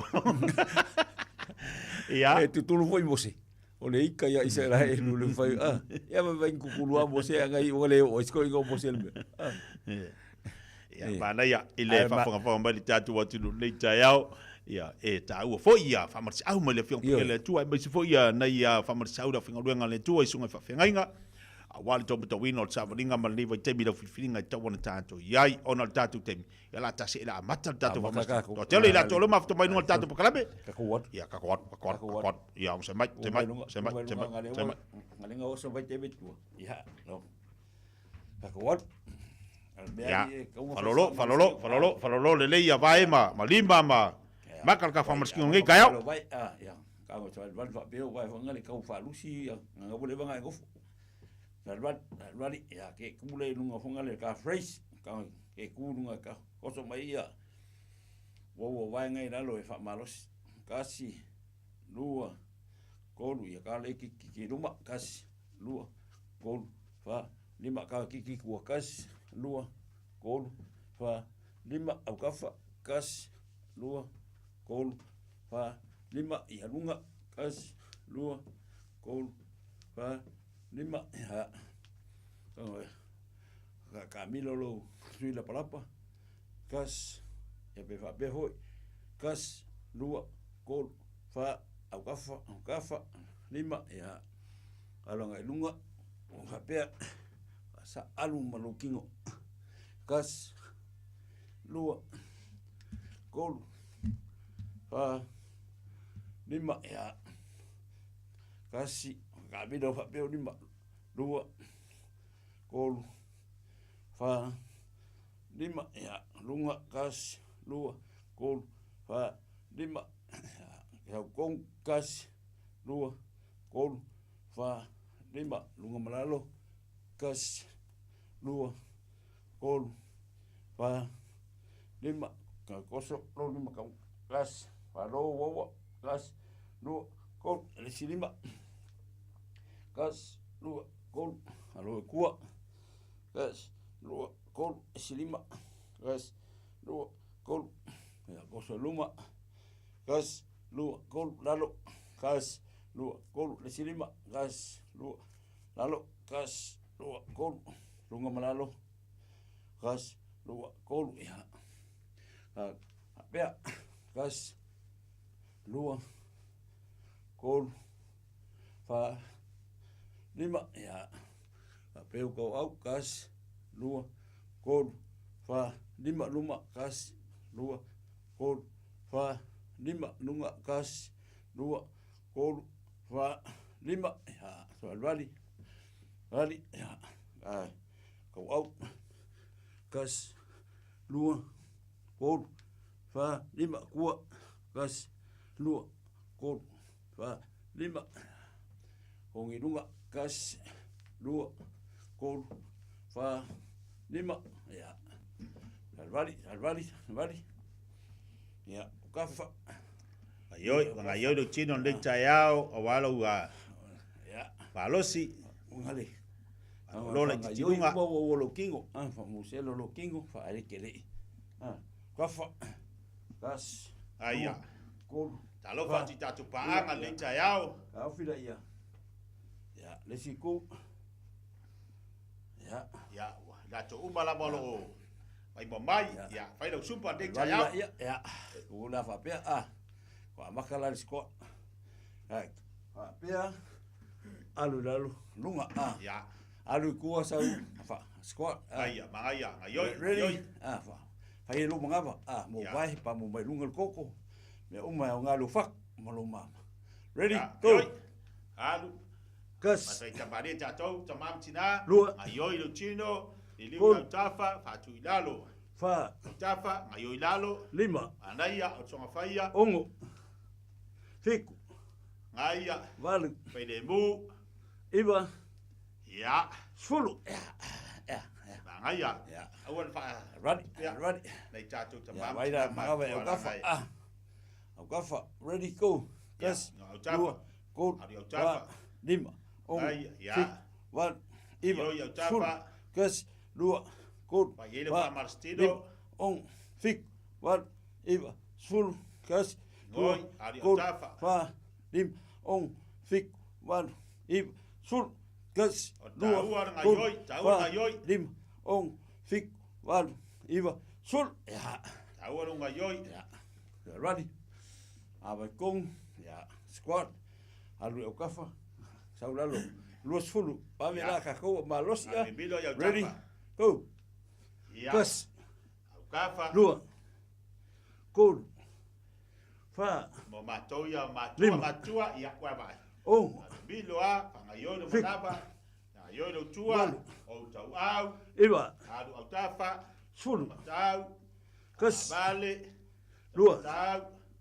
Cool. Vale. Fa. Ya. 5. Tau. Ongo. Wa ba. Fik. Ngaya a. Valu. Ayoi elu chino. Iba. Sulu. Ya. Wala ya. Wa bangai. Ayoi ei. Muselo lo kingo wo. Ya lo mangava. Ya. Sau dungol vai kam kau. Ya 5 kam kau. Dungol vai Ready. Go. Ya. Gas. Dunga. Dua. Kol. Fai mari. Fa. Dunga. Ongo. Fik. Adu dunga. Iba. Sul. Dunga. Gas. Dua. Kol. Adu dunga vai. 5. Ongo. Tau. Si dunga. Val. Iba. Adu dunga manaba. Ya wa ba mari. Tahu tahu adu ngayoi. Ya, vai. Fai yo le. La po al mele. Sa o le lo vai. Sa o le o 5. Alu dale nga mo me yo lo king. Sa o le o 5 fa pe. Alu dale fa pe. Ya nga. Ready? Go. Gus. Lunga. Lua. Si dunga ka kong. Kol. Adu dunga. Fa. Aya. Ong. Dunga. Fik. Lunga. Iba. Sful. Si dunga. Gus. Lua. Aya. Kol. Fa. Lunga.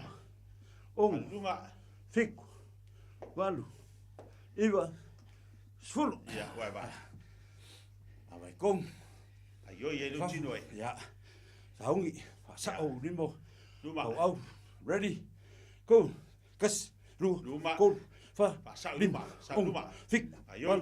Iba. Sul. Gus. Lua. Kol. Fa. 5. Ong. Fik. Aya. Iba. Sul. Gus. Lua. Kol. Fa. Ayoi luma chino. Ong. Fik. Van. Iba. Sul. Ya. Lesiku. Vale. Go. Gus. Lua. Kol. Fa. 5. Ong. Fik. Van. Iba. Sul. Gus. Lua. Kol. Fa. 5. Ong. Fik. Van. Iba. Sul. Gus. Lua. Kol. Ya, 5. Ong. Fik. Van. Iba. Sul. Ya. Ya. Run. Aya. Ya. Lalo. Ready. Go. Gus. Lua. Kol. Cuidado.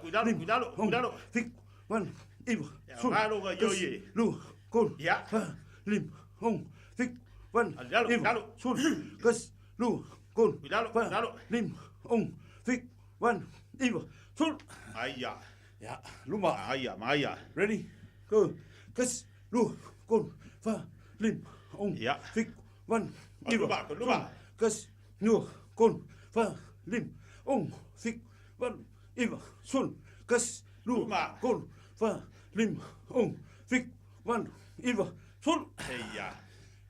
Halo, mawa kong, apokaki. Ready, go, kus, luha, kun, fa, lim, ong, fik, van, iva, sun, Malos, kun, malos, ong, fik, van, iva, sun, kus, luha, kun, malos, lim, ong, fik, van, iva, sun. Ja, mawa kong. Ja, ole hukka. Ke ngā ioia ke sela ia i kamanga. Kus, Alanga iolo tino. kun, fa, lim, ong, fik, van, iva, sun, kus, Aia.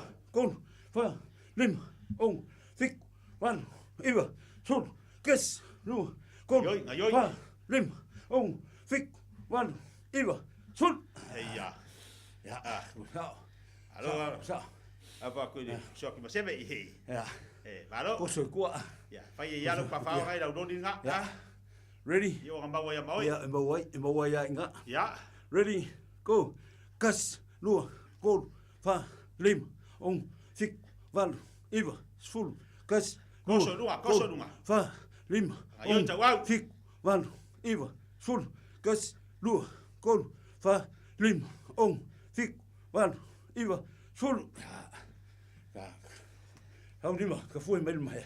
Kas, lua, kun, fa, lim, ong, fik, van, iva, ful, kas, lua, fa, lim, ong, fik, van, iva, ful, kas, lua, kun, fa, lim, Oi ngale mangaya. van, iva, ful. Ja. Maro, ja. Hau bese. Alu lo ka ko. Ja. Milo.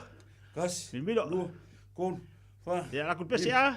ong, fik, van, ful, kas, lua, kun, fa, Aia. ong, fik, van, iva, ful, kua, kas, lua, kun, fa, lim, ong, fik, van, iva, ful. Ja, så blæser Kong, wafo.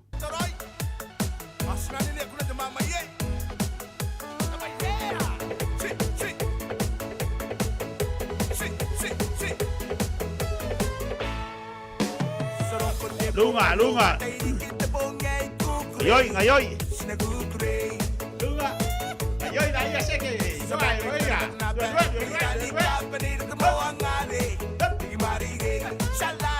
Dalo. Bobby.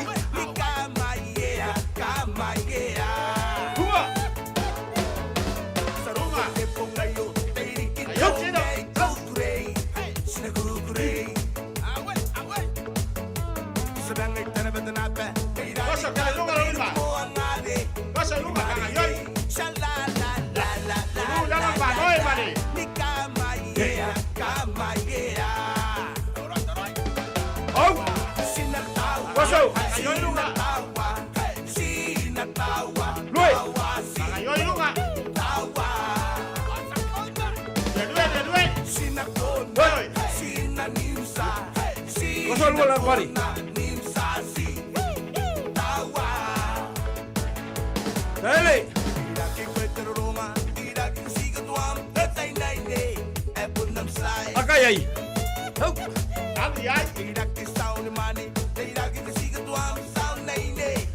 Kafa.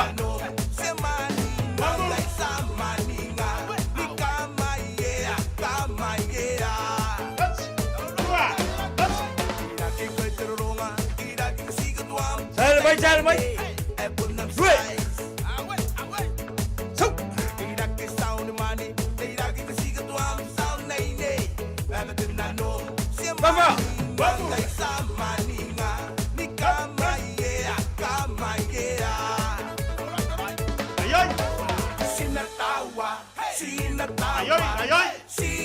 Masuk.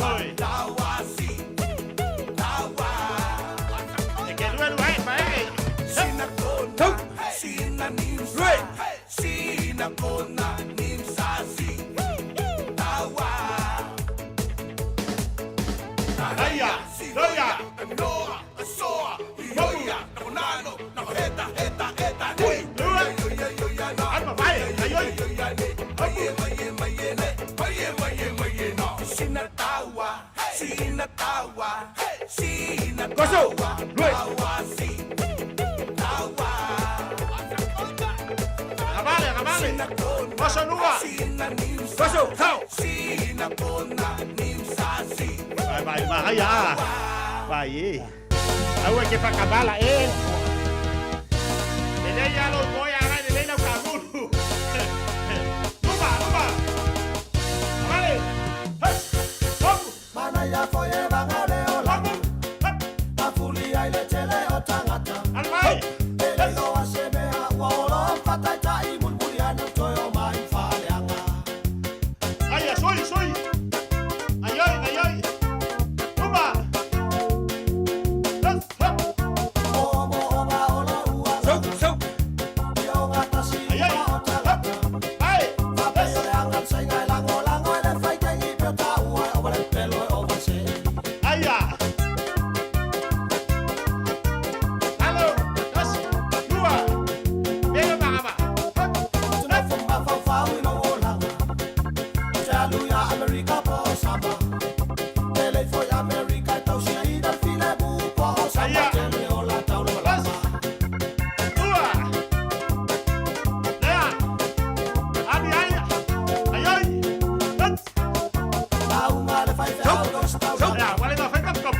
We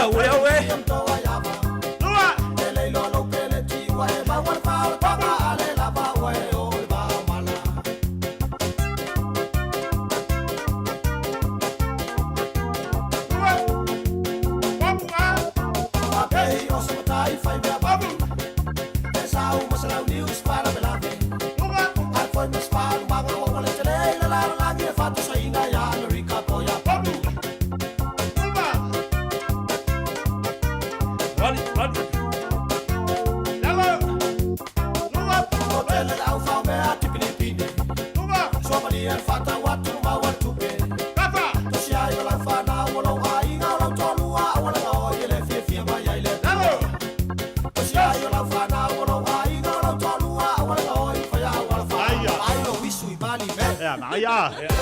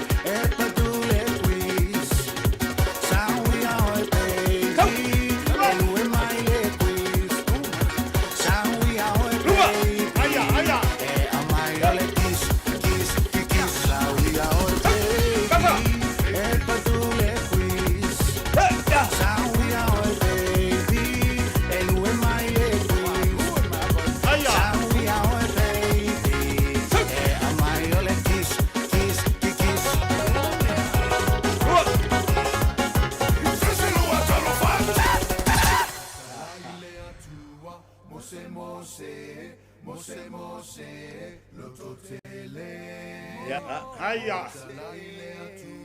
Lunga. Kele ko le ska ya bosa.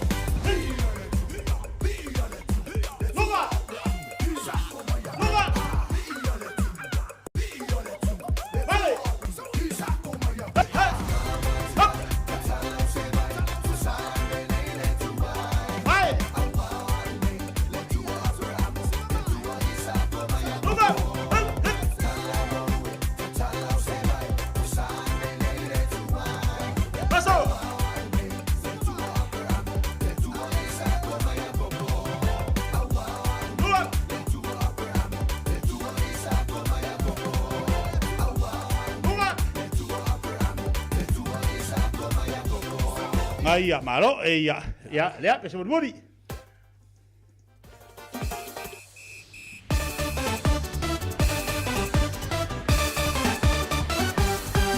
Ayoy. Pakingin ka ko pese ka.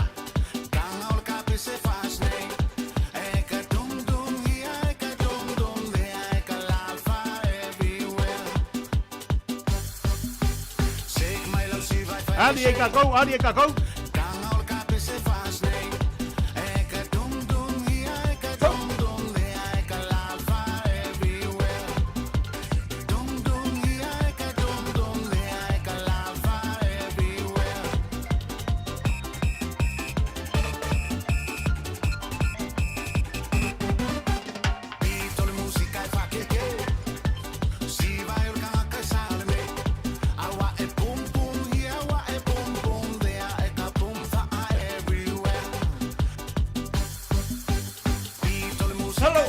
Lugar vai.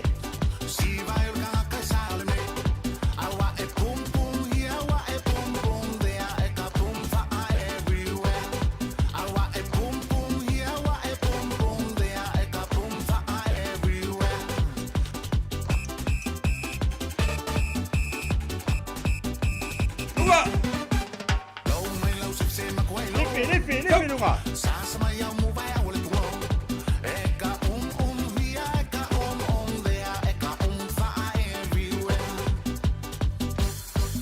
Go, lunga.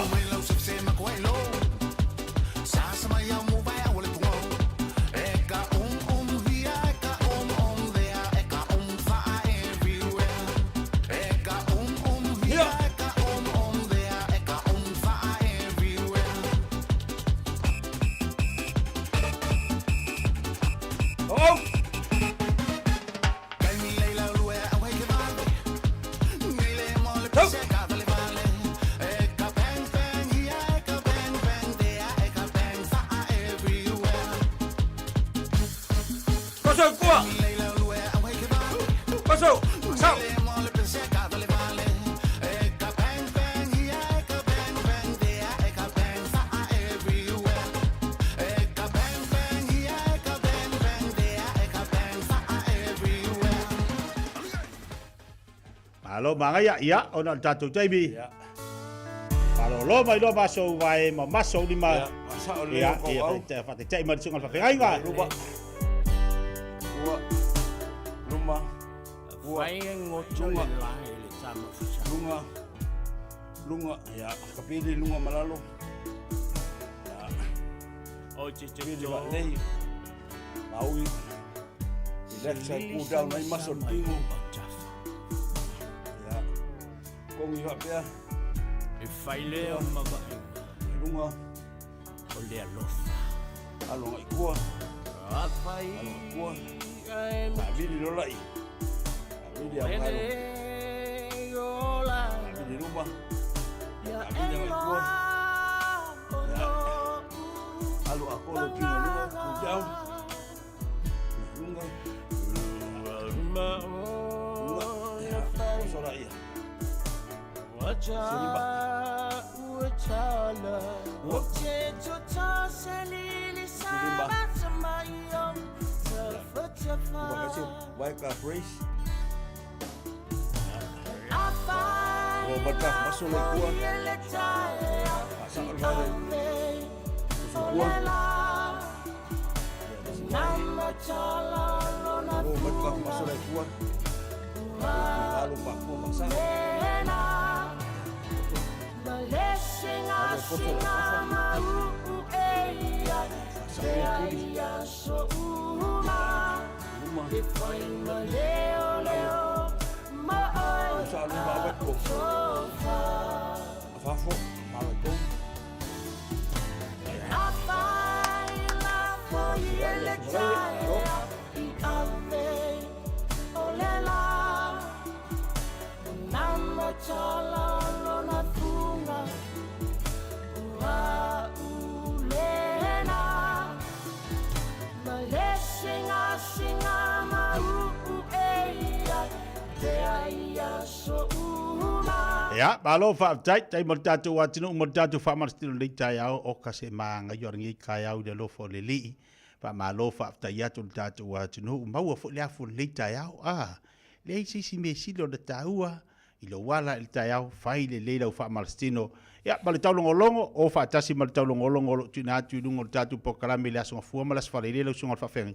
Yo de al tau longo ka ko winga ka longo e pula tanga tai lana ai ata wa. Ya al kau longo ya. El le ya kau longo mo we se me le. Ko bu fot fa ku ko ngol kau longo se me le. Ya fa mo ya ka so ya ku le tu ya te oi. Ne ole vai nga sili le mata ua. La nga le tatu ti le matatu wa vai. Ia e te tau ona watu se tatu po kala me fu ile so sani mo ora matanga va yaso mal fa ngol va yaso.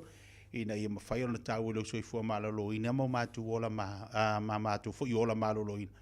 Ina ia mawhai o na mawale whasini ngā malo si mo tātou.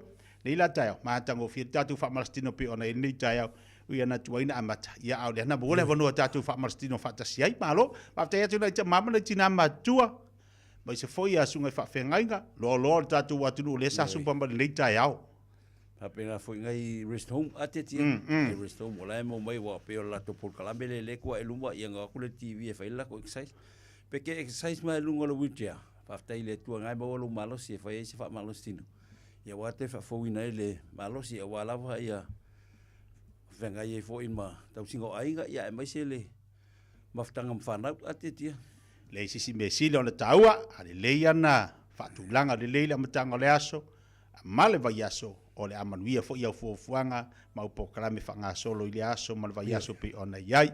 Ai o le tatu sumpa na nei tai au, au ni ngalo le tatu sumpa le whele a whiawhena nei tai le le tulai onu.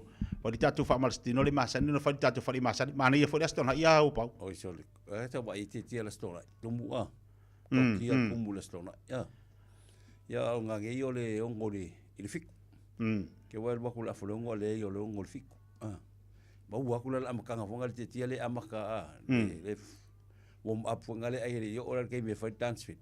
Ma ngai ara ngai ke la kumpua i lava le warm up ingo masolotino, ia me se fo e kawanga warm up le masolotino e kere i o kongo dance fit. Sa o le lei. Mana ia o le tala le tulai ono le whiawhena nei. Fai le tatu sumpa whea lava nai te iai, a wani ngari anto. A whapea whai te ma e te no whali tu sifo, i le west. Po le vanoa, a whapea whai te pisi le whai unga le whai le a whiawhila songa fua, ma le whiawhila aso lulu. Maua le tau la stona i te suma iai, maua le tau la stona. Ma kongai koia inga aku le skonga. Uma e mea koa iafu aso. Mana ia. O le sivanga tau o lea. Ai anga ia tio tatu whamastino. Te le la tu e tau whaia tatu mahatu tuai. E te follow ia pe te tau mulimuli, pe te mulimuli i tanga le whai mai rau malosi. Leai, e te tangoa o ie whaatino lau ngai uinga. Luinga le tala fo ilea o ia i latu o lea o lo ofisosani fo i mo tātou mātua. E ngā fo i koki aku kako ewa whaakasi vai rea skoa ngai. Mako minko whaatasi mā ta mamtina mātutua. Ia ngā kako manga. I vai nenga ngō uselai fo i aha uia le. Ba i fo i oike ala e whai i exercise nga kakam. Keri makua ala uke alo fo i kakamaku. Keri kai kau makua.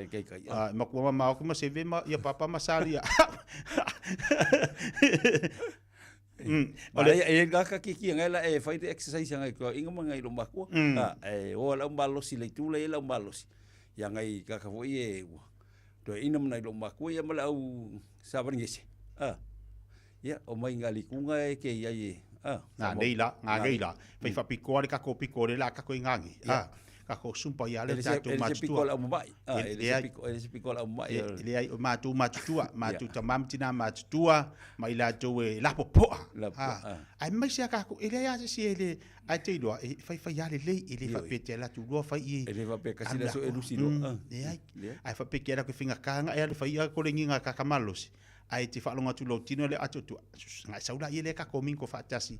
Ile pito le la matu ia i le awhiawhena. Nei mala awhiawhela so lulu. O hau ai o kere mai a le hangango e alango usau i le piko le au ke o ke alo whai ngai ko inga ma. Kere mai. Au le whamei rana tala kere mai. Anga le whamei si i me ke peke mai. A le role. Nga ia whai ngau kala. E ale lei, tai tatu whailo le tatu sumpa le whewhena nei le mamalo le tatu watinu, su mai tali tu le ono, wingi ke fua e kuai e, ke fua e koe moe aku. O ke ngau ngau le moe, o ke ngau ngau fwele ai, ka pese i wai manga moe, e sau e ai, e ke ngau ngau awa. Awa whaolara ko o ngā umungi aso. Sau e exercise mo monga, sau rola ia le, wai mo marti male aloe, ia male shake, mala ngā umbalo, e na kula le whare mo whiu ko inga koe whamei, ala ua ka nguru e o. Mea ngā whakua ora whai esku mea inga ngai. Ai ala kua ua fia ai ia, pawar mea o kamai ke waku se lako fish and chips, chicken chips, ai vai o ia, aru ia moe, ngā ua mga sipa. Whaftai mo ta whamastino, nei tau sunga whawhengai. Ia whaftai whititia mo nei aso, amtanga nei vai aso, vi ele tua le amtanga fo nei basina, savani fo, vi ele li.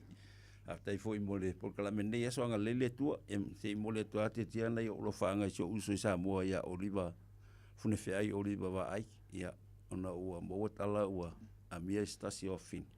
A whaalongo mai da o fionga fune whai ia lofa tele atu mo ele uso. Ia anga lele tua moa manatu ia ona to se fo la fin ia tempera.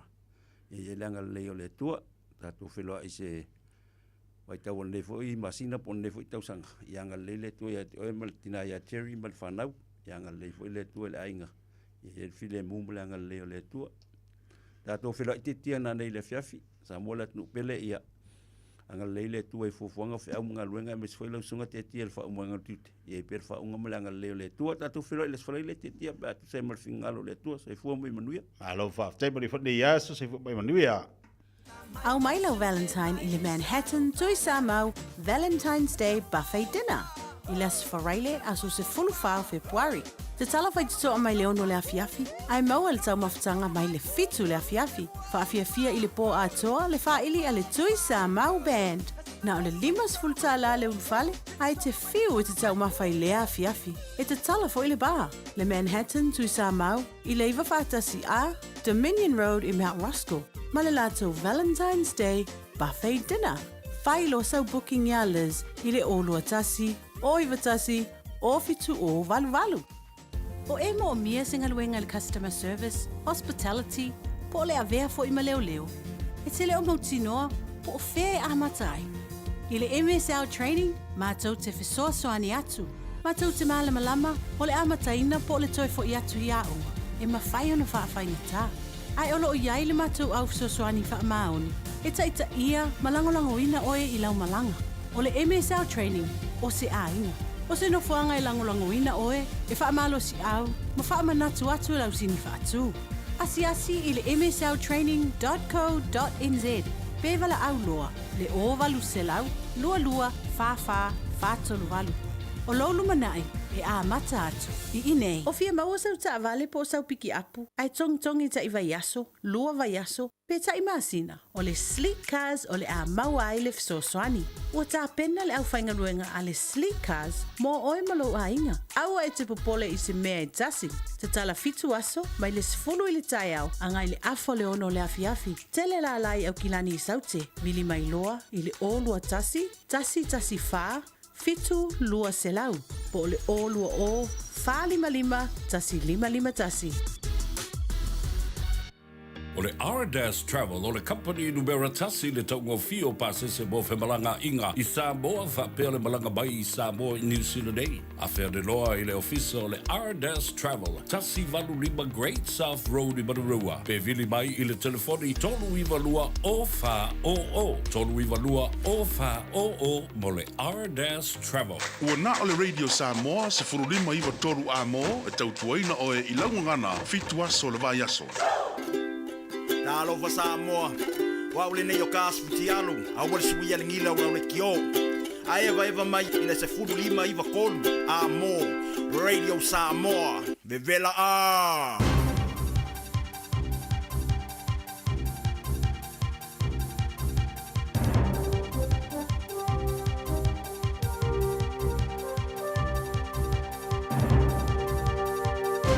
In this update, the Prime Minister's revealed he'll be spending Waitangi Day in the South Island on Thursday. Chris Luxon's not visiting the treaty grounds this week, instead sending a ministerial delegation including Erica Stanford, Tama Potaka, Paul Goldsmith and Mark Mitchell. Political editor Jason Walls has more. Luxon's office has this morning revealed he will be celebrating the public holiday with Naitahu at Onuku Marae in the Banks Peninsula. Luxon's previously said that not all Prime Ministers go to the Waitangi grounds to commemorate the day, and he plans to go to different marae across the country over the course of his tenure in office. US President Donald Trump says his tariffs may cause some pain for Americans. Trump's hit Canada, Mexico and China with tariffs ranging from 10 to 25%. All three plan to retaliate. Trump says any pain caused by the measures will be worth the price. Sky News' Washington correspondent Annalise Nielsen says it's part of the precedent that Trump's trying to set. This is also what's anticipated to be Donald Trump's approach to asserting authority in the US, to resetting the economy. He started with Colombia, ratcheting things up and seeing how far he can push things to get what he wants. And Israel's Prime Minister Benjamin Netanyahu is heading to Washington, D.C. to meet with the new US President Donald Trump. The pair are due to sit down this week in what will be Trump's first meeting with a foreign leader since his return to office. Netanyahu's visit comes at a crucial time, with negotiations on the second phase of the Gaza ceasefire supposedly due to start in the coming days.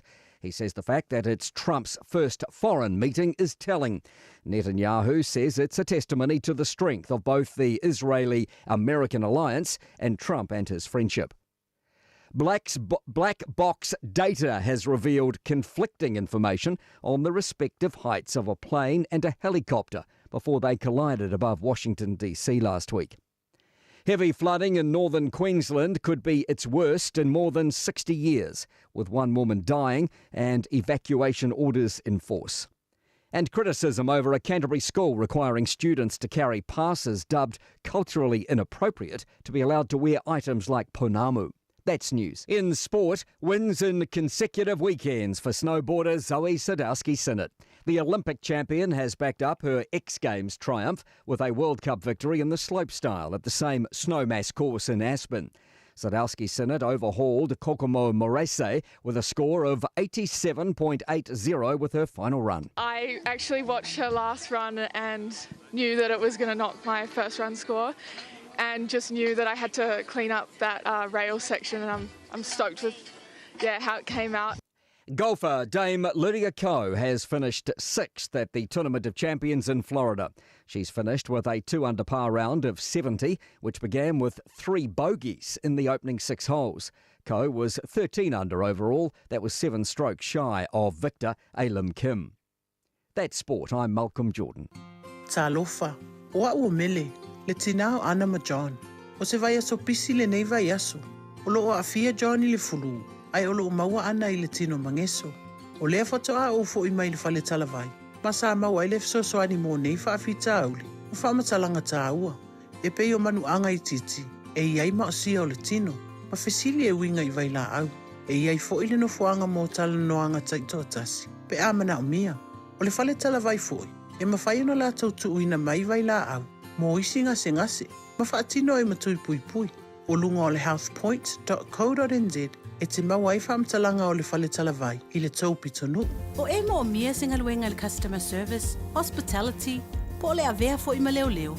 E te leo mautinoa, po o whea a matai. I le MSL training, mātou te whesoa soani atu. Mātou te malamalama, o le amataina po le toi fo I atu I aonga. E mawhai ona whaafai ta. Ai olo o iai le mātou au whesosoani wha maoni. E taita ia malangolango ina oe I lau malanga. O le MSL training, o se ainga. O se nofuanga I langolango ina oe, e wha malo si au, ma wha manatu atu lau sini wha atu. Asi I le msltraining.co.nz. Pevala au loa, le o valu se lau, lua lua, fa, tolu valu. O lolu manai, e a mata atu, I inei. Jalo whanawha tia roa, ua te talaina neile o unanga e veni, mo whaatangwa I au ki lani New Zealand. Numeratasi John Coulter Drive, I le Auckland Airport Shopping Centre. Jalo whatawhatonu lava le warehouse ma le countdown. Lau whale o fulau iloa le e veni, Auckland Airport Shopping Centre. A whai alo sa ili sea o ngā a mata molo walu. Au aloe te toi popole, o le Galaxy Childcare, e tele o na la lai au ki lani I saute. E toa tele whai a o ngā ngawaa, o le a o ina le whanau, e ia inga whapitoa pe a le sitala lo walo. Tolus fulu I tū la, free. A vanoa le vēna le a onga mo whemalanga inga le whanau, free. Maua mea aia le whanau, free. E ia inga whapitoa, mo nisi whamatalanga, whaafso tai le o lua tasi, o valu tolu, lua fitu, lua iwa fitu. O le talo fa voucher ua whaingofi ai a inga I New Zealand, Australia ma Amerika. O le tutongi whaatau ia a Liki Wholesale, Farmer Joe, Frankie's, Bluebird, ma le tele o whalaoloi upolu ma Savai. O ma whaiona tongi ai leu tuina o ta'wale I Pampenisini a tole o fōi whangalii, sa walalo ma fasto uta. Whapea amatanga petrol station I Salelolonga ma lalo malava. Lafo nei lo se talo fa voucher mo loa inga I Samoa I le Pacific40.com.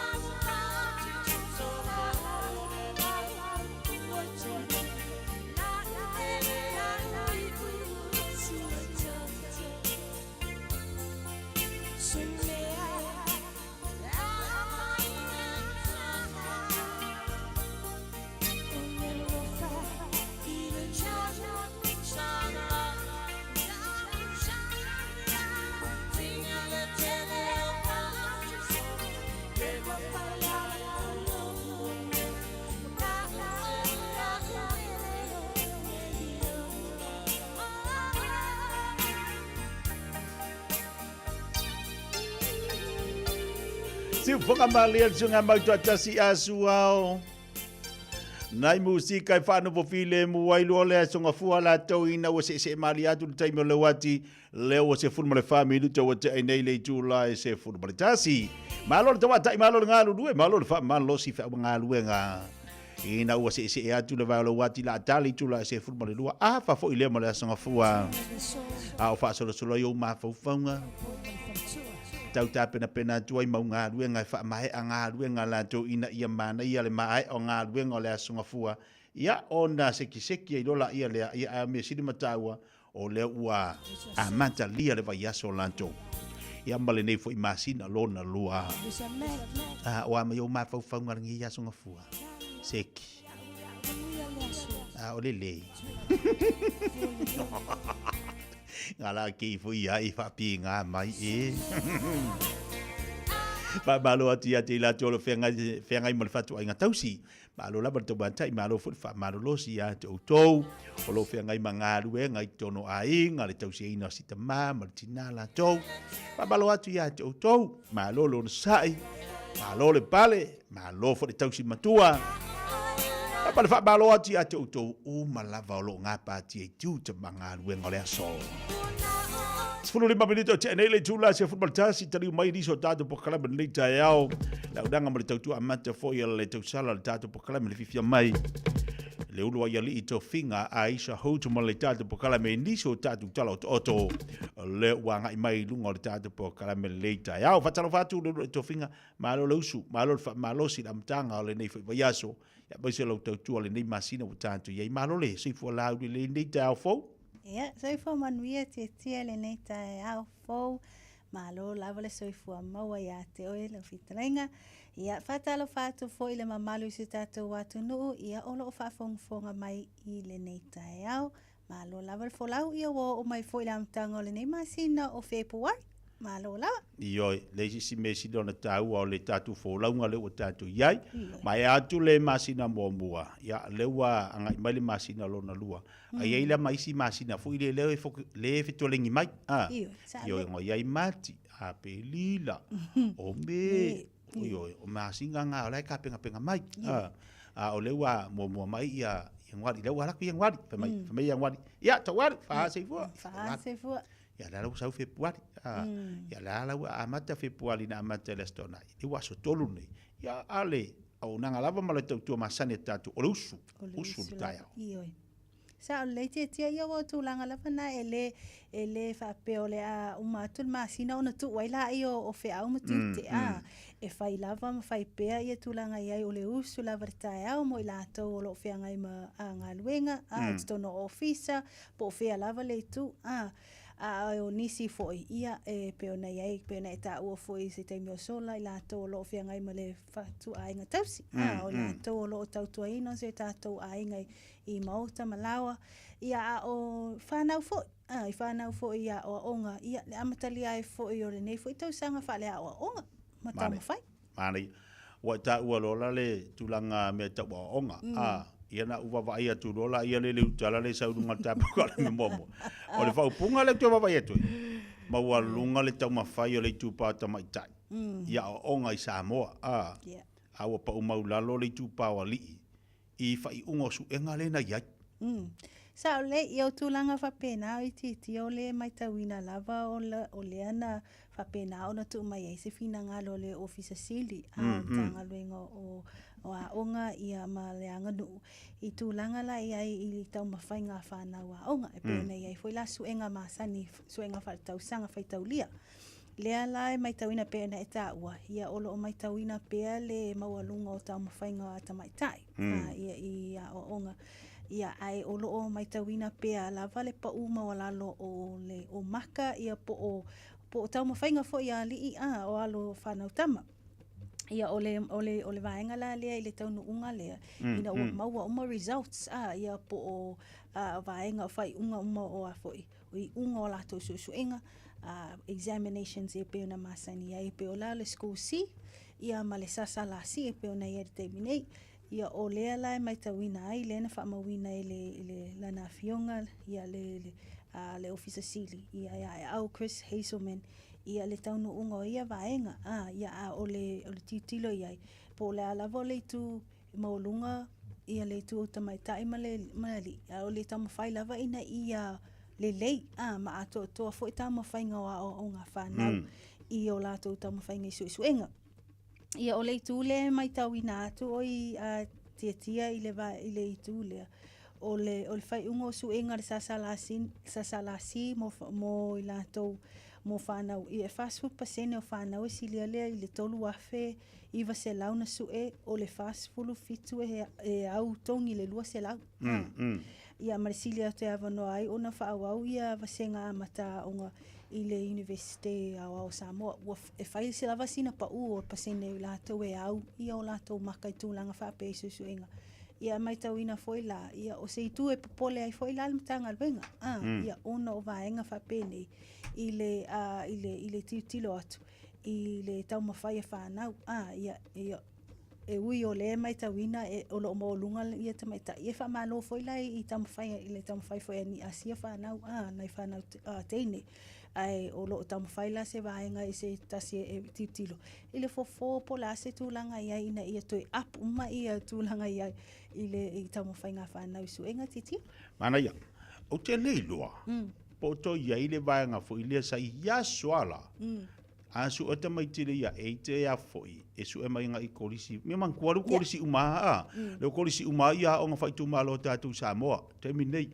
o asola ia pesa su e mai i kolisi Samoa su e mai i a bele o vai pauli le angala o le toi se vai pauli pe o asola le au mai tito kolisi Samoa mola ia lea e fai ona ri avele pe maua na maka foi le anga i vai pauli o te lo te ulo te minei po to e fa wa pe tu langa na a ese le mana yo na vai te bisa fi na ma tau sinio to maiti ina ia fai ona la tu anga i mai ia o ia o te loa ma le foi fai anga loa anga ia tu malo i tua ia sa o le tia e peona e ta ua sa ua o la tau sanga foi sa e le vaenga na e su e mo kolisi ma avele e pe ta i la le tulanga le wea i le ua afa pen lo wali lifa la varti tilo ia i kolisi o fai tu malo ia o le vaenga la le wea o le e fai lava ia su enga ulfale su enga ulfale a kolisi ia avele ia i tūlanga i ai e pe ona e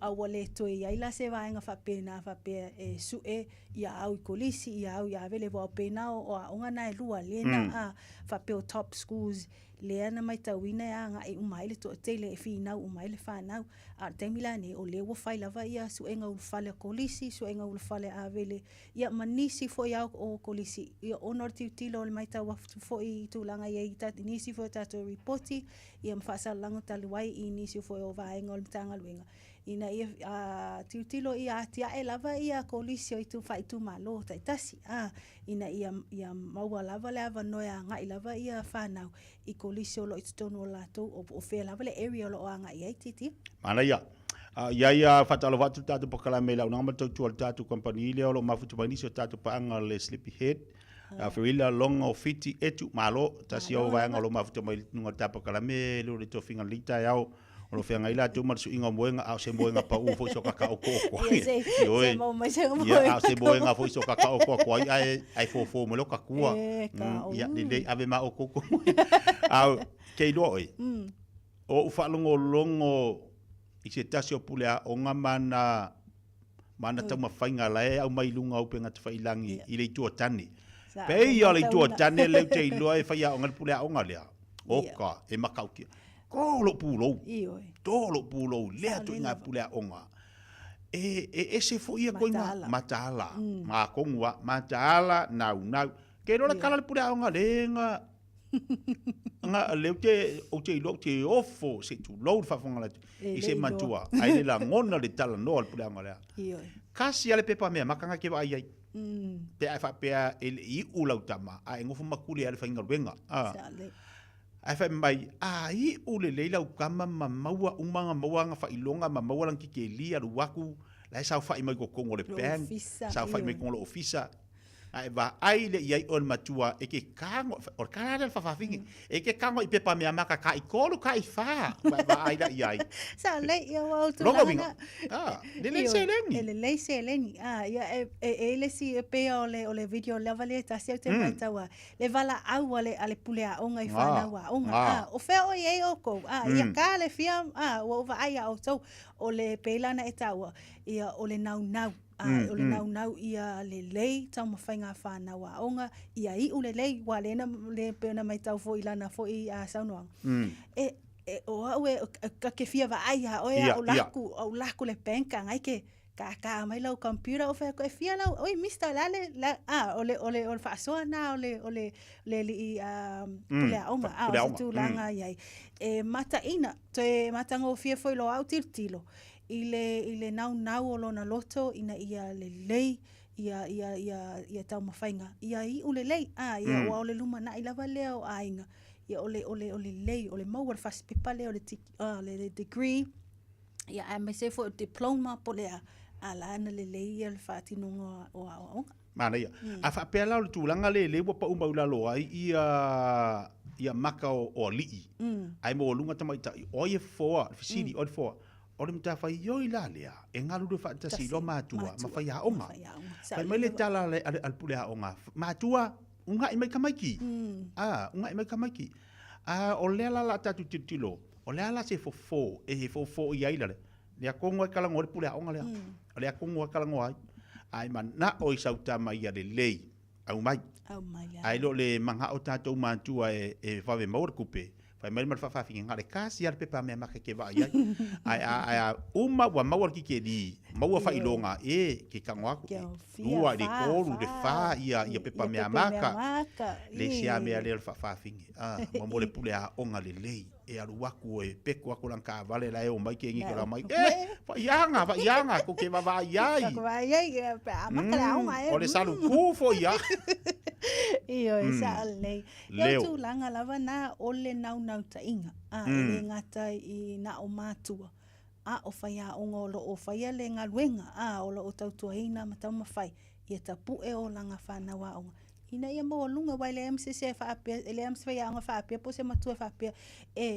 o ke manga o lo kamera ko afo asu vai o le kula le ai o le nau ta inga ia fi va ai se kama ale lo po le CEO le le lima kolu ka sang se fulu ka sang o luma o nau ta inga na ti sa mai le fai le fai a onga kama ki o la onga ele I kalma kua ya sola io sa le ele ka pa wala mea ia I lo le mafua la mafua anga ai le ai ma se makua so ia sanga kama ya sola wa makua ile anga mal papa ku pele anga vai vai si tu lo ile fai a onga nga koe ma saule o le makua fai le misa le ai ia lo mal lama le matua I le meka kaunga fai ai arngi vai kaimi oka anga saua ka mai kiki pasa saku ya vai le futfulu le makua ai te loi o tasi le onga lo ti tau ti lo ti ai ma tau fanongo o le ma ngai ia o resulta ka mai o le tu tani sa le ti o tu langa ia o le discipline ia o le tutusa ia pay for ia na etau ia o le vaenga foi na le na ta saua foi ta ita ia o le se sasa lima ia pe ko akum o lima pe sasa vai o ngor tama fai ia le leile a onga ia focus I me a onga ia artu langa wa ia ono lava tu o tu la fono ia mai at tau pe o ne wa longa wal tele nei ta pisai ia le nei vai tau ia artu langa na pe wa se fo ia le discipline le tu langa wa fa onga ia me tutia ina ia le leifa na tonu o aunga titi e alanga o alanga sa ia so langa o lo si so yo o lo si ora por sa fi o su e ala se la eva mai la no vai fa ya o si sa al vai mau si ia al mai ole au fo tsanga fe tu la lo foi le na ta to fa na o lo fa lo mai finau se au ole ka ko me ngar TikTok se va bole o me nga le wo lo nge le wo E sa o la lesi complain lo sa ina was out latu le story le lo make over TikTok over Facebook ya fa pe ole TikTok ka mamar ki nga yo lo winga le ole TikTok foi la morto me ya le ai ole winga le tala fo ile ma tua ma tala tatou le time le nei o lo o iai ia ba nga tatou ona tatou tilo ia wale lu mana imanu ia o tatou fa nau ia tatou na ma tatou fa nau le wa ia onga vai le lu mana imanu ia mana ia fa malisi o nei pule onga mana fa ia onga mo tatou le wa tau no uia le so sane ni sila mo vai la fo ia pui ia le tale vini le ai tupu ia tatou samo. Ia, mai tau foi la teti o lo o fa mawina lava le alu ilungo numero o la tau lo afia i le tale vivini po le whooping cough ia o lea ua mai tau wina lava le afia i pe o Samoa. Ia, i tūlanga ia le tatou reporti pe ona e folesia ia tatou lutala. Ia, e ono afe le uto vai la au le tui pui o lea o se foa ia New Zealand. Lea ua whapena ona tau nuu atu i tutono le o se tatou watu nuu ia e tau ala atu le mtanga ruenga o le soifua maloloina. Ia o lea la ua whapena ua tala whea unga leile taimi. Ia ua avatu ai la ia nei tui pui. Ona o le tūlanga le pepesia i o le nei whaamai mai tauina ua tō tele lava i la tau ai mese lava tangata matatua tia ua mai tauina foi nisi o si o mato ai ngai Samoa. Ua whapena ona a fia ai le talevivini ua le mawhai lava ona ta ofi le tale ia ma ua ese foi la ia le whalongona ia le tino ia o le vaenga la na pe ona ia ua atonu ua talawheaunga lei pe ua talawheanga le taimi ua taunu ua ile nei a le uta o vai lao fe so soani e se tatou watu nuu ina ia maua se mapusanga o tui pui la nei le ua whapena ona tau limaina ia atono se taimi o iluma o le a whapena ona au mai se pōkalame tanga ruenga o le soifua malolo ina e whaatino ai o ni tui pui ia ai mai se lava ina ia fe so soani ia awa lava ia nei to e afia nisi ia awa nei to tele lava nisi e afia le nei a whamai ia pole nei fo ia talevivini ia ia malu pui ia masauranga le mo umar tatou watu no tetia mara ia nisi o vaenga le baftu mai tatou watu no ilunga tatou pokalame nei tebe le taiao la tatou tali watu le nei taiao ilunga tatou pokalame aisha ia awa fo le au namba tau tu ale tatou ka fo yo lo fatsi mai ia le tamo ia lo fatalo malo se fo boli nei tebe le taiao Talo fa o tetia leo sa no mai alofa ia talo lava en ia vai e ngo ia lo fa ai lo ia en ia malo ia malo se fo boli o amal taiao ia le manguia la bataiao wane la sangwanga ia la fa tu ia jo fa tu ta mai ni so tatu lipoti o wale tu la nga tatu fa ta vale am tanga le vai ia fastai la titia ia fatalo fatu le pa ia malmalo se tatu no pele Samoa ia mo fole no le ka fo you le netai fo le malanga le mafalang ia tu ina tu fo se li poti pupu mal mato fata vale nei failo atu tatu fata vale sa tala ina mai le iva tai au ia tapunia le ono le fiafi mai la relation fo se pa ia la stonai o le sa lo tala tatu fata vale mai le iva se pa ia la fortolo ia mal public holiday la sonei tala tatu fata vale se fulu ia tapunia fo le afortolo ia fala wilo atu tatu le tele mala noa ia tatu ta vale mfanta no mai ona wo sold out le tele o youth mal tele SUV ia lo ia ni si tatu o ka fo mfanta no mai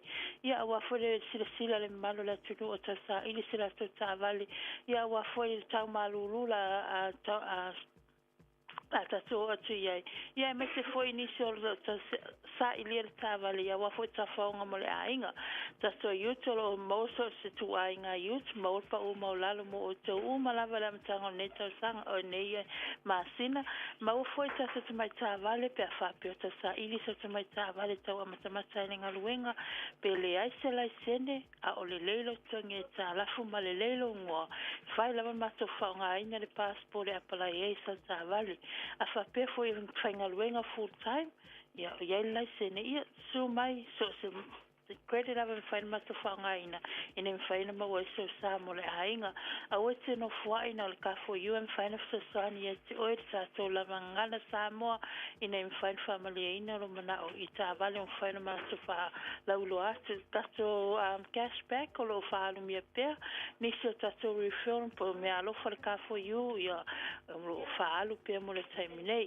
a wetse no fwa ina le matanga lava ma fa ina le ma sine fain fa lu tato me alo fa le nei per fa peta sa ili salta vale over se laulo lo fitu fa iva ona valu tato numero really fu tato Facebook page ka for you 24/7 mo oi ia pete su mai vai mato needed ka for you tolso la kwesa for malua manulewa ia wa foi se ta vale mo le ainga mai animal ka for you fa tai tere mo mato no Malo waftai animal ta po kala me bese fodo tau chuma la ngam malo ta tu wa tu la mtanga la ya so wala one over selau lulu fitu 5 on valu over selau lulu fitu 5 on valu te bele wati le o te lua se football e ono minuto talo le chula se football e lua to te li moyo po kala me nei tu bale ta ya o to fa wina ni so ta tu tala pe ona yai ma na ia le vaenga le pona fa so ye le tu sala mo tanto so swani le mo fai ona tu na tu le tanto wa malo ni sila awa ia le fa mai pe ona ye tato le tale vini le na pesia tatu sa mo tar sia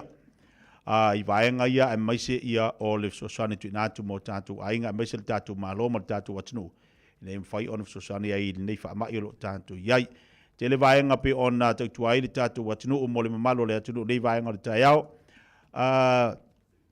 o le taua io vaenga ia pe ta fa soai e mai se ia le ia fa mai le a le tofinga ole fa ma ile le tale fini le o leva telefone te no tatu watinu ai fa mai ani so o ainga e fi we ingule le ki polo fi we ingule le vai ma fa a tonu la o nga ia na i vai la o tu tatu mo tatu a tonu wai mai tau fo o le taimi na mo moina o tu la mai le a fa mai stono ina o a declare le epidemic le tono Samoa ai mai sino tu na ia tu tia ia na mai tau ina lava ele i mafai ona ia se tu pui ele o ia foi i vai nga fa pena ona o le tangata o le vai la au ie fa tino ai al faftai i le malo New Zealand ona o le so ani lava le tau e tu ato le lango ia Samoa le un fai ona ma vai la au nei ina ia mafai ona so ani o tatu tangata e tau tau fio mai ele mau le nei fa ma ia sa le o tia to telefoi tangata mai tau ina e fai lava sina umi lava le taimi fa to ai lo wa ia se mapusanga i tu langa ia ile ile ma ile nei o isi lava o lava ile tulanga le o le fai le masini ona o le mafai ona ta fio lava le tali ia o le tatalo pe ia maua se mapusanga ia lata umolo afia ai ia le lei foi o le ua maua ia nei vai la au soani la to ele mau ia au nei mau au nei ia afia pe fa pena ona ia se tulanga funga le mafatia e tinga ina ma me tulanga fa pena titi wa kele aku inga kale wa vaku fa ingor ngi vai kai mi wa so lai kale lor ka mai ki pe kale ko fa ngolo ma wa popor kuwa vale po ngor kuwa ko ngengo ya mare fika ele ka po ngor kuwa vale po ngalo ma wa vai mo aikia o aikia to ina ma lo ma ku ya sola sa fa di ka mai ki ya e kale do fa fa ola ki ki ya popo la ira kuwa nga fa ala popo nga kuwa mi le awange ile ba ka fa ngo kunga a ma ya wa ile nga wa moi wa ai va al ngi va kai mi to ri nga kale ha a ver fale ma ya ma le vai kale ya a ver fale ma ya mai le vai o nga unga ta tala fu ile wa ka ko kala ngo ngi esele mamana o nga luenga la tala fu le fa nga ine le tua nai tua a ma tua e whaanga ina ai manatua i fa pe a menga keringi fo mai sa i ngā vai kaimi mai de kamagiki e amo mai ar kamaris kamagi arisi no makua averisi piko amo mai abaku yo e palua i lima e palua i lima lo makua mar ko inga fo e o foi la le melo le e lau ke lo ya e ai tatu fana e alanga aver fal mai kuso o lesi ka mai ka alo le aonga e nga ua angu e ke longo fia la ka mai ke mo le bainga o le vevela le maua se ai Ai alu le matua ave o le forma. Ah. Ah, ole fai ngo fia ia. Kusala. Ole ave ole le ido matua ko nga fiki. Ia le kamaikiki. E ma fuai o nga vaku fale mai. Ko nga fiki se do fale mai. Ku po ilor ki le afianga. Alu nga la kala foi do ka o ngime. O nga le ka kala ngongi ole fa mai ilor kala viving. Ah. Ia i ringi i kale i raso. I ri whapea ngā wako whaakulanga ko a mea kale vivingi rea kale lea. O le kale ur kale lea. O le kale lea a ka kale ronga winga re ka kaunga awangi ka. I ni ngā mea a ka kale a pa wale mea mei. Ia le koinga malau makua. Popongi rau whafonga. Popongi rau ngutu se tu lou vai ane le whafonga. O pu masangi e kalangwa. Ai le hangi ngā e lo ke ha e pālua i e fōfō le kua. Ia wa ia de hado wa ko mangu ia sori. Ar mele we o lo le mau kale sori. Ia e sa le ati tia wa temi na ia atono o peone eta ole mamana ia ole fa so fo ia taleni manga va ai tatou tangata le mau ai la ni se vai nga bio remedies o ani si vai ngo fofo fi so soani ia atono pelana eta wa tele lava fa mai itu ai nga fa mai ia wa atono wa ese fo le nei vai tau ia wa ia le suinga le tau wa le longa se vai nga ole ia fisusu ia le la o fa pena ona ia pe ona ia la ni se fa mai atu la le covid sul le iva fa te inga wa le longa se variant le longa se tu ai nga vai lasi vai lusi ia wa fa pena ona afia i tangata kusore covid leng fa pe ka ko covid nga pa nga disease pole virus mai fa pe ese foi variants o isi vai nga tetas ia vai nga na tatu tele mai lo po fia tonu ma fu ai ia le tu langa ia sa le lo valo sa no i lo tele nga tu langa le tu langa sa ia tatu tangata tu ai asola e maua lava ia me fo ai fa na o tangata po lava ia tu ai nga fa mai ia pole mai fo e fia ngai mai lato pa wale fo o ko anga e fa maru pe pa vai vela a o kula ia le udu ala e pepe e va ve ko e maua ia si ma ele ka ia ka penga o siama ko anga ka ele pe pa vai vela a o kula ia le udu ia o sa ira ngala ka pe lo inga fa no ka mai ko so le wo mua ia ko anga kumama o ka ko anga kumama o ke simia nga e mo ka ko fai donga le aonga kumama le o le tali mai oni so tatu tale ni sila nei fisilingi le maliu o le tala vo ma wo Hamilton ia Hamilton na ia le mta apuna o titia ia le na mai tawina na le na tu fata sia mai tatu tu stala ia salava le ni tao ia le ala pe ona e ta ua ia fisilingi le mafo anga le maliu o le tala vo ia o le na fa pena ona maua leo i le fale Hamilton o le vavea o le astona i le na fa pena ona nga i le malo i le fale Forest Lake i le taulanga ia fa pena maua tu ai loa la le ia le tino maliu ia ele lo sisi ia po ai lava po le o lo po ai le tangata muli sa va ia o le o soifua mai le ni tangata o le fa mawina o le tamaita i tala vo sulu i vatau sanga le matua o maliu e tu sai ma report o le i le tu fata se o le o tatu tala fou le ala u fa pena ona fanga solo so inga tanga luenga o le po malo tu sai po ai se ta se so tanga le tangata ya me se foi po ye se na te si la fia tu langa i le maliu ai o le tamaita to lunga tatu tala lam tanga le vai aso ua fasi ele pangota tanga lulu ele fare famsino koe vakule ole lainga ma le vai lainga fasi ele pangota tanga lulu ele fare famsingo e maka ukia fo ia unga ole fo i fasi fai taule amai e o tulanga le wa fo e mau fo i le tutilo fo ma fai tau fo tulanga e reporting e pe ona tu fa te sia mo fa fonga no si tata wa tonu le o le fa o li mai o le pauta ia la to i o lo nga lu e tonu le fa famsino ia o le mai tawino o le vai aso taluai lia sa iai le fale whamsino, mo se whamsino, o le whamsino ngā whai tū malo, i au kilani lena tū lai mai e lea whawhitauli.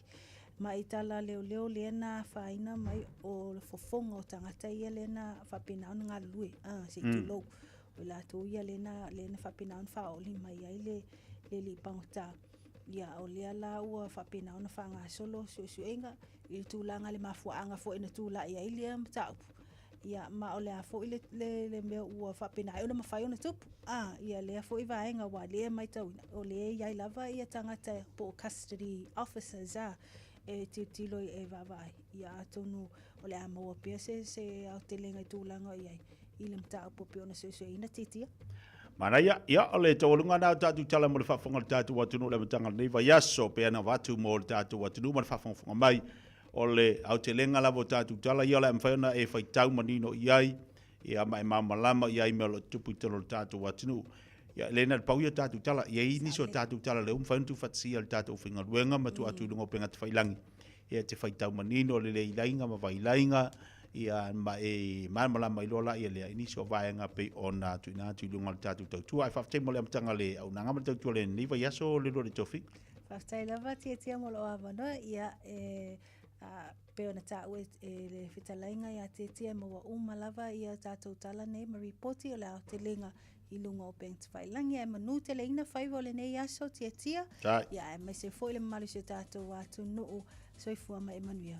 Le leia le aunanga ma le tautu amata le na ala le tau sala le pokalame le lua le ito finga a isa houtu mo tātou pe ona ia whailo niso tātou talo to oto le mtanga leiva yaso ina ua se ebal te lewati leo to se futbol ono minuto talo le tu la se futbol lua tale tu la se futbol lua se mai le aunanga amata le to faya fonga moa se manu Francis Zane wa le fa wino le tātou pokalame pa malo ati niso tātou paanga umalava o ngali a te oilungo penga te whailangi e te whai tau marino ia inisi nao tātou talo to oto pera tu inatu.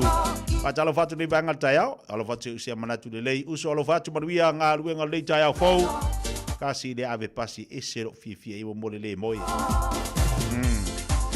E kai moi ringi ave pasi makala le ave pasi. Alo fatu prada manuia ngā luenga tai au. Se mai sina whawhiawhianga mo tātou, la watu pese lea walo whatu e mo tō malawa vai foi al tātou po kalame lei tai au whanga solo e pea o tito mga aluenga.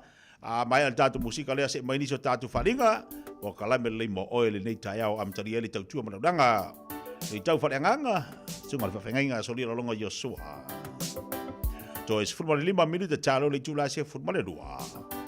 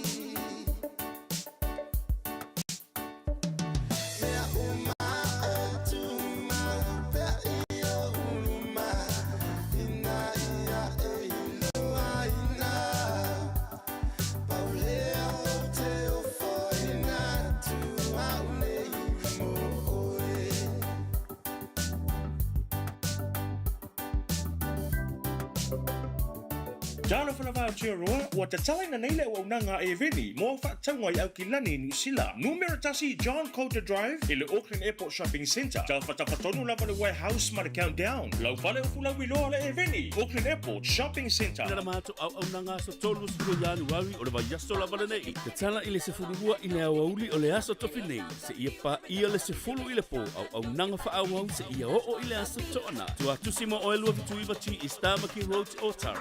Tau tua mo o e Samoa i tau mafa is. Mga tau te whaaveleina fo i pua i so se sais au na mai. Wha ai po i ponga, aso whanau. Is o se wha moe moenga, au ane ngalo, wha so taidari i pore orua tasi. Tasi o whani maiva tasi iwa. O ene e tuai, a whiu ane loa. I the Rooters Barbecue Catering Service mo nisi whaamtala. E te na oi maua se lumana i manui o lo wā tali i polo wā whawhine. Wa se fulu nei tau sanga o whaatino le Pacific Advanced Secondary School le au nanga. Na whaavai le nei a onga e Sir Michael Jones. E whaonga i nai ngangana ale Pasifika i le NCEA, STEAM ma le waka ama. Ma ua fua o fua onga tai le aini pili a onga. Ua uti a wanoa mo le lua o lua lima. Mo nisi whamtalanga wala au loa le pas i le o valu se lau valu o fitu lua fitu fitu. O valu se lau valu o fitu lua fitu fitu. Radio Samoa. Taslima Ivatolu. Ua mawhai o na aura tula polo kalame le leimo o ia so taitasi o na o le langolango malo si le whale maliu a se halo le atunuu o ese tātupu Funeral Directors i Manukau City. O kalame le leimo o e tālo whalawa whaita wina le Filipi e lua mo o le ne yaso. O le nei, a whai e iai se wha amawhanawhana i a Keriso. A whai e iai se wha amatala loto i le alofa. A whai e iai se mafuta whaatasi ma le anganga. A whai e iai se alofa muti vale ma se loto alofa. I nā wha atoa maia e o tau lo oli. Na ia ngata sitasi o tau manatu. Ia iate o tau le alofa whaatasi ma le loto ngata sitasi. Ma le mā natu i le mea e tasi. Awane i whai e se mea e tasi ma le whinau vale, ma le mita fua, a ia tasi o tau ma manatu, ma le loto maulalo o sili nisi uma ia te ia. Awe nei taitasi ma wawa ai ana lava mea. Ia taitasi ma wawa ai i mea isi. Ia ia te o tau fo'i lea lava manatu sa ia Keriso Yesu. O ia sa winga whaatasi ma lea tua. E lei manatu ia o se mea whaoa ina ia tusa lava o ia ma lea tua. A ua wha maulalo e ia te ia. Ua winga o ia whaatasi ma le polonga ina ua whaia o ia whaapei o se tangata. Na iloa fo'i o ia ua tino mai i le tangata, ua wha maulalo o ia te ia, ua ana ua o ina maliu, o le maliu lea ili sa tauro. Le mea lava lea ua matua wha ai nai o ia le tua, ma fo ina atu ia te ia, o le suafa e sili i suafa umalava. Ina ia to tuli vai umalava le suafa o Yesu, o i le langi ma le lalo langi, ma o i lalo o le lalo langi. Ma ia tau atu e laulau whaiva umalava o Yesu Keriso, o le ali lava, ia vi ia ai le tua le tama. Talio Yesu e avea mau whaola, e si iti ai o e Yesu i lunga le mea maulunga, ma mana tua, e le lei mo oe. O le ese tātupu Funeral Directors o se whale maliu Samoa, o le tali foilea o taimi whaingatā, o na o le malanga al maliu ma le oti. E mawhai foi o na lātou awina atu ma awina mai tino maliu o e pene, mai so o se atu nuo lalolangi. Wala auno le ese tātupu Funeral Directors i le lua o na lua tolu fitu o, pea fiu ane i le se fulu ma le balu Norman Spencer Drive in Manukau City. Talofa, oa ua mele. Le tinao ana ma John. O se vai aso pisi le nei vai aso. O lo o afia John i le fulu. Ai o lo o maua ana i le tino mangeso. O lea fatoa o fo i mai le fale tala vai. Ma sa maua i le fisoso ani mo nei fa afita auli. O fa matalanga ta ua. E pei o manu anga i titi. E iai ma o sia o le tino. Ma fesili e winga i vai la au. E iai fo i le no fuanga mo tala noanga taito tasi. Pe amana o mia. O le fale tala vai foi. E mawhai no la tautu uina mai vai la au. Mo isi ngase, ma whaatino e matui pui.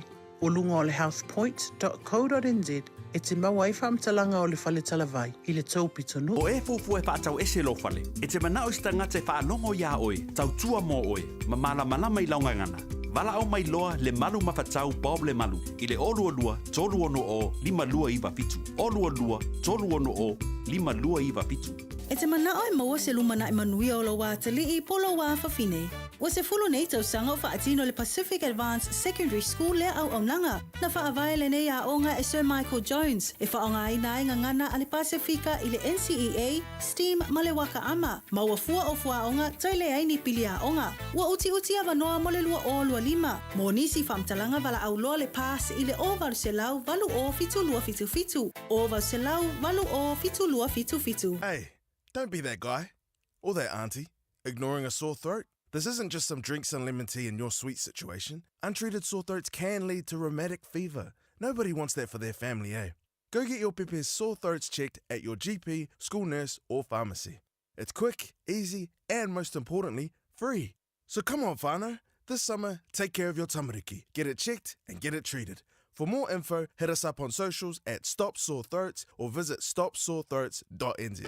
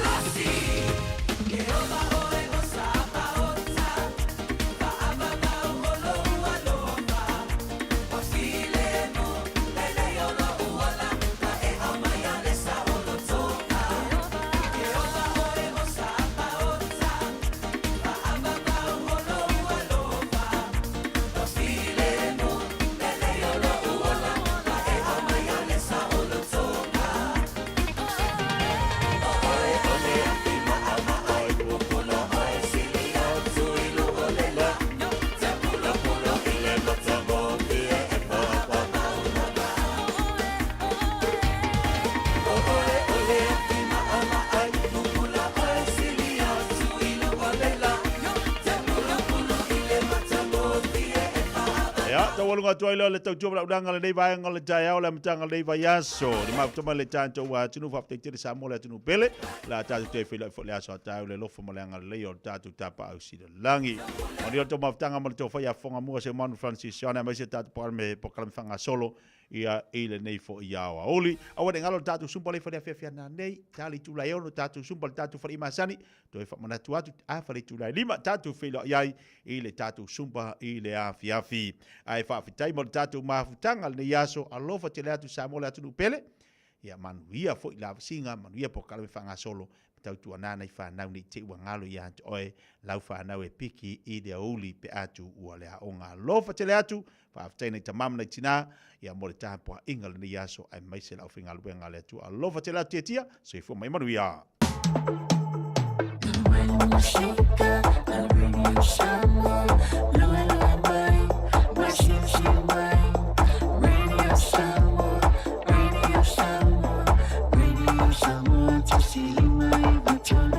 Radio Samoa. Usi mai alau whaafafonga. Telefon mai Samoa ya so taitasi. Wa au mai amo oe ona o le langolango mai a le talofa voucher. Whatalofo le nei vai o se fōlu tātou o tanu. Wa tātou whelo i fōi ma mafuta. Ia wāle ngā ruenga whai pēr talatau longo mai lo tātou o tanu. O le taunu ungo suenga le malo mo whanau o le tunu mai lava ia onga tūlanga lua. E o i kolisi mawuru lunga i le vaenga o a onga le malo, a onga e kale sia wha pēr onga tū maoti. Wa whailo le ofisa sili o mtanga ruenga o a onga manga nuu. O lo o maua lunga pēr le tau mawhai o le itu vai o tamai tai. Ai pa u pēr le wha le tonu le tau mawhai o le itu pao li. Whaali le ofisa sili o pūlenga o le mtanga ruenga le fionga e au Chris Hazelman.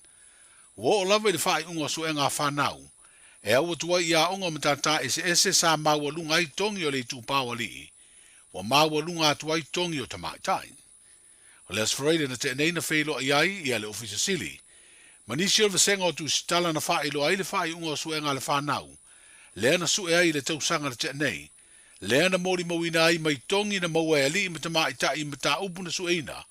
Le tu maua lunga peo le tau mawhai o tamaitai. Ai wha le tonu le tu pao tamatane. We have to deal with our boys now. I mean, o le ngata i tato mta upu taitasi.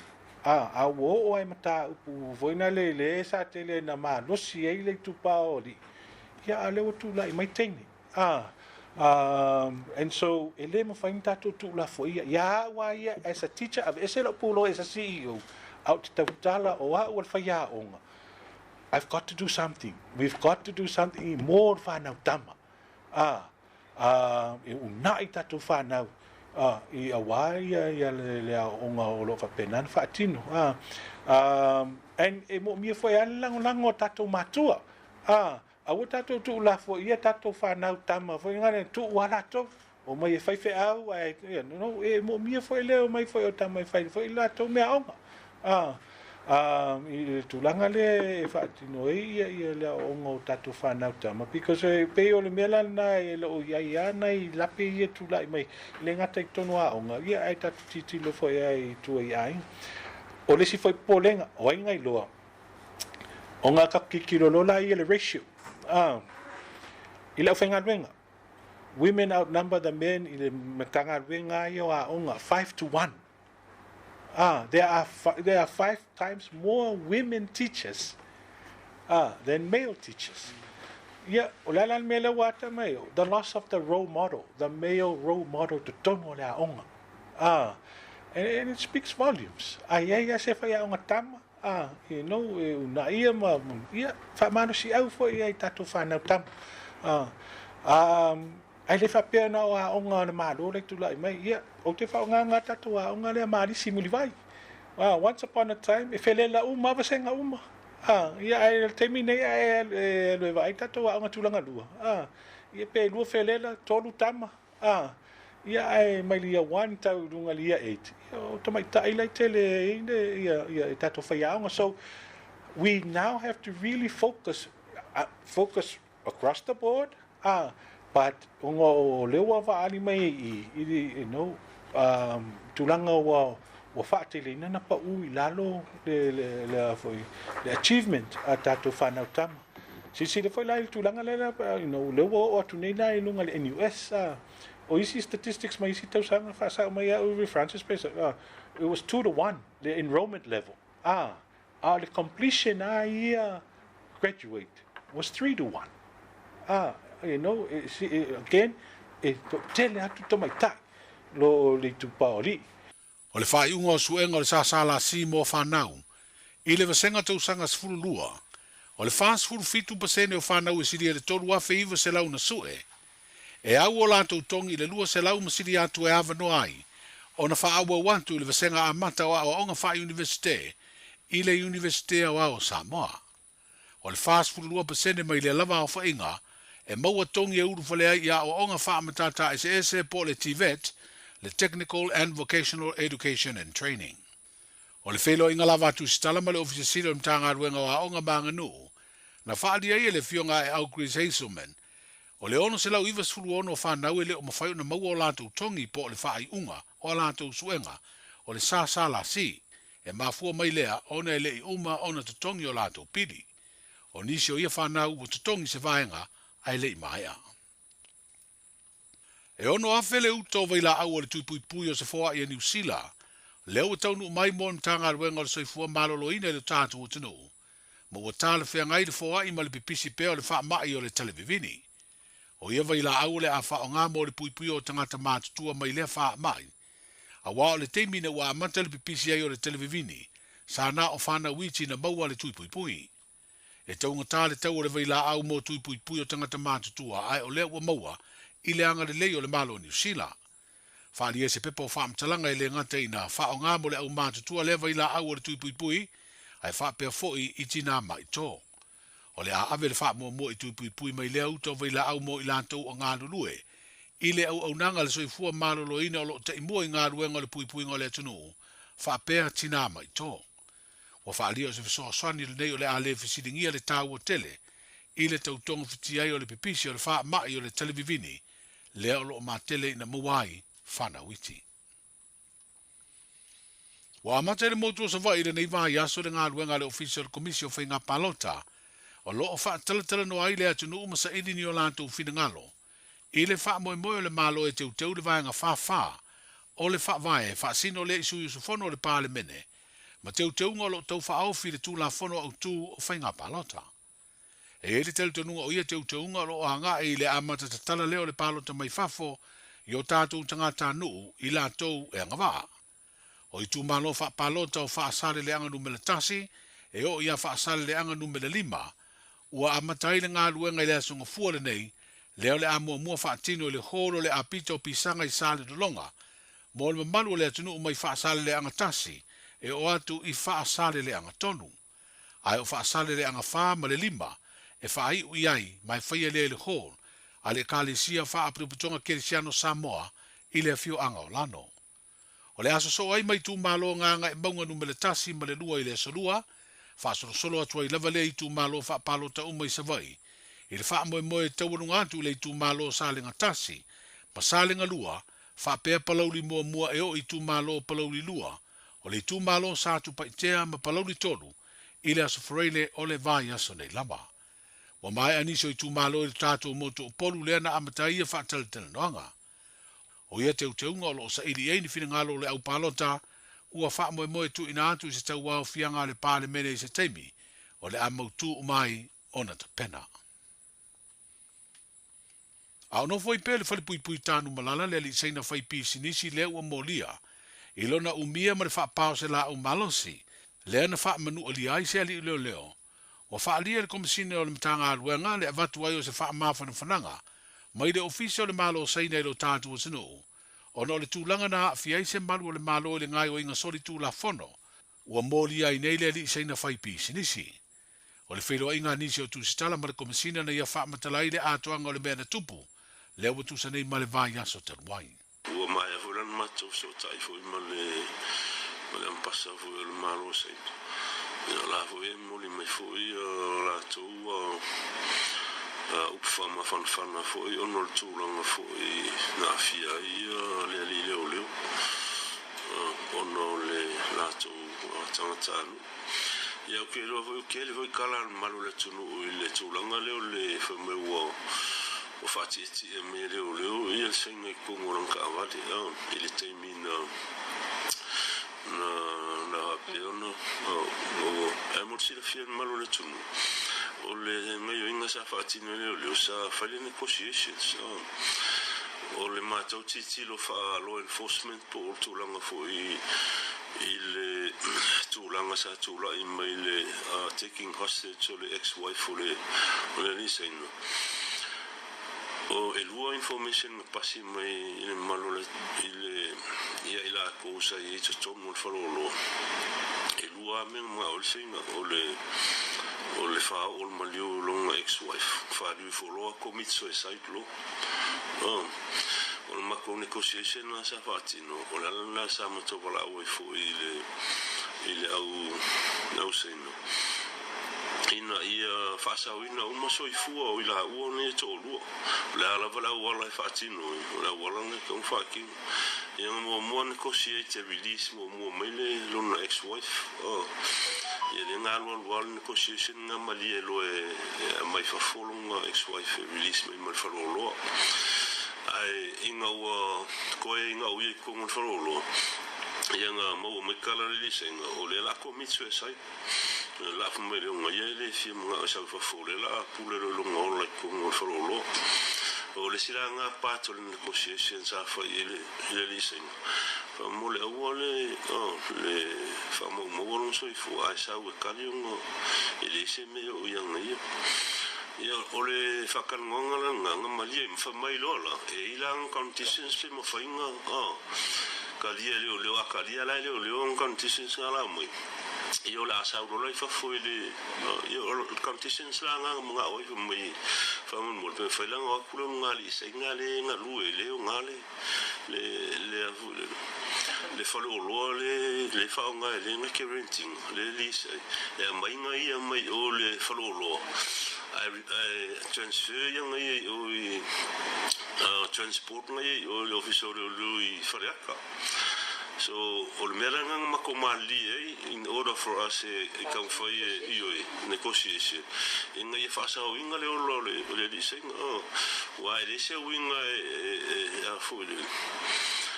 Mai mau al soi fu le lisa inga. Ia le po se sila mo lia i le whalavlavi sa kula i mai. Le tō whaau a Paulongo i Tino Filippo, o le komisino n tanga ruenga o leo, whalipui ma le toi fuata ina. O lo whaau au pēsu suenga leo le nā koti le aisa se furu kilo kalamba lea na maua, i se pusa po se container e ana le whaonga ine o le masini whaanta, le x-ray scanner whaapea te i whau sa songi, ale mtanga ruenga o leo. Peitai ele i vai se aso taru na maua i aisa, ai whaai loa ele mtanga ruenga o tiute matupe maua se isi nā koti, na maua fo i ele masini whaata. Se tanga pepa i ila o lo whawhau aila au whaasaina o le marijuana, e tu sama le lua se lau se fulfa cramps po kalamba lo na mamafa. E le o whailo ina mtanga ruenga pena whaapefeo na au mai lea tanga pepa marijuana. Ai po ua iei fo i seisi po nisi ua masalumia. Peitai o le tasi leo na koti na whauru fale whaasori tu la fono mai wa ave i leo mo lātou suenga. Wa whailo le ofisa siri o lea mtanga ruenga, le fio ngā fono ti tala i tupuli a tefu. O le whaawau na maua o ia na koti o le atamanino lea, o le tu ato o le tomai ma le sila fia o le ofisa o le tiute, e whaatino le lātou au nanga i le mea sila siri o no i ai le sila fia, i le ia tau fia le o atu le lau tero le tunu, o ia pauta mala au whaasaina. O tala i o le amatanga o le vāiaso o le tātou tunu, tātou whairo i pēr, seifu.